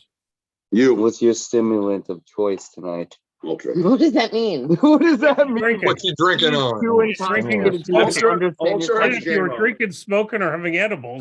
That's Dave's weird pedophile way of asking you what you're drinking. All of the above. No, Jameson and Ultra. Oh. Jameson Ultra.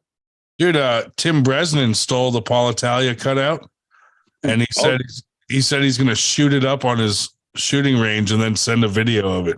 Does that That's mean I fucking have to be hysterical. on my level? Yeah. Is that what that Yeah. means? Hey, Paul Italia What took does a that second mean? amateur. Yeah. Who's on my level? Nobody. Let's go. I want to have a new one Never on made. your level, Cal. I want to have a new one made, but have it be like 8 Who feet. is on my level? No, nobody. No one. You're on your own. It Who is depends on on my level? how tall are you. How tall are you? Maybe Paul Italia. Can I just say one thing? You guys are welcome. This is good content right here. That's it. Who is on my level? Our ratings are going through the roof. No, they're not the only people that will see this, right? Yeah, we're live. These are the only people that are on This it. is the We're only live people on you YouTube. see. 13 people watching this Yeah, right now. Comment. It's probably only 10 We can't people, see the but there's comments right people now. watching. Everybody has it. I can. 13. Turn the 13. volume off. Fucking break. Like, are you like making fun of me? I mean, they will. Oh, heaven We would, forbid. we would But you never. can't be offended. No, I'm not offended. Look, Kelly, look, everyone can hear her. Paul, we would never make fun of you. Paul would beat us up. Yeah. I'll do it. We'll text Paul what to say to you. I gotta go back. I'm The dying. Drew 24. Best comment right there. Oh, the Drew. Yeah, Perfect. the Drew is a good guy. You know what? You all suck. Hold on. Honestly, the always- wife adds so much character to the sport. She talking Keep them shit. coming. They repeat themselves all the time. That's funny. It's like down two times. Well, I'm not going to make it to Utica, but I'll get out to the Jason Vale. I'll see you out there, kiddo. Yeah, that's May 20th. We'll be there. And then we have that locked and loaded tournament on the 22nd at the same venue. Nice. What do I have that day? July 22nd. Yeah, I'm trying to think if I have something else that day. 22nd. That's that one that's supposedly. Yeah. 22nd. Yeah, 22nd July. I won't be there. It's 22nd July. I'm going out to the Strongest Badge in St. Louis, and then taking a practice tour of the Midwest and the South. If you're still alive. Mhm. Rough life. Yeah, so no, I won't get to that one. Yeah, I'm actually going an hour and a half the opposite direction to go camping. I'm going to be all the way out by Montauk, and then I got to drive 2 hours to get to the tournament to compete, and then drive 2 hours back to my family and camper. Oh, Jesus. Jeez, that's commitment. Well, that's fun though. They might be. I heard he wants to do like an interview with me and stuff, kind of like highlight me as a New York guy. So I can't say no to that. Yeah, no, it's good publicity. Yeah, I mean, I got to get my name out there somehow because I'm doing what I'm doing. But you know, Someday they call it a poor man's sport because I'm poor doing it. Someday you should come on our podcast. A little bit. You should come on our podcast someday. Yeah, someday, like right now. Yeah. No, like for an interview. We'll do an interview. Yeah, there you go. I'll do it.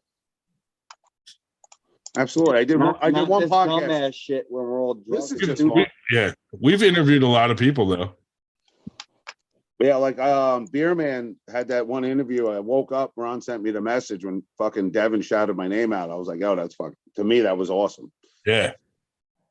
You know, I met him once. I pulled him. He was impressed with me. He was happy with me, invited me up to practice with him. It was awesome. Just a great day.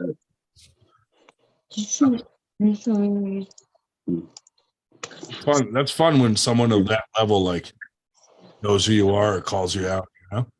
And the best part was Derek was on and Beer Man, and I saw Beer Man. I'm like, oh, how you doing? Blah blah. And I was like, oh, on your podcast. He's like, dude, I was drunk. I don't remember anything on my podcast. Yeah, no, he doesn't. But Derek remembered who I was. He's like, oh, you're a Paul Cruz. And but by the time the tournament, we got to me, and I think Derek went to bed before I was even done. Yeah. Yeah, he kind of dipped out early, came back later for a little while. Yeah. And then, but I still wasn't done. Yeah, I still wasn't done. By the time he came back, it was a quarter. Well, my last match was a 9:45. It's crazy.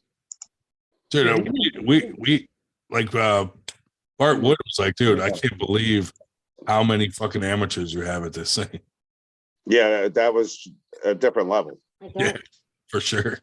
But you know what? It's good and bad, you know. There was a lot of guys that pulled AMs. They pulled their weight class. They pulled up a couple. They were pulling a whole bunch of class, which I totally respect. I wish I can pull more weight class. The more I pull, the better I feel. Yeah. The better I feel like I can get. But I don't have that liability. I'm not a light person. There's no weight class above me. Yeah. Well, they did that new wave one. They put a 266 plus. Yeah. I was at 290 at that time, and I cut down to the weight to make it. Yeah. But the next weight class for me is my 600-pound life. But Dr. Now. Yeah, Dr. Now.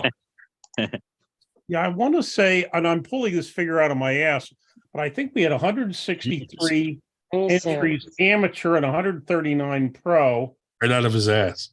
Yeah, I think it was 163 and 139. And we had 40 kids and teens. Yeah. Really, the only groups that we didn't have that many were the women. Yeah. Yeah, it was light on women, dude. It's always light on the women, which sucks for them. We got to get women out. We got to build up the women in this area. Well, that's kind of, I think, what James's motto is, right? To try and build it up for his wife. Yeah. No, and I get why the way I feel about the sport and the way she feels about the sport, I would assume is the same, but she's on a different level as far as women because she is who she is. She's and they're amazing people, but now he's trying to build the sport for her, but still every event I see with them, it's just not enough. Yeah. You know, she had that for a while, he was only starting the weight class at like 160 So a lot of the light girls were just like not going. Yeah. So Well, they had that one girl that was at the one Keystone that pulled or whatever, and then it was like her first tournament or whatever. She pulled a bunch of other people, but she pulled Michelle, whatever. She pulled a bunch of other people, and then she ended up talking trash about people afterwards. that blonde chick. Yeah, she just Yeah, ended yeah. up starting to bash, and I think she apologized afterwards. But I'm like, oh, you're new to the sport. You don't want to start talking trash about people. You might want to try and figure out how it works. Yeah, I mean, there's a lot of arm wrestles, but it's a small world. Yeah, yeah. You know, I like mean, you talk shit, shit gets shit gets fast. around. Yeah, that's a You know? shame too, because she was a strong chick, dude. Yeah, she was really strong, and like she was training with a lot of good people. Yeah, like Elsesser, and then Yeah, she was training Brandon. Actually, I think she went to Michelle was their, training her yeah. until that happened. Yeah, She she was went to helping her. she went to their house for that one weekend. Yep. But you know, people help you, and then you talk shit. That's what happened. Everybody knows everybody else. Yeah. But Yeah, we'll do, man. yes, Paul, this is the first time I have seen you keep at it. Is what Meta said. Yeah, I don't know who Matter is, but I'm at it. I gotta probably put my partner to sleep soon. We gotta go Easter tomorrow. Going out to your neck of the woods, going to Pennsylvania tomorrow. Oh, where at? Sailorsburg or something like that. Oh, just up the road from us. How long are you going to be there? That's where her brother lives. Just tomorrow? Yeah, for Easter. We're going up tomorrow, spending the night, doing Easter there, and then driving home. No, because if you have any time before late, whenever your Easter dinner is, hey, you're just down the road from Sailorsburg in Allentown, and we heathen are practicing Sunday morning. Yeah, I don't know if she'll accept that on Easter morning. Just bring a ham with you.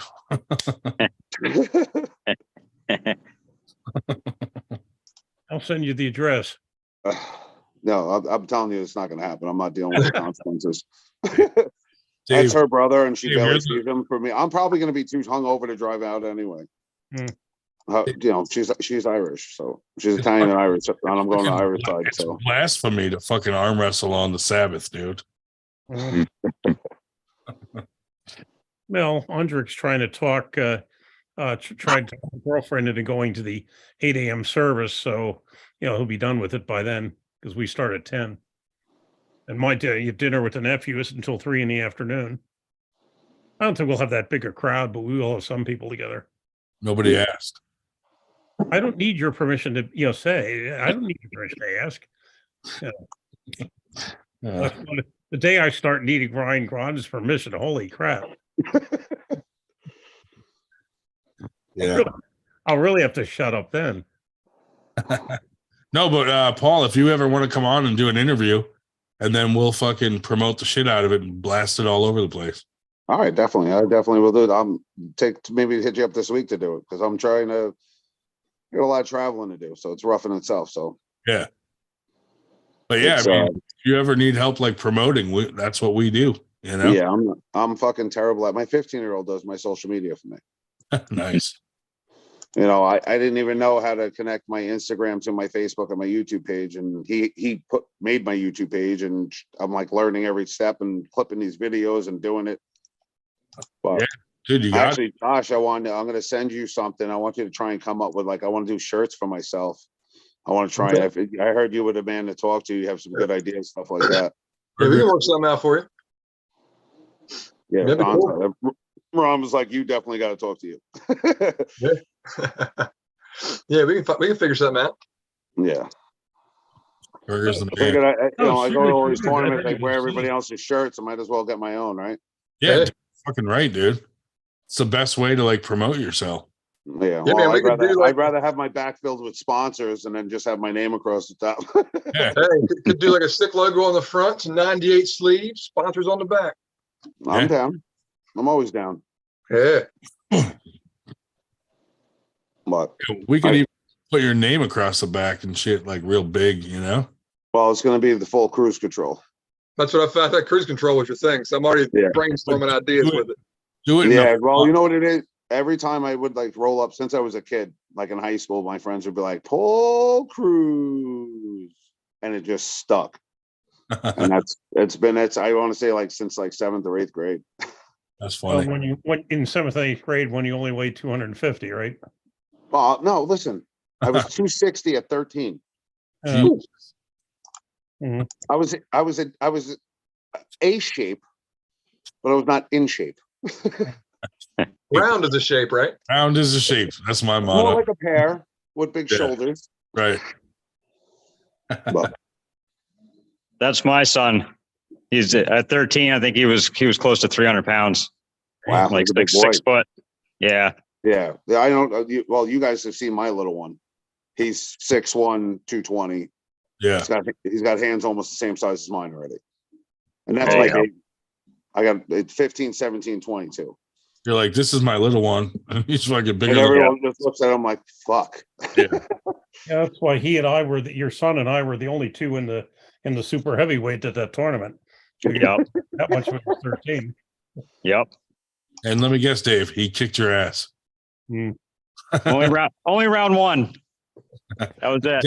Dave's stamina was too much for him. Yeah. Well, he didn't know what he was doing, and Dave got him. Yeah. It was actually a pretty good match. Oh yeah, no, it was. Yeah, it was definitely. What tournament was it at? Pearl Street Pub. One of James Reed's. Oh yeah. That's cool. They were trying that double strap where they had buckles on both sides. What? That's weird. It was weird. Well, what was really weird though is they justified that all the amateur rounds started in a strap because they said it was safer. Now Yeah. I don't see that. I don't see that. You know, and the reason they were worried about safety is because they had an arm break. Reed had an arm break like 2 weeks before in Harrisburg. So they're all nervous about it. I mean, you normally worry about it, but they were especially nervous, and they decided all amateur matches would start in the strap, which I love. And it was a loose strap too, wasn't it? Which was kind of odd. Well, yeah, I don't know, but I mean, it just seems to me that going into the strap does not necessarily make it safer. How does it make it safer to be strapped? Yeah, I don't know, Dave. No, seriously. Somebody explain to me, how does it make it safer to be strapped? Somebody hits you, you're not going to slip. You're going to be in a strap. Boom. You know, I would think if anything, it would be less safe. I agree with that. I agree with that too. Yeah. And honestly, Especially when you most get the one amateurs idiot hold on that anyway. jerks you across the table and now you're strapped to him. Right. Yeah. Like And Miguel. most amateurs hold on anyway. I don't feel like it's that doesn't make much sense. I'm a pro and I hold on. I do too. I do better with a good grip. I'm with you. Oh, I mean, my hand's big enough to get most people. So I say people, you want to go to strap, you got to earn it. I'm with you. Yeah. No, I do. I got weird dexterity. I do well out of the strap too. So yeah. Well, Jason debating. Bale is all strap. Right. Well, we've been debating, what we're going to do, what modifications, if any, we're going to make to the rules for our league. And the one question is, should we have it that if both parties want to go to the strap, they may do so immediately? I think so. I thought that's pretty much how it was. If you say, "Hey, you want to go in the strap," and the other guy says, Yeah, "Yeah," you just go straight to the strap. That's every tournament I've ever pulled in. Here's how I had a funny idea to do it. It's like you get to pick one of three options: either start in the strap, start in the set grip, or get your grip, or whichever it would be. And then whatever is so if each people pick the same one, they obviously do that. If they pick different, the third option gets chosen. That way, there's never an argument about how you want to start. That's weird. Well, because you got people starting in the hook. They like starting with the strap. It's like if people two guys want to pull and they want to both pull in the hook, then let them start. Have you? I agree. Save time. Have you ever been to a hook only tournament? No.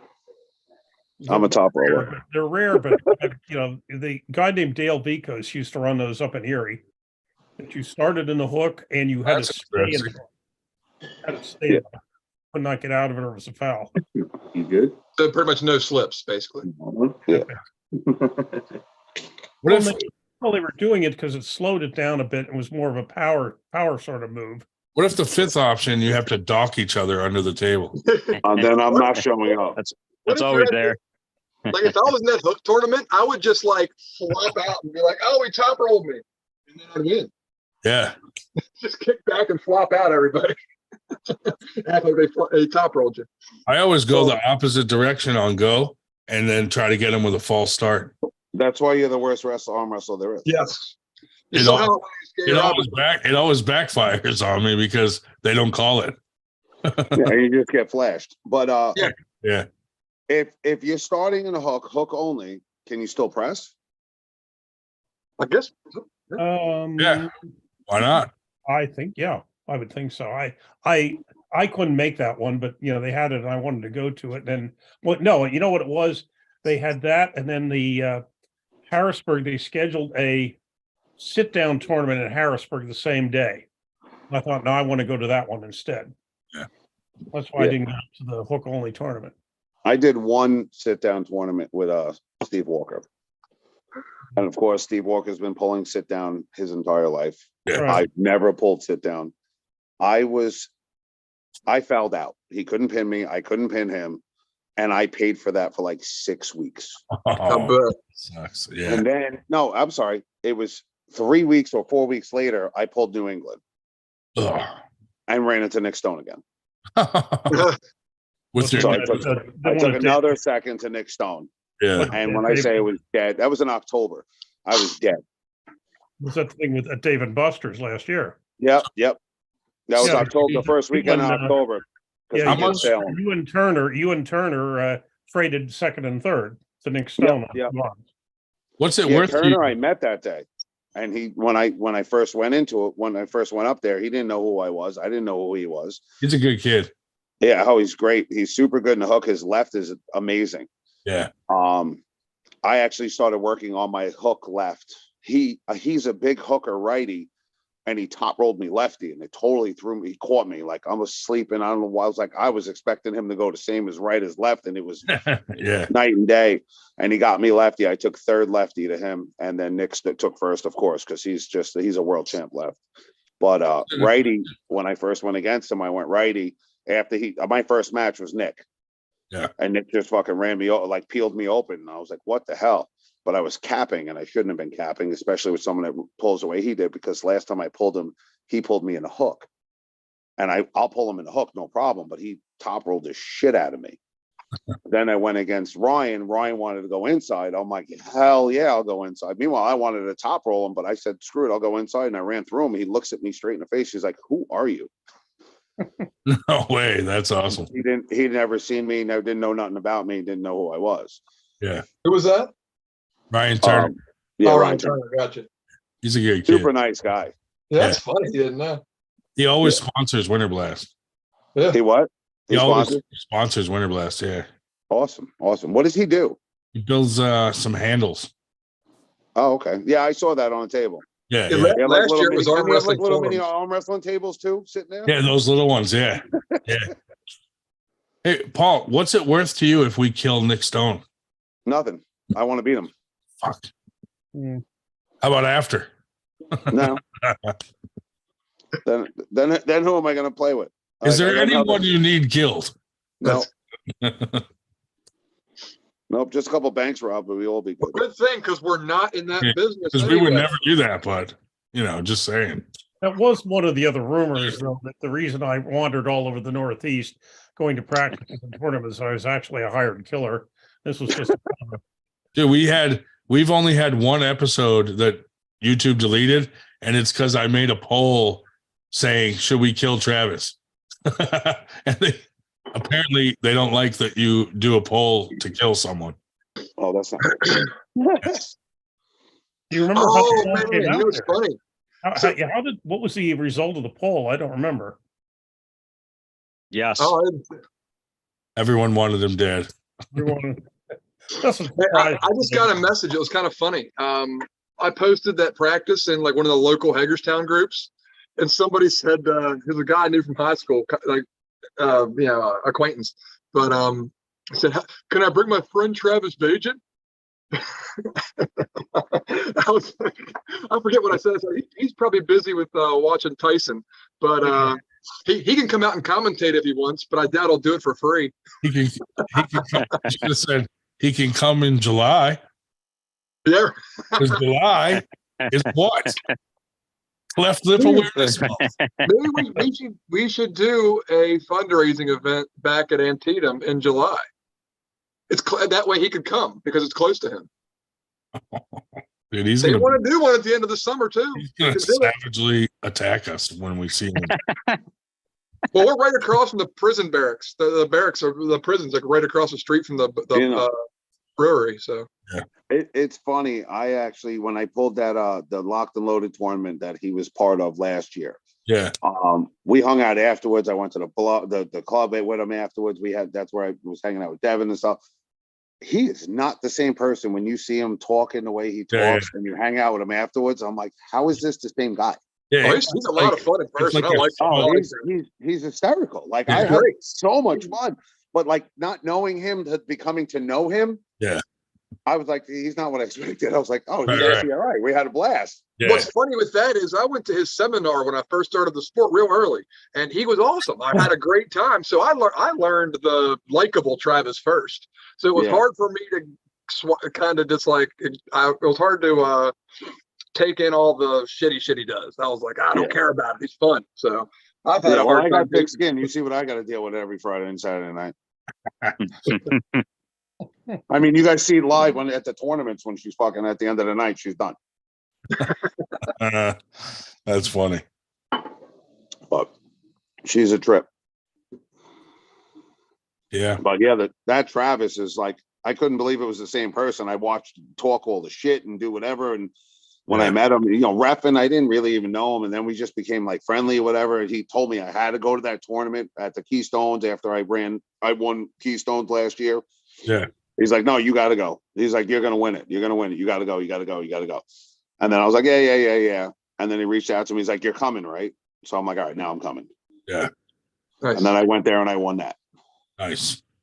Wow. That was actually awesome because it was like those cameras. I'm hoping it actually gets sold or aired or whatever, because that was like the first season of the reality series, that Locked and Loaded series. Yeah, I don't know if I heard it was kind of, I don't know if it's getting scrapped or what, but I've heard it's had a halt to production though, which is a bummer. Well, the first season's ready, I heard. Okay. And second, they already got all the dates for the second season. Maybe it's more to it then. Maybe it's coming out then. The guy reached out to me. Hopefully I'm going to get some, interviewed and stuff like that. He wants to use me as a New York guy, so I'm down with that. Yeah. It's good. That's good any news type to of hear. I publicity. heard it got shut down, so I'm glad to hear that it's not.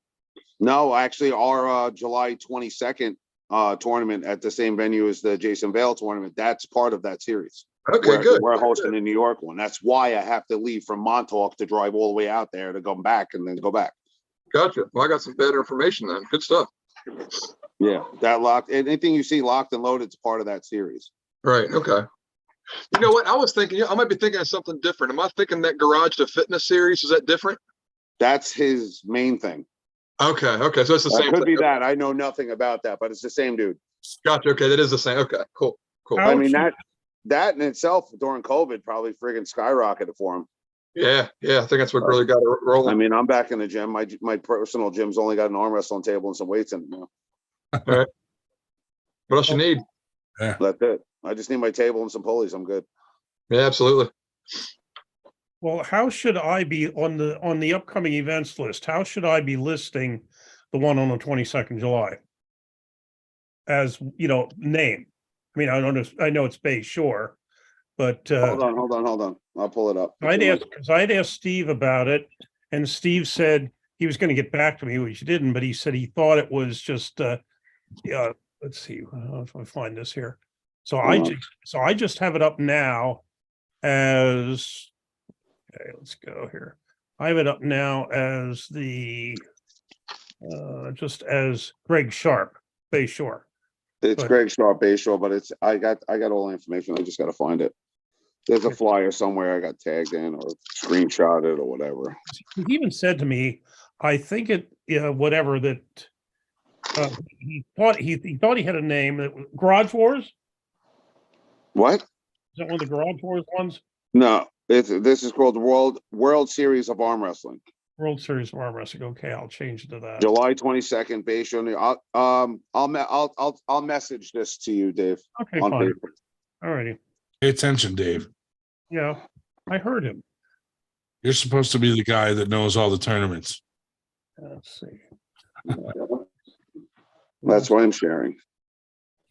Mhm. Yeah, but yeah, because like I said, I won't get to that one. World Series of Arm Wrestling.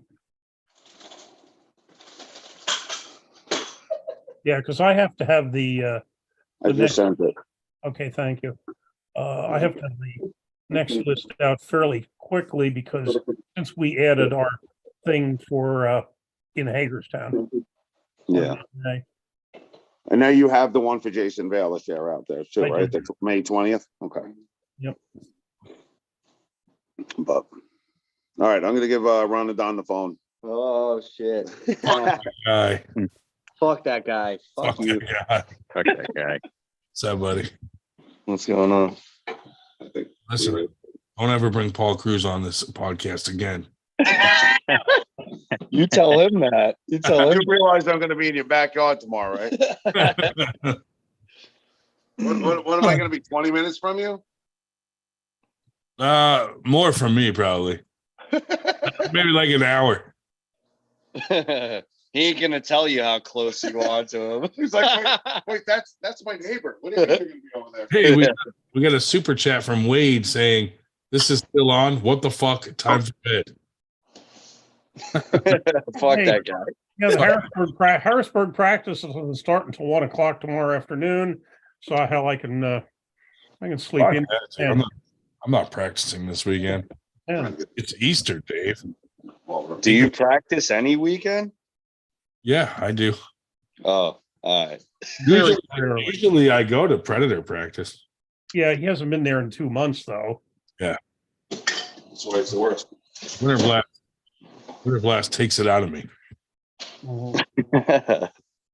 Got winter blast. Well, actually, now that you're scheduled, now that you're back on 9 to 5, you can go to Philadelphia again. Who No. want to? Well, I'm gonna be gone. I'm gonna be in California all week this week. Yeah. California. Well, it was really cool this week. We had that somebody found us on basically the Predator, and the kid he's 14, just about to turn 15, really wanted to come to practice. They got his mom to bring him, and and basically she beat him. Was she hot? No, not really. Was the kid your type? Very pleasant person. Kid would hit her and she'd catch it. She caught him and pulled it up. Can do it. I can do it. I can do it. I know you can. No doubt anymore. I can do it. Paul's like, I'm putting you to bed, and she's like, I can do it. She already hear you, yeah. She already hear you. So, hello. Hello. Hello. Oh God. Hello. Hello. Governor. Governor. Wait, who's hey? Everybody is. Well, where's my face? Your Hey. face is over Hey. here. Oh my God, fuck my legs. Okay, she's taking the phone, guys. So here you go. I like to say, Hold on. This Now we can comments. This isn't the kind of publicity Paul wanted. No shit. Fuck. Oh, stop it. as the expression has it, bartender, I want what she's having. That's true. You gotta put your time in. We got to put a 98 shirt on her. Man, that would be good. Yeah. Actually, I still need another one. She's gonna get hers first. Another drink or another 98 shirt? Both. Yeah. That's funny. Yeah. No. 2 weeks So- strong silent type tonight. Hasn't said anything for hours. Really fulfilling the role of Chuck Bardo there, or what? He's fiddling his pecker. Yeah. Something like that. I don't. I don't drink those 90s. I don't. Schmo said, of course, a 14-year-old was invited to Team Predator practice. That's where they got the Predator. So that being the case, we Yeah, wouldn't of have invited course, a with his mother, 14-year-old for God's was sake. invited. Level 3 sex offender. Yeah, yep. Yikes. Yeah, Team not really, Predator. not released to Well, anything. I'm gonna go drive home now, guys. You know, the team Predator captain is Chris Hansen. Because you all seem like fucking. Okay. Oh, fucking A. Oh, Ron, you're just make sure to put the policeman all on. doing a terrible job at putting her to bed. It's a lot harder than she's 5 foot of fury. You seem like. Uh-oh. Let's go, Uh-oh. Venus. Oh, she's biting her tongue. She's biting her tongue. Biting my There's tongue. no point in biting the tongue. We, Good night, we just guys. let it all out here. I can you know? tell she wanted to say fatty. I know. You can say whatever the fuck you want here. You guys are. Well, wait. Fuck We're that. all, we're an open book here. Well, don't say too much. You might get canceled, you know? No one watches this shit. Yeah. No one Like watches 10 it. people. We can say whatever we want. It 10 doesn't people are matter. watching and 6 of them are I here. love you guys and I love my husband. So that's where I'm at. There you go. That's it. We all love each other here. That's it. We're 10 watching when you figure a couple of them are us. Would they feel bad for you, Ron? They took you out to swingers night. What's that? I said, did they feel bad for you and take you out to swingers night? Yeah, okay, buddy. Not high club. We're at my house. That don't work like that. Roll it out. I was actually being nice right now. I was being nice. Are See? you fucking That's- kidding me? See, they're not nice. It's, Fueling you. that's what I said. You can say whatever the fuck you I was want. being nice. So get on him. Get on his ass. That You was hear me? Yeah, he hears you. Everything. Fuck you, Get on asshole. Ron. Now we're talking, baby. Yeah. that was a jab at Ron. No, it's all good. I'll let her fight my fight for me, even though. No. He's like, no. No fighting. As There soon is as that, no no fighting. offense, guys, but as soon as we hang up with you guys, it's the easier for me to get this one to go sleep. I'm going to Well, bed. that's when I hang up.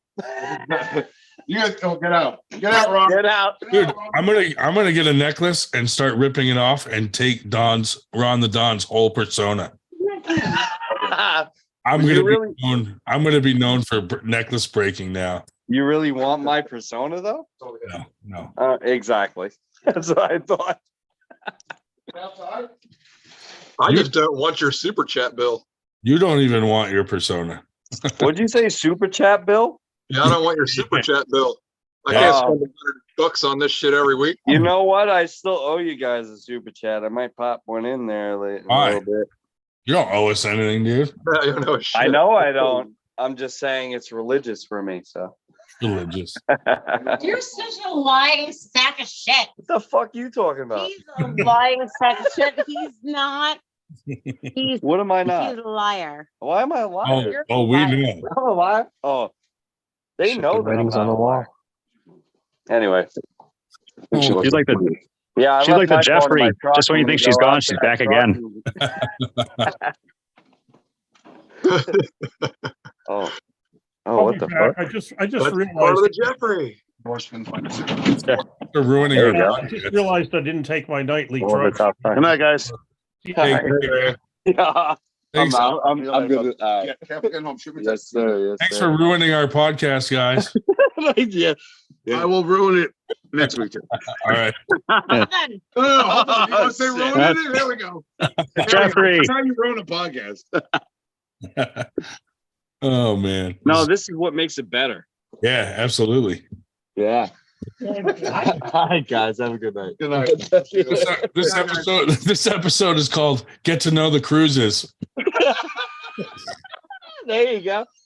Cruise They just control. slammed- Slam they the just slammed the door on me like, yo, get the fuck out. Like, see you later. Fuck it. That's funny. Well, that's how you get to know the cruises, huh? Yeah. That's a reality show, controlling the cruises. There is no control on that one. Cruise control.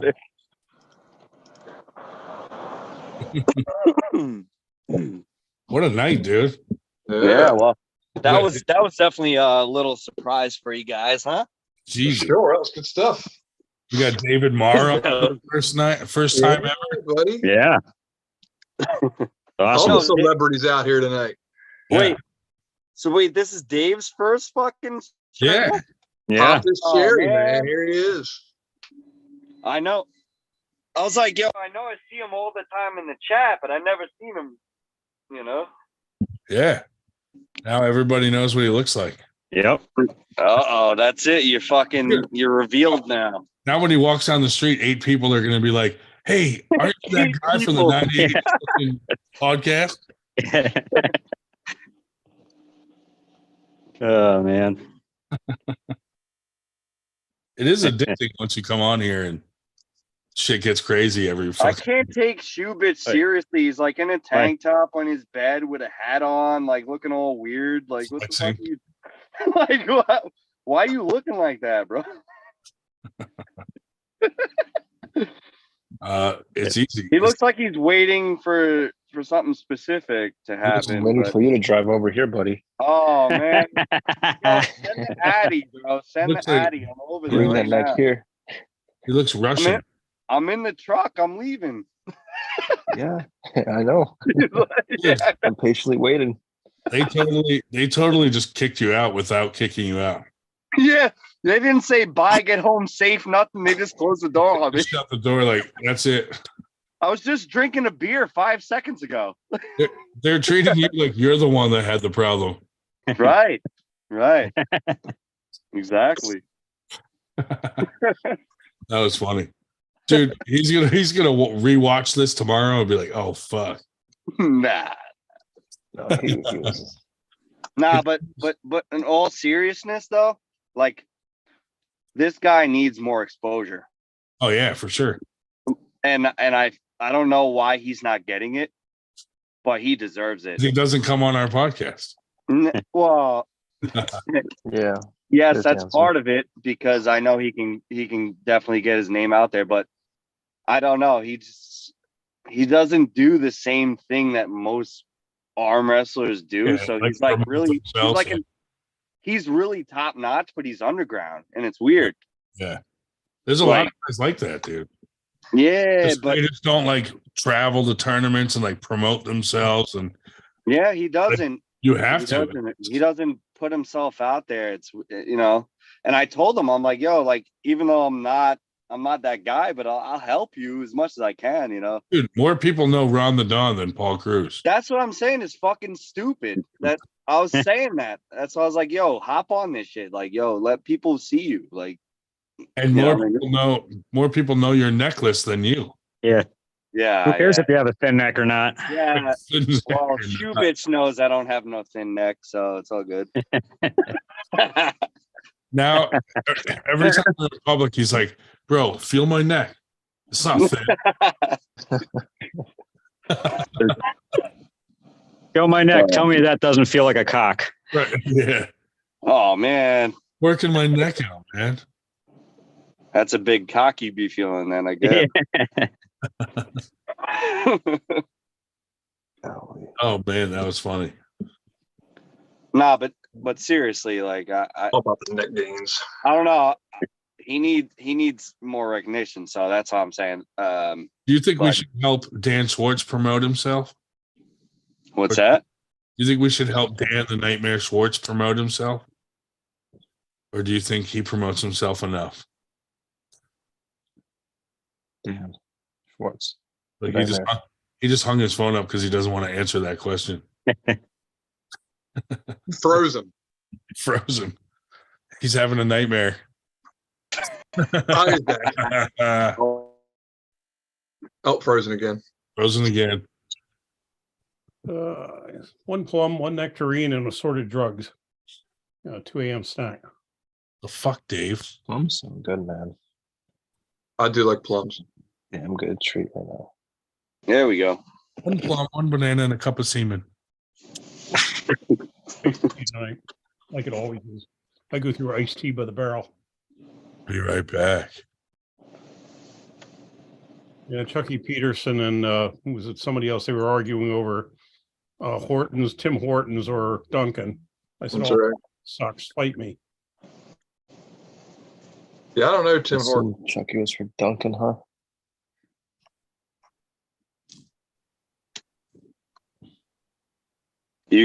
Are you guys planning on still being on for a while?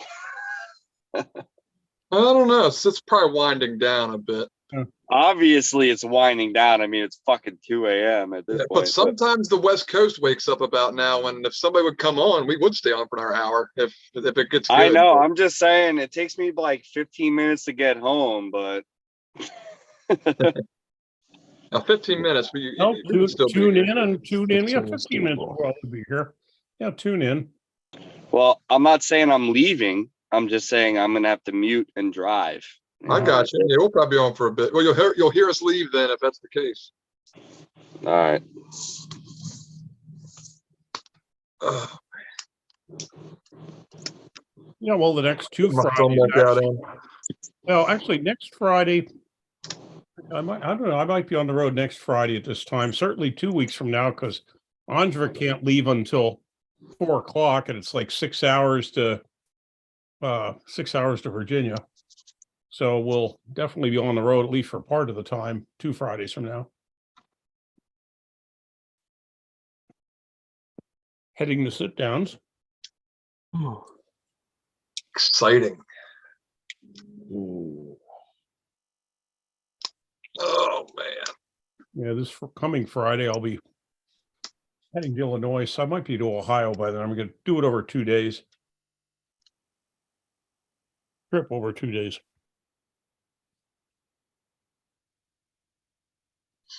Got a double bedroom just in case Andrick or Nitro wanted to go.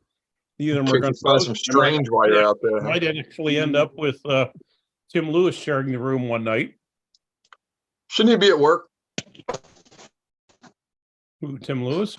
Yeah. I don't know. Oh, I'm still just joking about him doing the GoFundMe so he could go to Arnold's. Mm. Since he couldn't work. Yeah. Yeah, Tim's going to be there because they're open polls Saturday, Masters Sunday. But and they got a deal at the casino for like $100 and some bucks a night for the room. But hey, when there's a Motel 6, 3.4 miles down the road for under $50, and screw it. Screw the casino. Especially because that place, they are not most likely not going to have the after pull to 5 in the morning. Denise and them, they take the damn tables apart 3.2 seconds after the last match.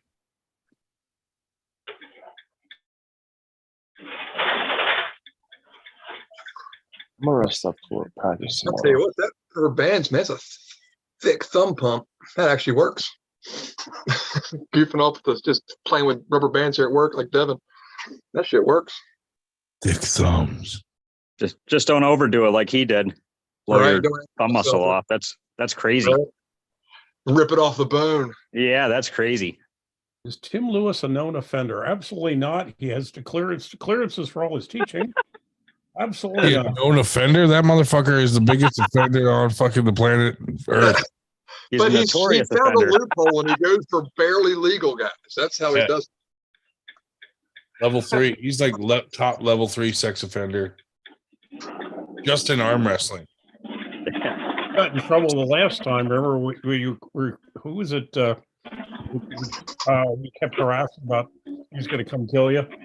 He kept talking about how he was a level 3 sex offender. Oh, John Dabo. Dabo, yeah. Yeah. Fuck that. Hashtag meth. Yeah. Hashtag meth all day. Finally figure it's safe to put the snowplow away up there, David? Yes, it is. About Where do you time. live? Where do you live, Dave? I live pretty much in Albany, Holy Jesus. New York. So That's Wasn't too dear bad of a Brandon year, but it, Elsesser. Do you guys all look like that up there? I don't know, maybe. They all have the same dad. Yeah. My Mr. dad's been Elsesser was a busy. busy guy. Yeah. Except Elsesser got the muscles and you got the brains. Yeah. Right. That's not nice. Why does Dave surround himself with offenders? Me, of course. But Rondon, he's asking Ron, when do you play this for the kids? They took him away. Actually, a while back, somebody made a comment, might have been the show, about this is why Dave's a virgin. I thought, I don't understand what the fuck he's saying there, but I let it pass. Whatever. But that's okay. Leave him guessing. Leave him guessing. I was going back with Tom Deacon and Hot Rod from the New Englands that were at the Mohegan Sun a couple of years. Well, that was 2018. And Hot Rod asked me if I was asexual. I said, I'll have to go home and look it up. Then he explained it to me. I said, well, actually, it's a moot point with my T level. That's my drift. Dave, I think if you're not a virgin, you totally raped someone. You have any suggestions or? It's just a guess. Hey, David Marr, are you going to come on more often now? Yeah, absolutely. Awesome. Sweet. Yeah, this is fun. My fucking face is hurting from smiling so much. It's good, man. Yeah. It is a good thing. Usually what happens. Yeah. And then Dave Shell's penis hurts from chafing so much. With the Gold Bond. Too much Gold Bond. The burning urethra. Well, we did, so I'm not asexual, bisexual, but what was Austin from Virginia? He was biromantic. Yeah, like he didn't want to fuck dudes. He just wanted to hold them. Yeah.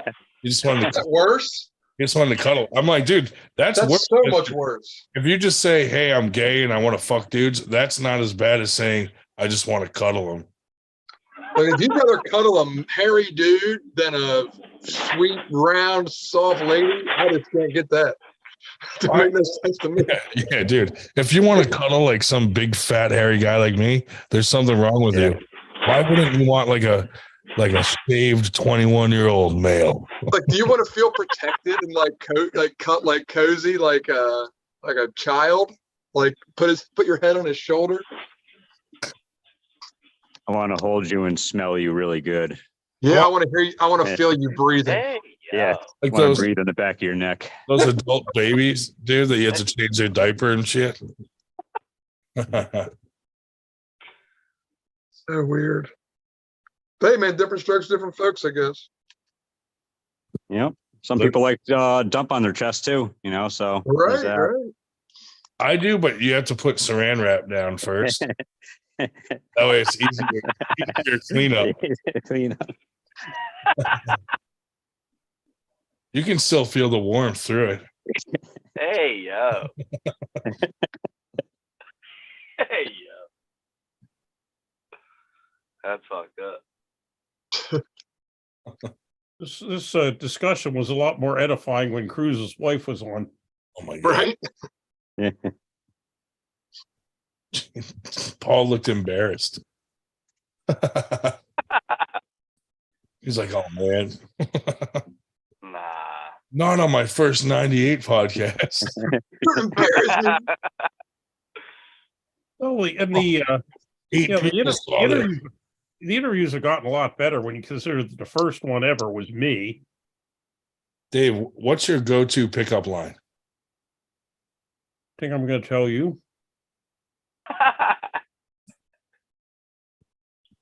Yeah. No, Not a very good pickup line, Dave. no, you don't have to tell me. Just tell the guests. Tell the world, yeah. Tell the 8 people. I'm not telling anything anymore. I told something. I told something once, and I never heard the end of it. Well, Dave, telling people you masturbate with Gold Bond powder is an extreme thing to say. That's hard to. That You is didn't pretty measure, you extreme. didn't measure your words very well there, Dave. That's kind of hard to just look past.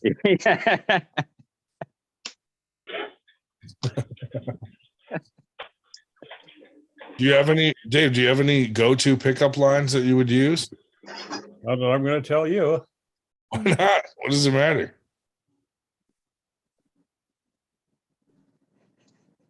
What does it matter? Yeah. I'll never hear the end of it. How about you, Ron the Don? Do you have any pickup lines? Do I have pickup lines? Yeah. Shit. Not really. Like, Not really. want to break my necklace? Like, yeah, you want to pull on something really strong, and it's not what you think it is. I didn't mean your pickup line for other arm wrestlers.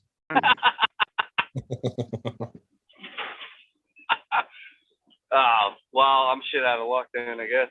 Drew said Shell is using the mysterious approach. Clever. Yeah. That's right. I believe the word you're looking for is not clever, but prudent. Prudent. Just prude. If only Beer Man was on to translate. Where's he been anyway? I'm going to have a really good birthday post this year. Getting drunk. I dug up some before and after pictures from college.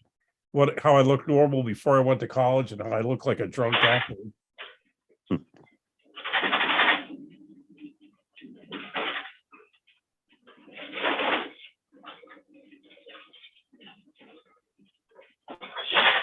Shoe bitch went to sleep, huh? Okay. I started dozing off earlier, and Burger called me and woke me up. Dude, look at that pump from this rubber band exercise, dude. It's crazy how strong you get from just from thumb pump. From a fucking rubber band. That's all it takes, bro. But I thought I seen John Brzezinski do something on one of his videos when he got into YouTube where he just had a squeezy ball and just he said just work the thumb. Racquetball, absolutely. It works great. Yeah. Yeah. This is actually giving me a similar pump to squeezing a racquetball like that. It's really good. Yeah. These are some thicker rubber bands I'm goofing off with too. They're big. Yeah. For being small rubber bands, but I use my thumb to work it out other ways, you know. I put the rubber band around my nutsacks. Well, that way the blood stays in your penis and looks bigger. Yeah. Increases sensitivity. It goes around the nutsack and goes back through the taint, and you just get so much fucking more, like pressure. Yeah. Don't forget to wrap the base too. Yeah, base in the nuts. That's it. Extra veiny. I didn't. You guys are cock ring pros. That's right, bro. You gotta. What a fucking workout that is. You gotta pump it up first, then get it with the rubber band. And then celery juice, huge ropey loads. Ropey loads. Oh man. And it smells nice too. It smells nice when you let it out, you know. Celery pineapple, baby. Yeah. That's it. And when you fuck warm apple pie. What was that old Viking guy that was like ropey? Like, where did you get that, old man? Yeah.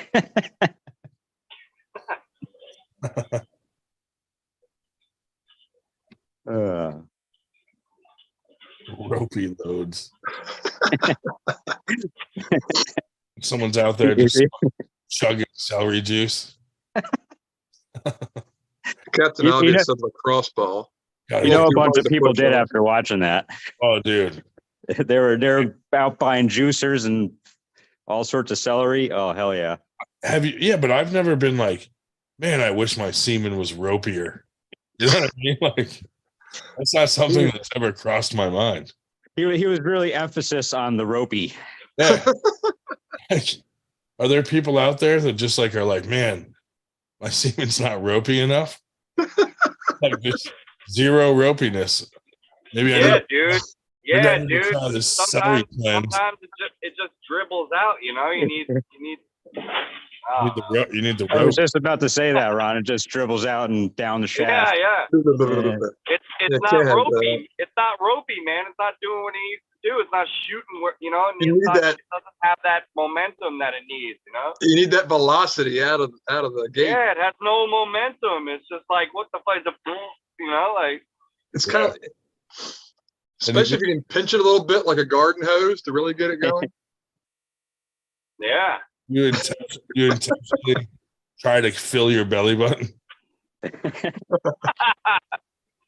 Save it up a week and it don't. Yeah, the problem is it don't reach that far though, you know. Like a little semen swimming pool. Yeah, but it don't get there. yeah, you got to save up a week's worth and you got to super load. That's right.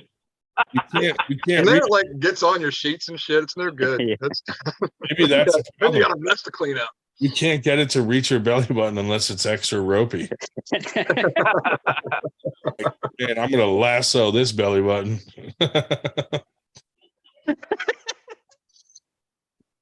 I'm afraid of the celery now. Take me back to my teenage years.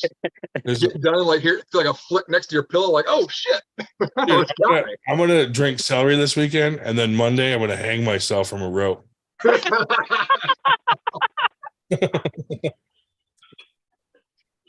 Like, man, he fucking exceeded the ropiness. That shit could hold his entire weight. The rope could hold his whole weight from the ceiling fan.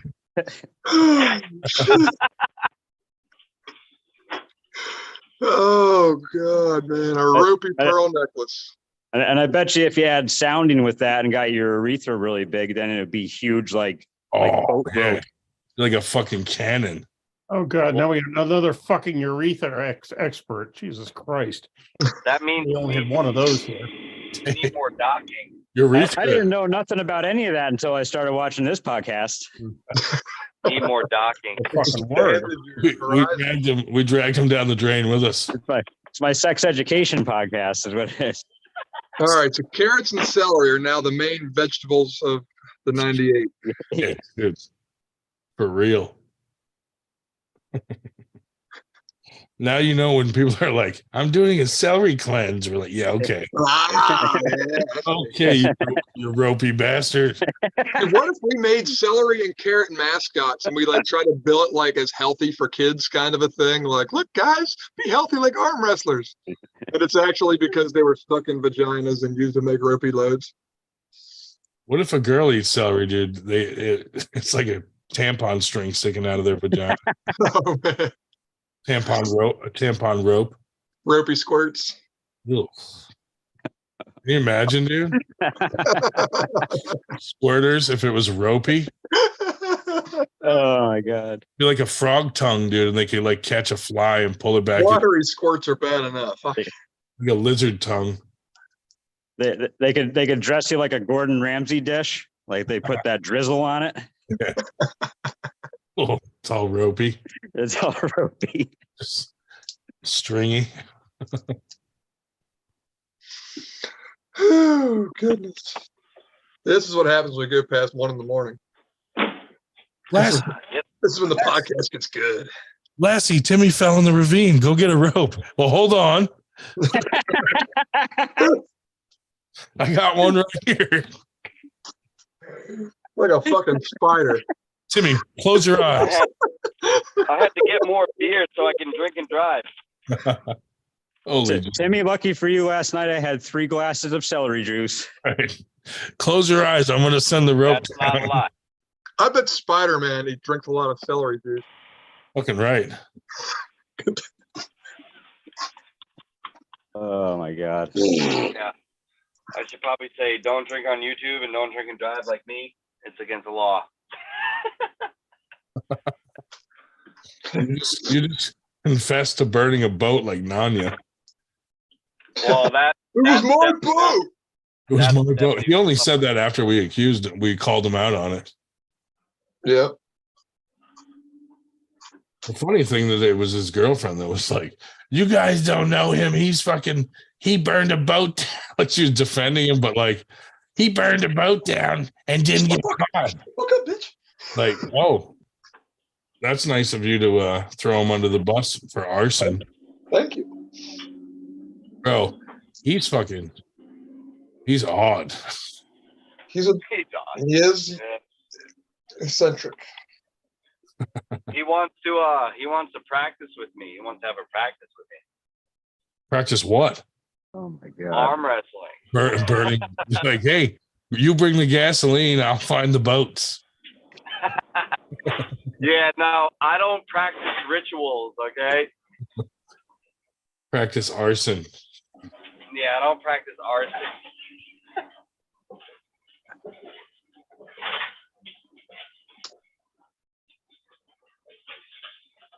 Wow, but yeah, what's up with that photo? Hey, You guys, Shubich, you're like Shubich. reposting that photo of how big his arms are and shit. Ooh, Nanya. Yeah. Shubich is in the chat chatting, which means he's just laying there in bed masturbating because he just Yeah, he didn't want to be on screen anymore. He's Yeah. like, I can't show the neck that he wants to show. You know? he's got a bowl of celery. With the short shorts on, he just slides it out of the side. Yeah, Oh man. super easy. He sticks celery right down the urethra. He doesn't eat it. He doesn't. I didn't he doesn't notice his have- name, Shivich. He feeds it directly. Does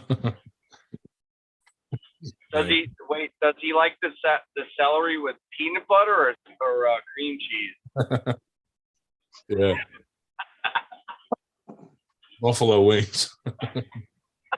Dude, I order buffalo wings just for this free celery. Oh no! I never eat the celery. I never eat that shit. I don't even eat the buffalo wings. I just eat the celery. I throw the buffalo wings away. Like, these are You're like, useless. Can I get a side of peanut butter? Like, what the fuck are you talking about? Yeah. I'm not eating the hot sauce, dude. I don't want to light these ropes on fire.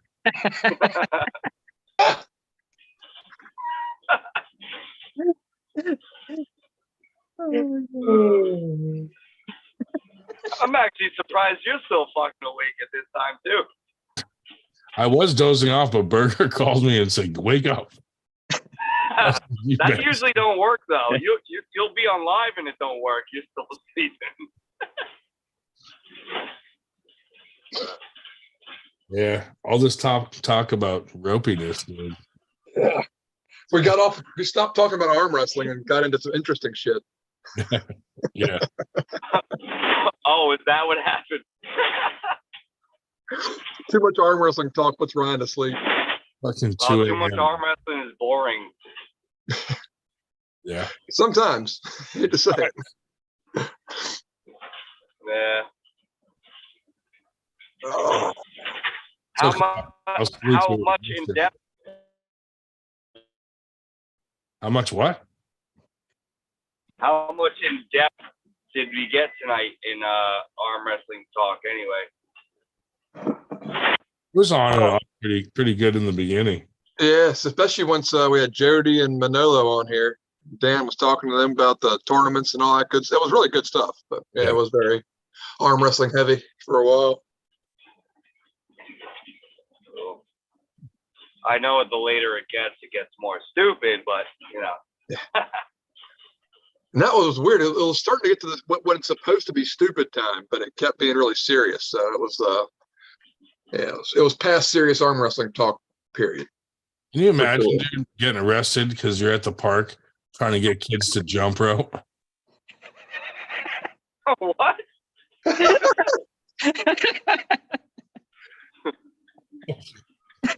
I can imagine getting arrested for that. Yeah, that's pretty dumb. You guys want to play with this rope? Oh man. Oh, little Johnny broke a shoelace. Here you go, buddy.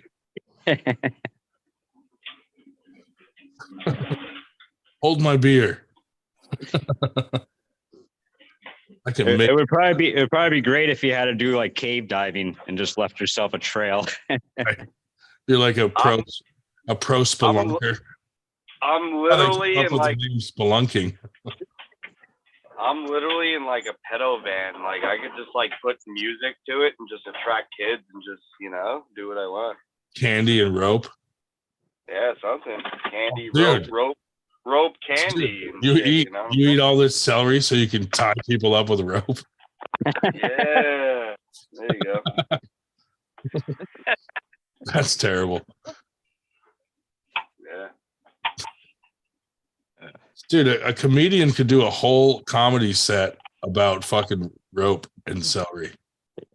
No problem. Just keep going. It just gets worse and worse. It's getting worse thinking about it for myself, and I'm not even a comedian. But yeah, they would have a field day with that. It's fucking right, dude. One rope joke after another.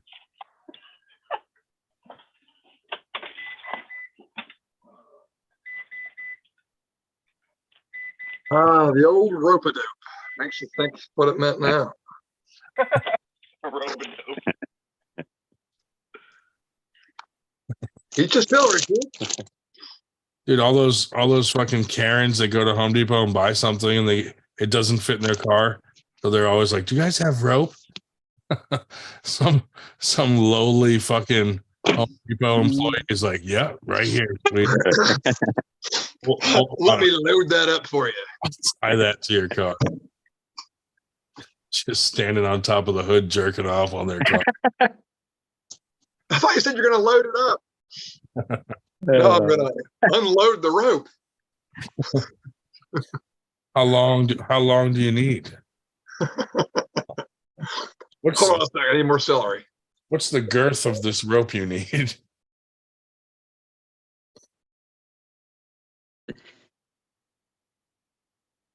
Next thing you know, it's a how it's made video.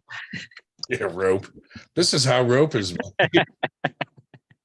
First, you take the celery and you put it in the blender.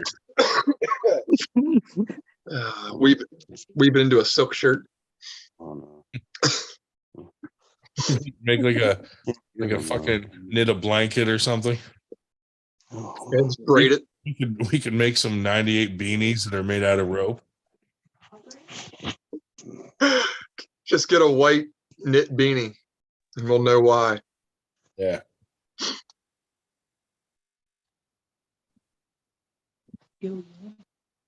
I will say this, David, you're a lot more fun when you're on live than when you're just sitting there tippy tapping away. Yeah. That was kind of an insult. Even though he looks like a frozen image all the time. I think that takes practice too, being on here. Yeah. Hey, it's all in good fun. I'm just fucking around. Oh yeah. He's trying to start another conflict like with Daniel. No, that was like the most you will ever see, the craziest you will ever see me. I promise you. It was extreme as fuck. Yo, he got that night. He got me so mad. Like I would. Plus, we were drunk. Like, yeah, that didn't help. No, it definitely did not help. But it was still fun.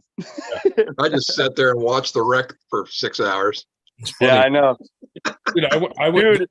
They were arguing, and I went to bed, and I woke up, and they were still arguing. I was gonna say the same thing. I went to bed. It wasn't that bad. I woke up. They're hot at each other. So you saw the whole shit too, huh? I was like, wow, this got real. Yeah. I just sat there with a bottle of lighter fluid, just like squirting it every once in a while. Just put some rope, some rope. Yeah, man. He roped you in, dude. I did. Oh, shit. Too much rope talk. I don't know what the fuck is that. Where'd that come from? So he's mad the rope took over the chain. Oh, on No. Rope breaker.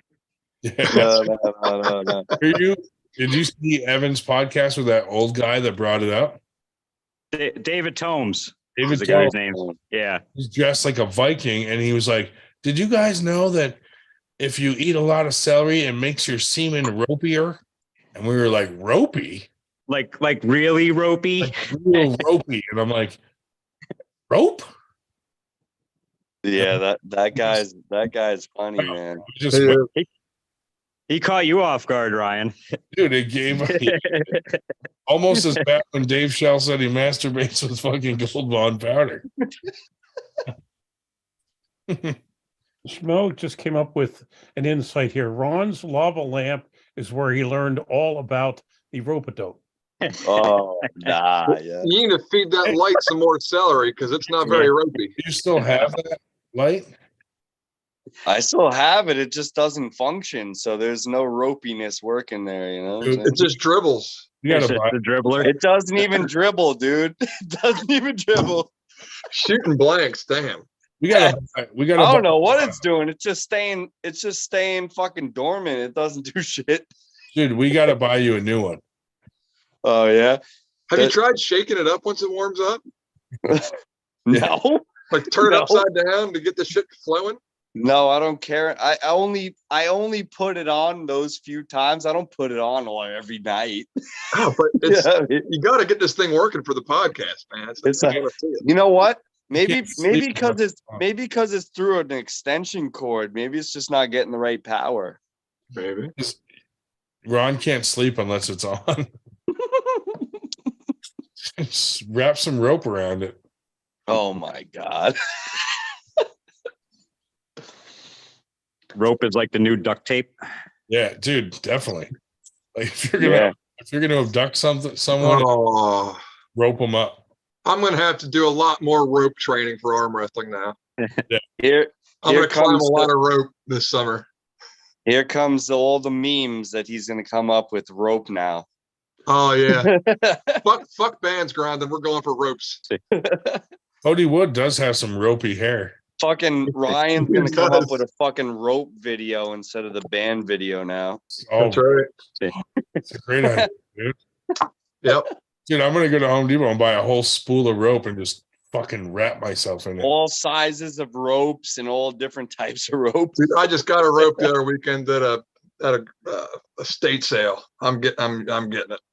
Oh, He's gonna be like, I This got a rope- rope ready to this- go. this type of rope takes care of this. This type of rope works this one out. This I have some aircraft tie down rope down in the basement. I think we only care about the rope that works your neck out. Who knew that those guys playing tug of war are just perverts? We got some Just got some oh, rope look at right that. here. That Dave's is got the ropey. rope. He's got the Dave rope. got the rope. He's got the It's, rope that works you out. It's a curly rope. Dude, that's the original rope. Why do you have that on deck like that? He just made it. He just made it. That's why I've been standing here smiling the whole time. Hey, Hey, yo.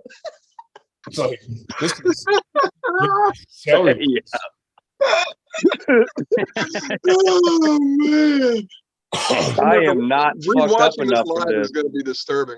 Dude, all those dudes playing tug of war, that's just disturbing now. They don't call it tugging for nothing. Why are they fighting over that rope? Next time you watch Sarah Bachman climb a rope, it's going to have a different meaning. Oh, for sure. Fucking right. Might have to hit. No, you didn't. Shit is great. Stop lying to me. Nah, you lying, bro. You lying.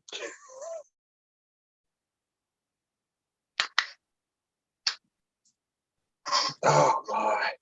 Those fucking tightrope walkers. So, David, man, do you pool? Why would you want to do that? Yeah. But whenever, like I said, I'm usually busy, so whenever I can make it into a tournament, That's Yeah. right. I remember you and saying it's usually that. around here, Gotcha. like Utica. Like I'll be out there next week. Cool. You're pulling Yeah. AMs, I guess, or are you Yeah. going to compete? Awesome. What Yep. weight class? I weigh $130, so Okay, yeah. lightweight, yeah, 54. Wow, you're that light? Holy shit. yeah, Okay. You're a very small Alcester. yeah. Have you been He to that? does look like Alcester a little bit, don't he? Have you been to that venue before? That car shop? Yeah, I went to the underground. That's where I met you. Remember Yeah, my son? yeah, My son I messed around remember, with you yeah. on the side table. Fucking right. He was strong as shit. Yeah. Yeah, I do remember. I watched some smashing Dave Shell. Man, we've toyed around with the Everybody else. crab weight down here in Maryland at 138. So Yeah. who knows, man, we might need to throw a lightweight tournament. We get enough people thinking about it. Yeah, you know what's crazy though? Like a lot of guys don't even make like there's that class where it's like 154 or it's like a little bit under, but no one's ever in it. And it's you know, it's crazy because a lot of guys just win by default. Where are you seeing that at? Because I know Winter Blast had like 23 guys. I know we can't compare Winter Blast because that's a tough class for you to fill up there, you mean? Well, I don't know. Like I've seen other tournaments in here in New York, and it's just like guys place in the 154 or less, and there's only like 2 guys. Gotcha. Yeah, because I've heard that, but I've noticed an uptick in the 154 class. Like there's been a ton of guys showing up all of a sudden.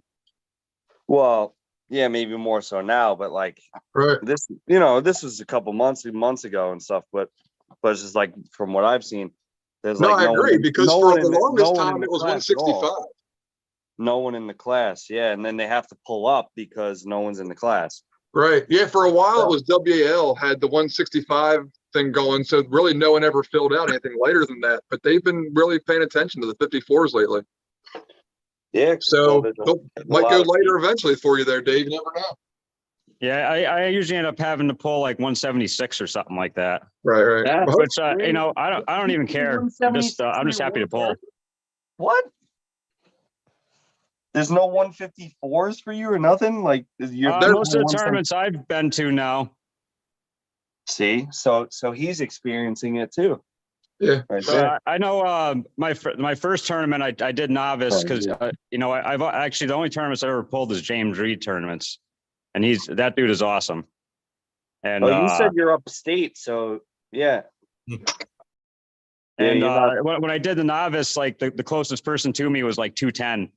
And James was like, "Well, it looks like you're kid." And I was like, yeah, that's fine. I don't care. Give it a shot. You never know." Well, in the novice, there's not like really a huge weight class. It's just there isn't. Yeah, it's just like yeah, I'd be honest, it's almost better off to pull 54 amateurs if they have it. Like then that's what I did. Next time I was like, next time I was like, I'm just gonna go in amateurs, the hell with it. You definitely should have. I did my first tournament. I wouldn't have wanted to pull novice 200s because you can find freaks like super strong 200-pound dudes that I don't care how good you are, you're not beating that guy. Not at 130 pounds, Just keep climbing the rope. That's right. Rope him up. Yeah. But I really think the later classes are getting some more popularity because they've been more consistent and more people are showing up. But a lot of guys didn't even try to compete if they weren't 165 or above for the longest time. So yeah, you can't be scared. You just got to get in there and do it. Absolutely. But you'll be finding more 154 at least instead of 176 to go into. And I think we can fill the classes out later than that, even, especially with some of the younger kids. Teenagers coming in, that they'd fill that 135 class out, 138 class out easy. Oh yeah, absolutely. And I think there's a lot of people that stay away because there are no lighter classes like that. They feel like they got to be a big strapping dude to pull, but. Well, that's the problem too, because it's not even offered, so no one can really do nothing about it. You know what I mean? Right. Like, so. But at the same time, it's like, are you a real man if you're 130? Nah, I'm just kidding. Anyway, how tall are you though? 5'8". 5'8", and you're what are you really? 130 what? I'm 130. That's fucking crazy, dude. You're just a little smaller than me because I'm like 5'11". Just looking at your face, even though it's really close to the screen, I can't tell you're 130. Yeah. Wow. Yeah, no, I've always been small. I mean, when I graduated high school, I mean, I'm going to be 40 at the end of the month. I graduated high school at 125. So one could say that you're ropey. Yeah. Oh yeah. In the right places. One could say, how do you have a 300-pound 13-year-old? Yeah, I don't know where he came from. extra ropey, maybe. Wait, you Yeah. have a 300-pound 13-year-old? Yeah. Yeah. Well, he's Dude. 16 now. He'll be 17 in June. And he's a beast of an arm wrestler. Holy And shit. probably since like 12, 11 years old, he could take a 8-pound sledgehammer and touch his nose with it. Can just you drop- beat him in arm yeah, wrestling? dropping it. And Gotcha. I haven't been able to beat him in arm wrestling in a long time. Holy shit. But I've also always showed him no mercy since he was a little kid, because I know that he would find it his own way or whatever. And then just one day I let him get too much and I couldn't pull him back, and I said, "Oh, yep, this is the day." Probably surpassed your size at 7. Yeah. Well, it's funny, we got pictures of him when he back when he was like probably like 170, where I'm like holding him like a baby, but he's like it's just funny seeing it. Wait a minute. Did I talk to you on a live one time? You were saying that your son's like 6'3" and he's like fucking huge. He's or something? yeah, he's like just shy of 6'2", and Okay. right now he's like 340. Right? I think you were the one that said that one night. You were like, "Yeah, I gotta come to a practice. I'll bring my son." Right? Is that what you said? Yeah, on Nightmares Yeah, channel. Yes. Yep. Yeah. Because I remember he's like that. country strong. I remember that. Yeah, it's a big boy. Do you think Nightmare's Dreamweaver is made of rope? Oh man. It started out as just a ring of wood. Yeah. He didn't come on tonight? Oh, he came on. Yeah, he was on for a while. Yeah. Oh, he came on, yeah. That's right. Yeah. Made a dream catcher and got off again. Oh man, he got off, but he didn't give nobody some rope, huh? Yeah, he put it on his dream catcher. Oh. I thought No he was rope for me.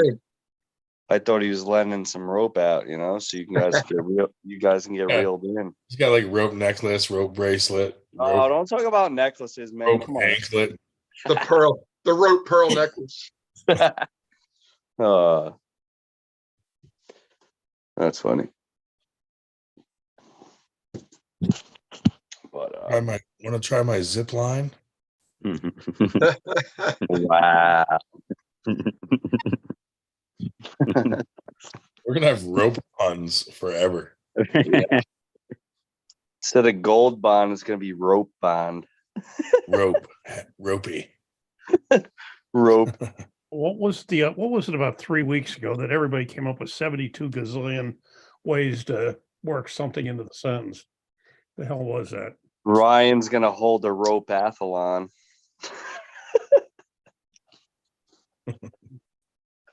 What would the events be? I forget, what was it, Dave? I don't know. Yeah, I forget too. I know what you're talking about because we were commenting on all sorts of stuff. Forever. Who can make the longest rope in the fastest time? Rope obstacle course. Yeah. Oh, it was league. It was league. What different names for the league? Mm. That was one of them, yeah. But there was something else. A There's little a different one. What the heck was it?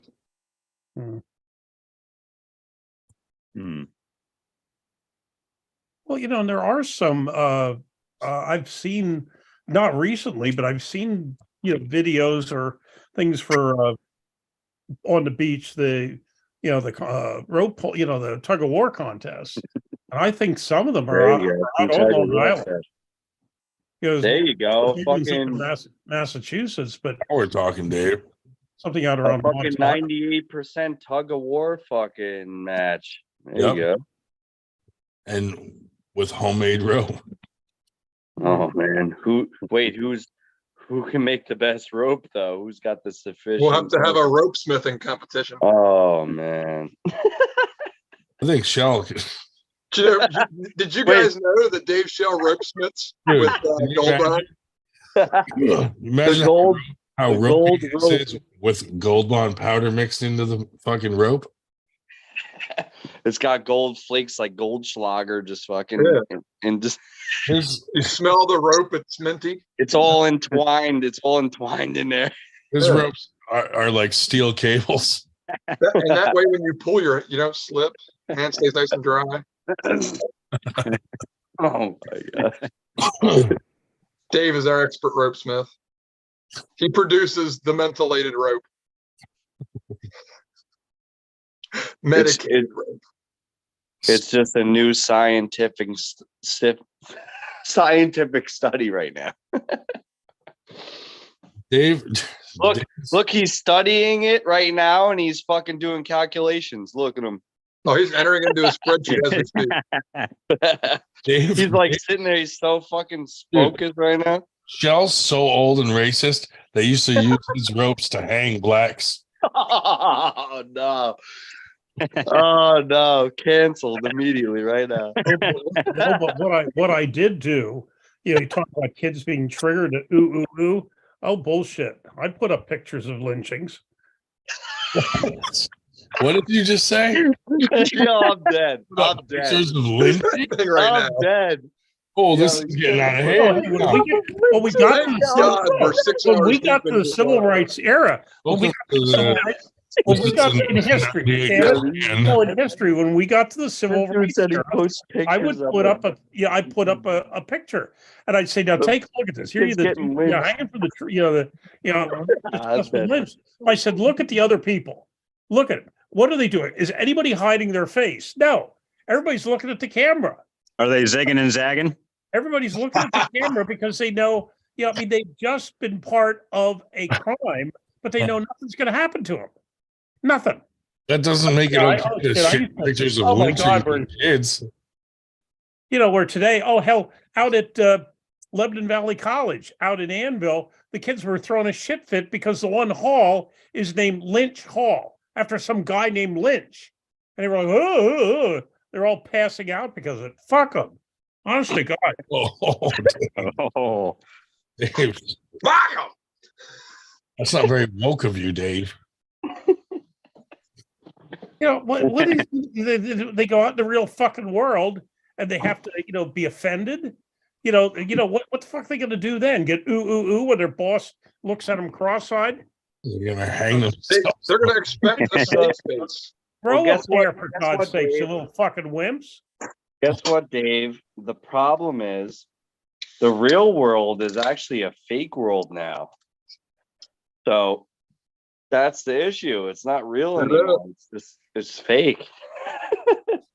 The world that you know it is not the world. Well, I'll tell you, knows it now. Well, I'll tell you, I'm on my National Fraternities Ritual Committee, and the Diversity, Equity, and Inclusion Committee has come up with some suggestions for changes. And I'll tell you, if something has to be fucking changed or something has to be said about their stupid proposals, I'm going to say them. What the fuck are they going to do to me? I'm retired. Can't fucking fire me. If they throw me out of the fraternity, I have another fraternity now. It's called arm wrestling, and it's not particularly fucking woke. Yeah. Oh, that's right, Dave. Not yet. No. I hope it don't ever get to that point. You've just been shelled. Oh, I had a friend, the guy, one of the neighbors. The guy's the local district magistrate. He's for fairly liberal, and I told him, I said, hey, because he knows me as Mr. Conservative, and I said, in the arm wrestling community, I'm a left winger. I said, when you come right down to it, I'm flabbergasted. We do not have a particularly woke community in arm wrestling. You just got top rolled. I could name two arm wrestlers that are on the liberal end of things. Oh shit! Joe Denny and Brandon Bassam. Well, Brandon Bassam is so fucking far out on the left wing, it's ridiculous. I believe Aiden LeMay is a bit over there too, but I think he's too young to know better. Yeah. Really? Not that it matters. I've just noticed some of his posts are a little more. Austin Bossy posts some weird stuff. I don't even know where he's at. No, Joe Denny. He's cuddling with someone. Joe Denny put up a. Do you mean what's your obsession with cuddling? No, Bossy tries to put shit up. Ryan wants to go cuddle and go to sleep. This dude came on and we were like asking him if he was gay, and he said no. He said he was what was it? Biromantic. Biromantic, where he doesn't want to fuck guys, he just wants to cuddle them. What do you mean, this dude? You never seen him before? Yeah, conversation. came on here. Yeah, Just, awesome. just a random? Semi-random. I knew him Oh, it's a Comes puller. on now and then. from the area. Yeah, From Oh. Virginia. Lives pretty in strong Virginia. dude for real. He's a good puller. I mean, all kinds of people get roped into this podcast. Oh my God. In fact, he was there when we did Wow. the. We're doing full circle here. Are we just getting roped in full circle? He was there when '98 got its, one of its seminal moments when they had the 98 at Shit Talkers 3. He was there. Shit talkers. Yeah, There in Somerset. Well, yeah. He was there with clown pants. What do you mean? Well, What exactly do you mean by seminal? Seminal from the beginning. Seminal. Seminal. Yeah, there you go. Seminal. Look it up. Seminal vesicle. Oh, I got away with shit at the community college. It would have had me run out of fucking town at a 4-year school. We are on the highway to Shell, Captain Obvious. You got that right. It's a ropey road. On a highway to Shell.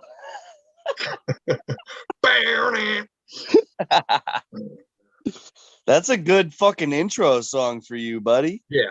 We wanted that over getting around with the professor, but he'd like getting around. So Well, I like the highway according to Shell. Getting around, but you're not getting around so much. I put 30,408 miles in the car last year. What the fuck? I think you need to get some herpes so you can get around a little more, you know? Oh. At least prove you're getting around. Show us a cold sore, damn it. No, Dave, I know you fucking travel, dude. I'm just fucking around, you know. And I'll just fuck back with you. That's perfectly all right. Sure.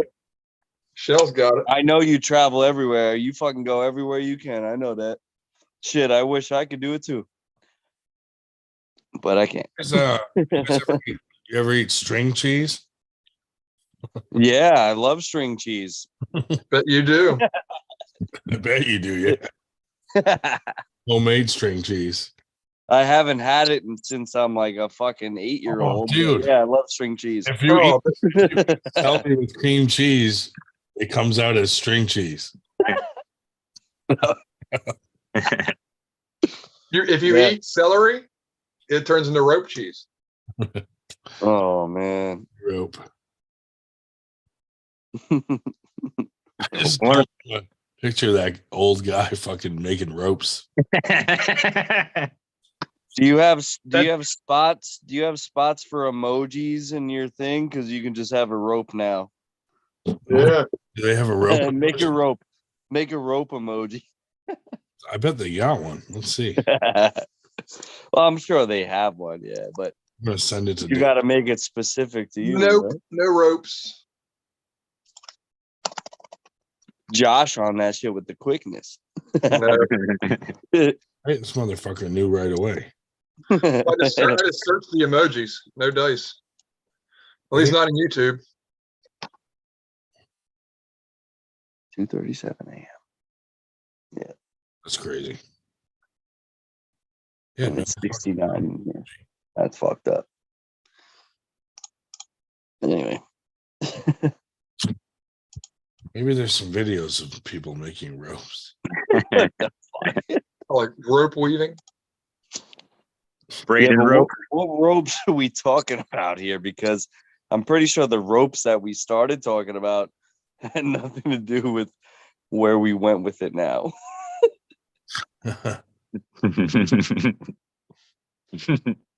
That's a fact.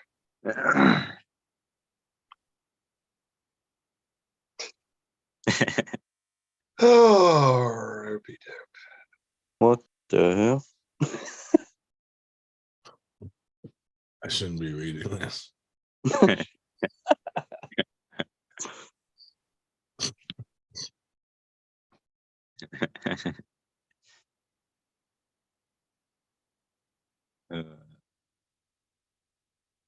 So wait, what's the actual next big fucking thing coming up? Is it the Monster Factory thing?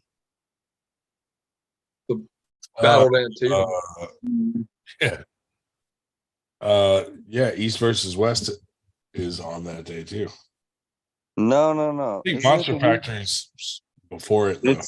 Yeah. Well, that's what I'm saying. Like the next big, like, Yeah. I was right. talking shit. I don't know what is next. I'm pretty sure it's the Monster Factory thing. I think. When is that? Right. I think it's the end of April, isn't it? Like April 29th. Yeah, it's like the week before East versus West, right? Because East versus West is May 6th. Yep. No, East First West is on May 6th, isn't I'm it? just gonna Yeah, read. yeah, I'm yeah, just but gonna I read know the the Monster headline. Factory thing Oh, is before that. But I'm gonna just read this headline. Dear Alice, my boyfriend's semen is ropey. Is this come on. is this normal? Bro. There's no need to stress. This phenomenon isn't as sticky as it might seem. Chunky or clumpy or ropey, semen is normal and probably isn't a symptom of a sexually transmitted infection. Oh my god. You guys are safe. it's a sign of high celery. Is ingestion. this really on the internet right now? 1 in 5 men have herpes. Not it. Oh, I don't need to touch my nose. to You know Wow. that I got herpes. well, I guess the last one doesn't. So Oh, who it's has herpes? Dave Shell. Yeah. I'm you not touching had- my nose. I'm not touching my. I don't give a fuck. Dave, have you ever had syphilis or anything? Have I? Yeah. No. No? Never caught an STD off a toilet seat? It's strong- almost factually Strong impossible. immune But system. Strong immune system. Went to practices all over the fucking place. Memorial Day 2020 on and never caught COVID. I mean, if you think about it this way, we've probably all arm wrestled someone with herpes. Oh, for sure, I can imagine. 100%. that I can agree with. Yes.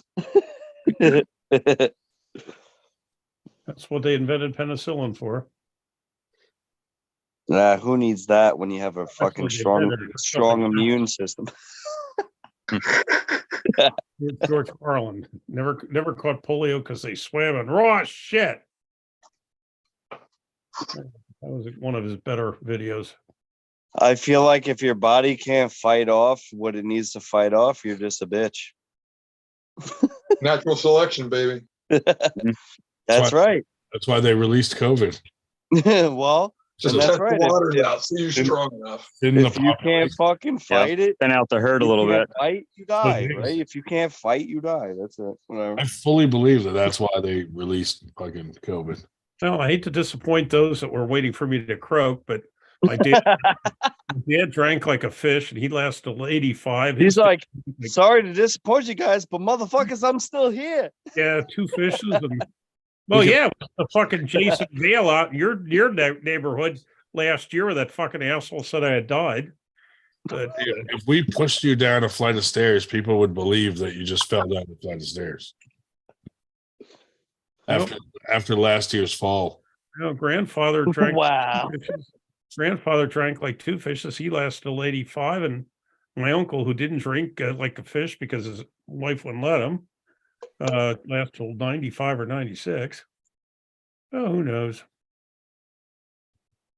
So you're saying what? I'm saying the You have to deal with you for a bit male longer? side of the family has remarkable longevity on the male side. On my mother's side, no, they're not so much. It's probably in your gene string. It's in the Gene gene string. rope. Gene rope. Gene rope.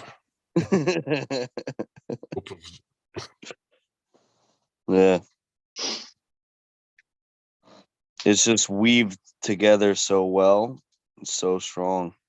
The genes there, you know?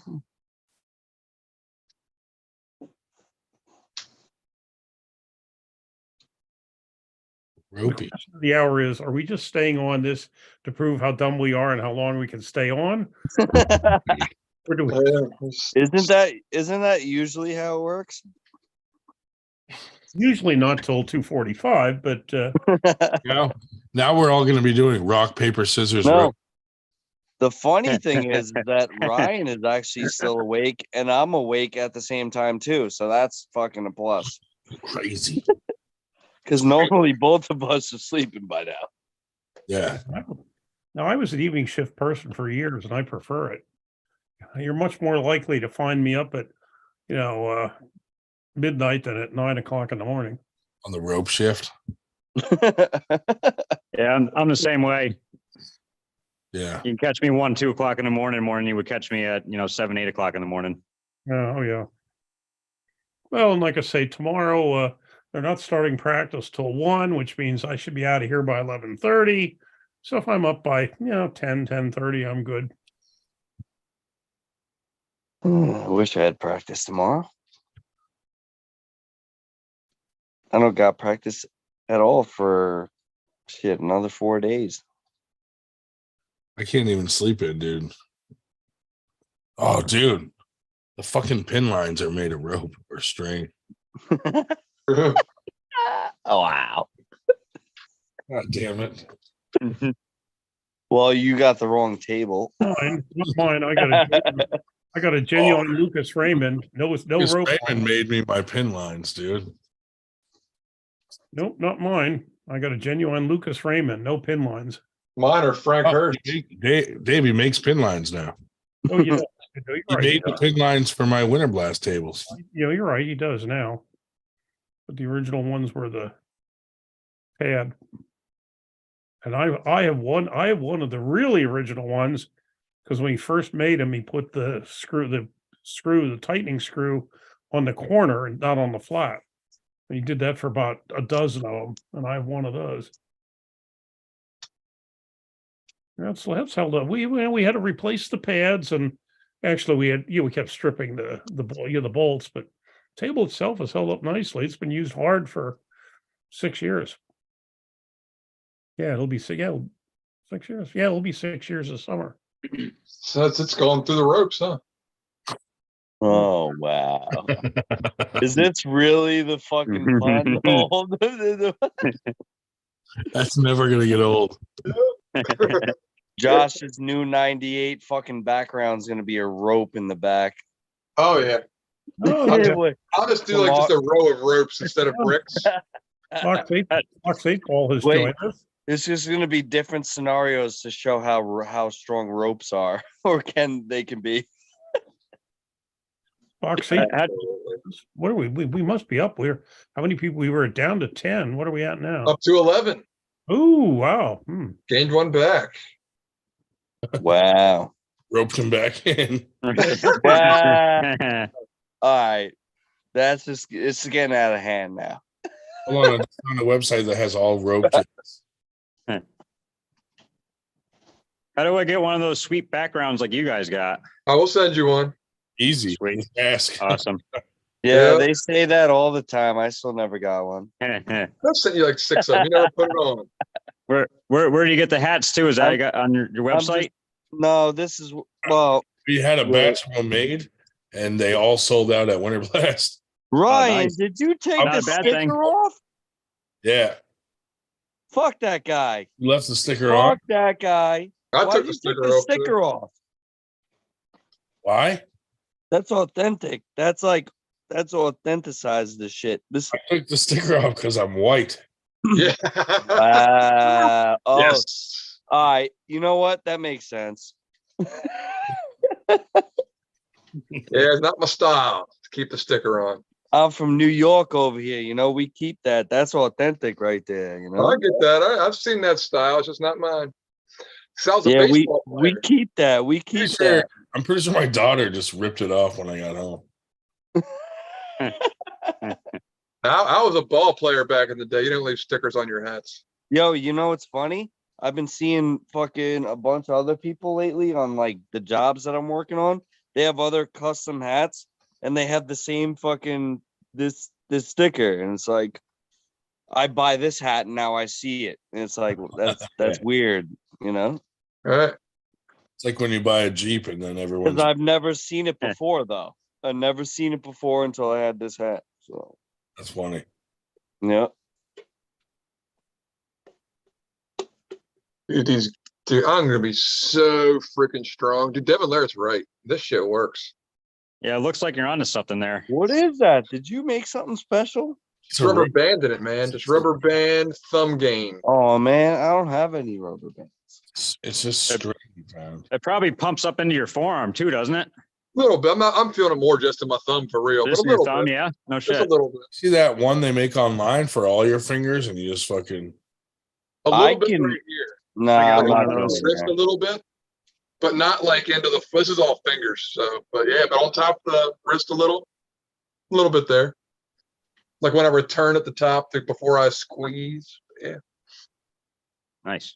Well, I'm definitely feeling a pump. You know what else works the thumb? When these bitches be calling you and you just hit the FU button, you know? You just Swipe, boom, swipe. boom, Yeah. fuck Swipe, you, swipe. fuck you, Left. fuck you. That's what dudes do on Grinder, dude. They're like, "Fuck that guy. Fuck that guy." Yeah. You know what? It works in so many ways. Fuck that girl, fuck that guy, fuck that game. You know, like you could say so many things with it. It works Yeah. and you know. Fuck the You got guy. it. So you should probably patent it if you want it to be that guy. Fuck that guy. But you know, it works I in a still lot want of to ways. break off and do a whole other, just an FTG podcast that has Nah, I has think that would nothing be to do with fucking, arm that wrestling. would be fucking hilarious. It's That's been in the making for a while, hasn't it? I think we should do it because we could talk Dude, about ropiness. just straight up fucking bullshit, fucking fuck around shit. That'd be hilarious. It would It'd be just great. like this podcast, except no arm wrestling at all. Well, it's 98% almost, ropey. it's almost there already. I mean, Dude, we could put rope in the name of the podcast. oh no, Fuck that rope. no. The other ropey 98%. 98 celery sticks.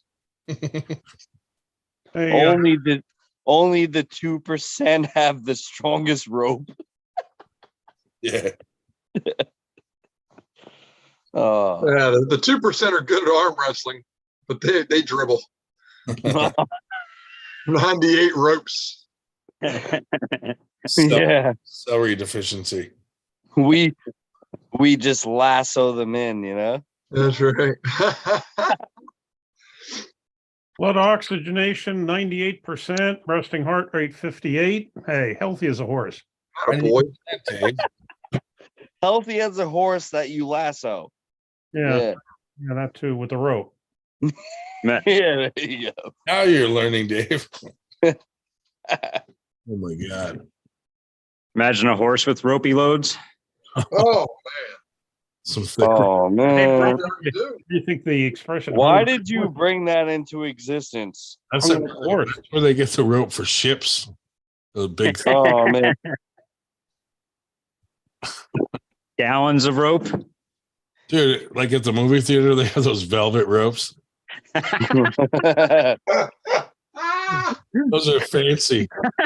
Red carpet ropes. Red carpet ropes. Yep. Yeah. Well, hey, the nobility in medieval times had to be hung with a was it not velvet? Well, but it wasn't, not a regular hemp rope. They had something snazzy.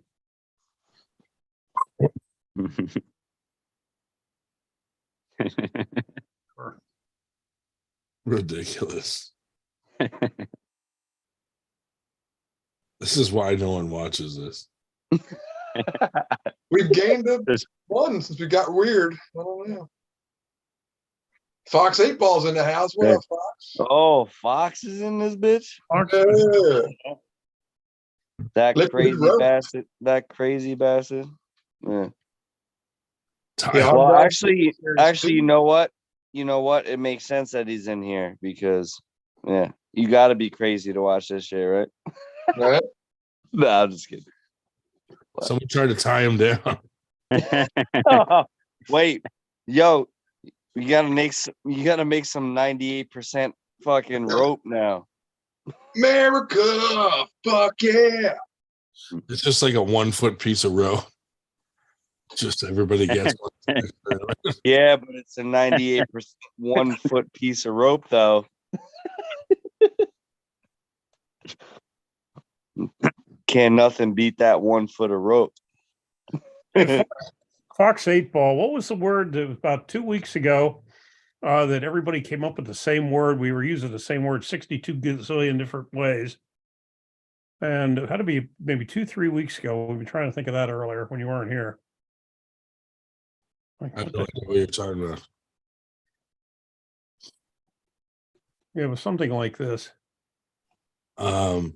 Thick, stringy sperm can signal a problem with the prostate or the seminal vesicles. Is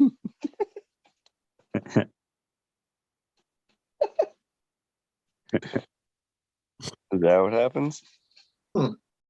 Being dehydrated can also affect your texture, making it appear thicker and ropier than usual. Oh man, my shit is so ropey. I'm dehydrated every day, all day. Dude, all I drink is beer. There's water in beer. You guys want to go to the rope swing? Yeah, but it's alcohol, so I'm dehydrating, you know? My shit ropey is a bitch. Nah, I can't confirm that though. I don't even know what that means, but whatever. He jerks off across the room and then just pulls it back. No, it just falls out. I can't, it just dribbles. Like I said, it just falls out. Like There's cheese, no- runs down onto your balls. like that compressed cheese in a Well, it's not that bad. It's not liquid like that.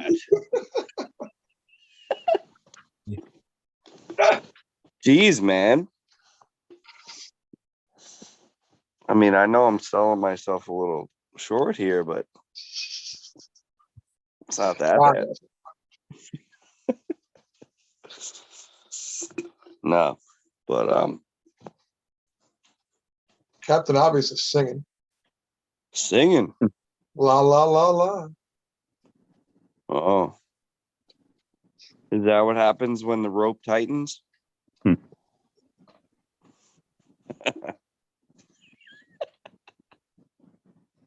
Oh shit. Yeah, man. Oh, it was that bad, huh? Oh. I'll get tired. Come. Finally. I suppose we could end this. Well, sorry guys. If We can if that stretch was it on 4 my more minutes and make it till 3. I think we've come to the end of our rope. I was just gonna say Oh man. I was Beat you waiting for to it. the end of the line. Yeah. It wasn't tied. The end of the line, it wasn't tied. But when did this turn into a sailing channel? When fucking David Marr mentioned that celery gives you ropey jizz, Yeah. You had to remind us. ropey loads, and it's been on since there. the only problem it's gonna be is when actually everyone starts talking about this, like how it's ending now. Then it'll be a problem. You know what, dude, I'm not even gonna say what this podcast is about. I'm just gonna headline it.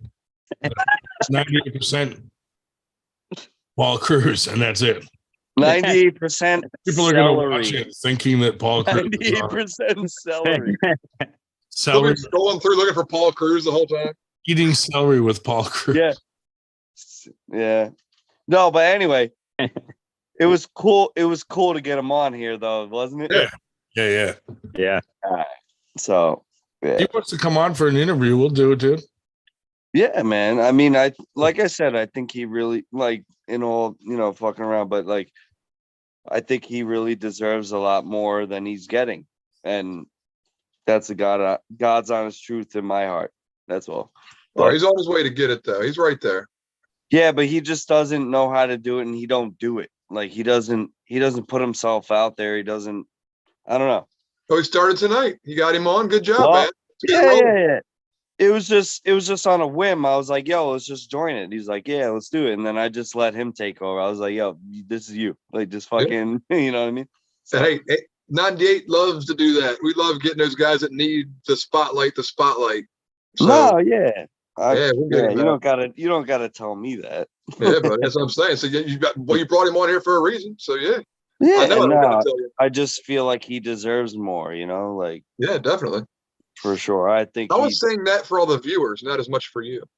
That yeah, we I love to know, help I that know. kind of guy out. He's He's my earned it. friend. He's my friend. He's my close. So, but like he doesn't do enough to get himself out there. So if Right.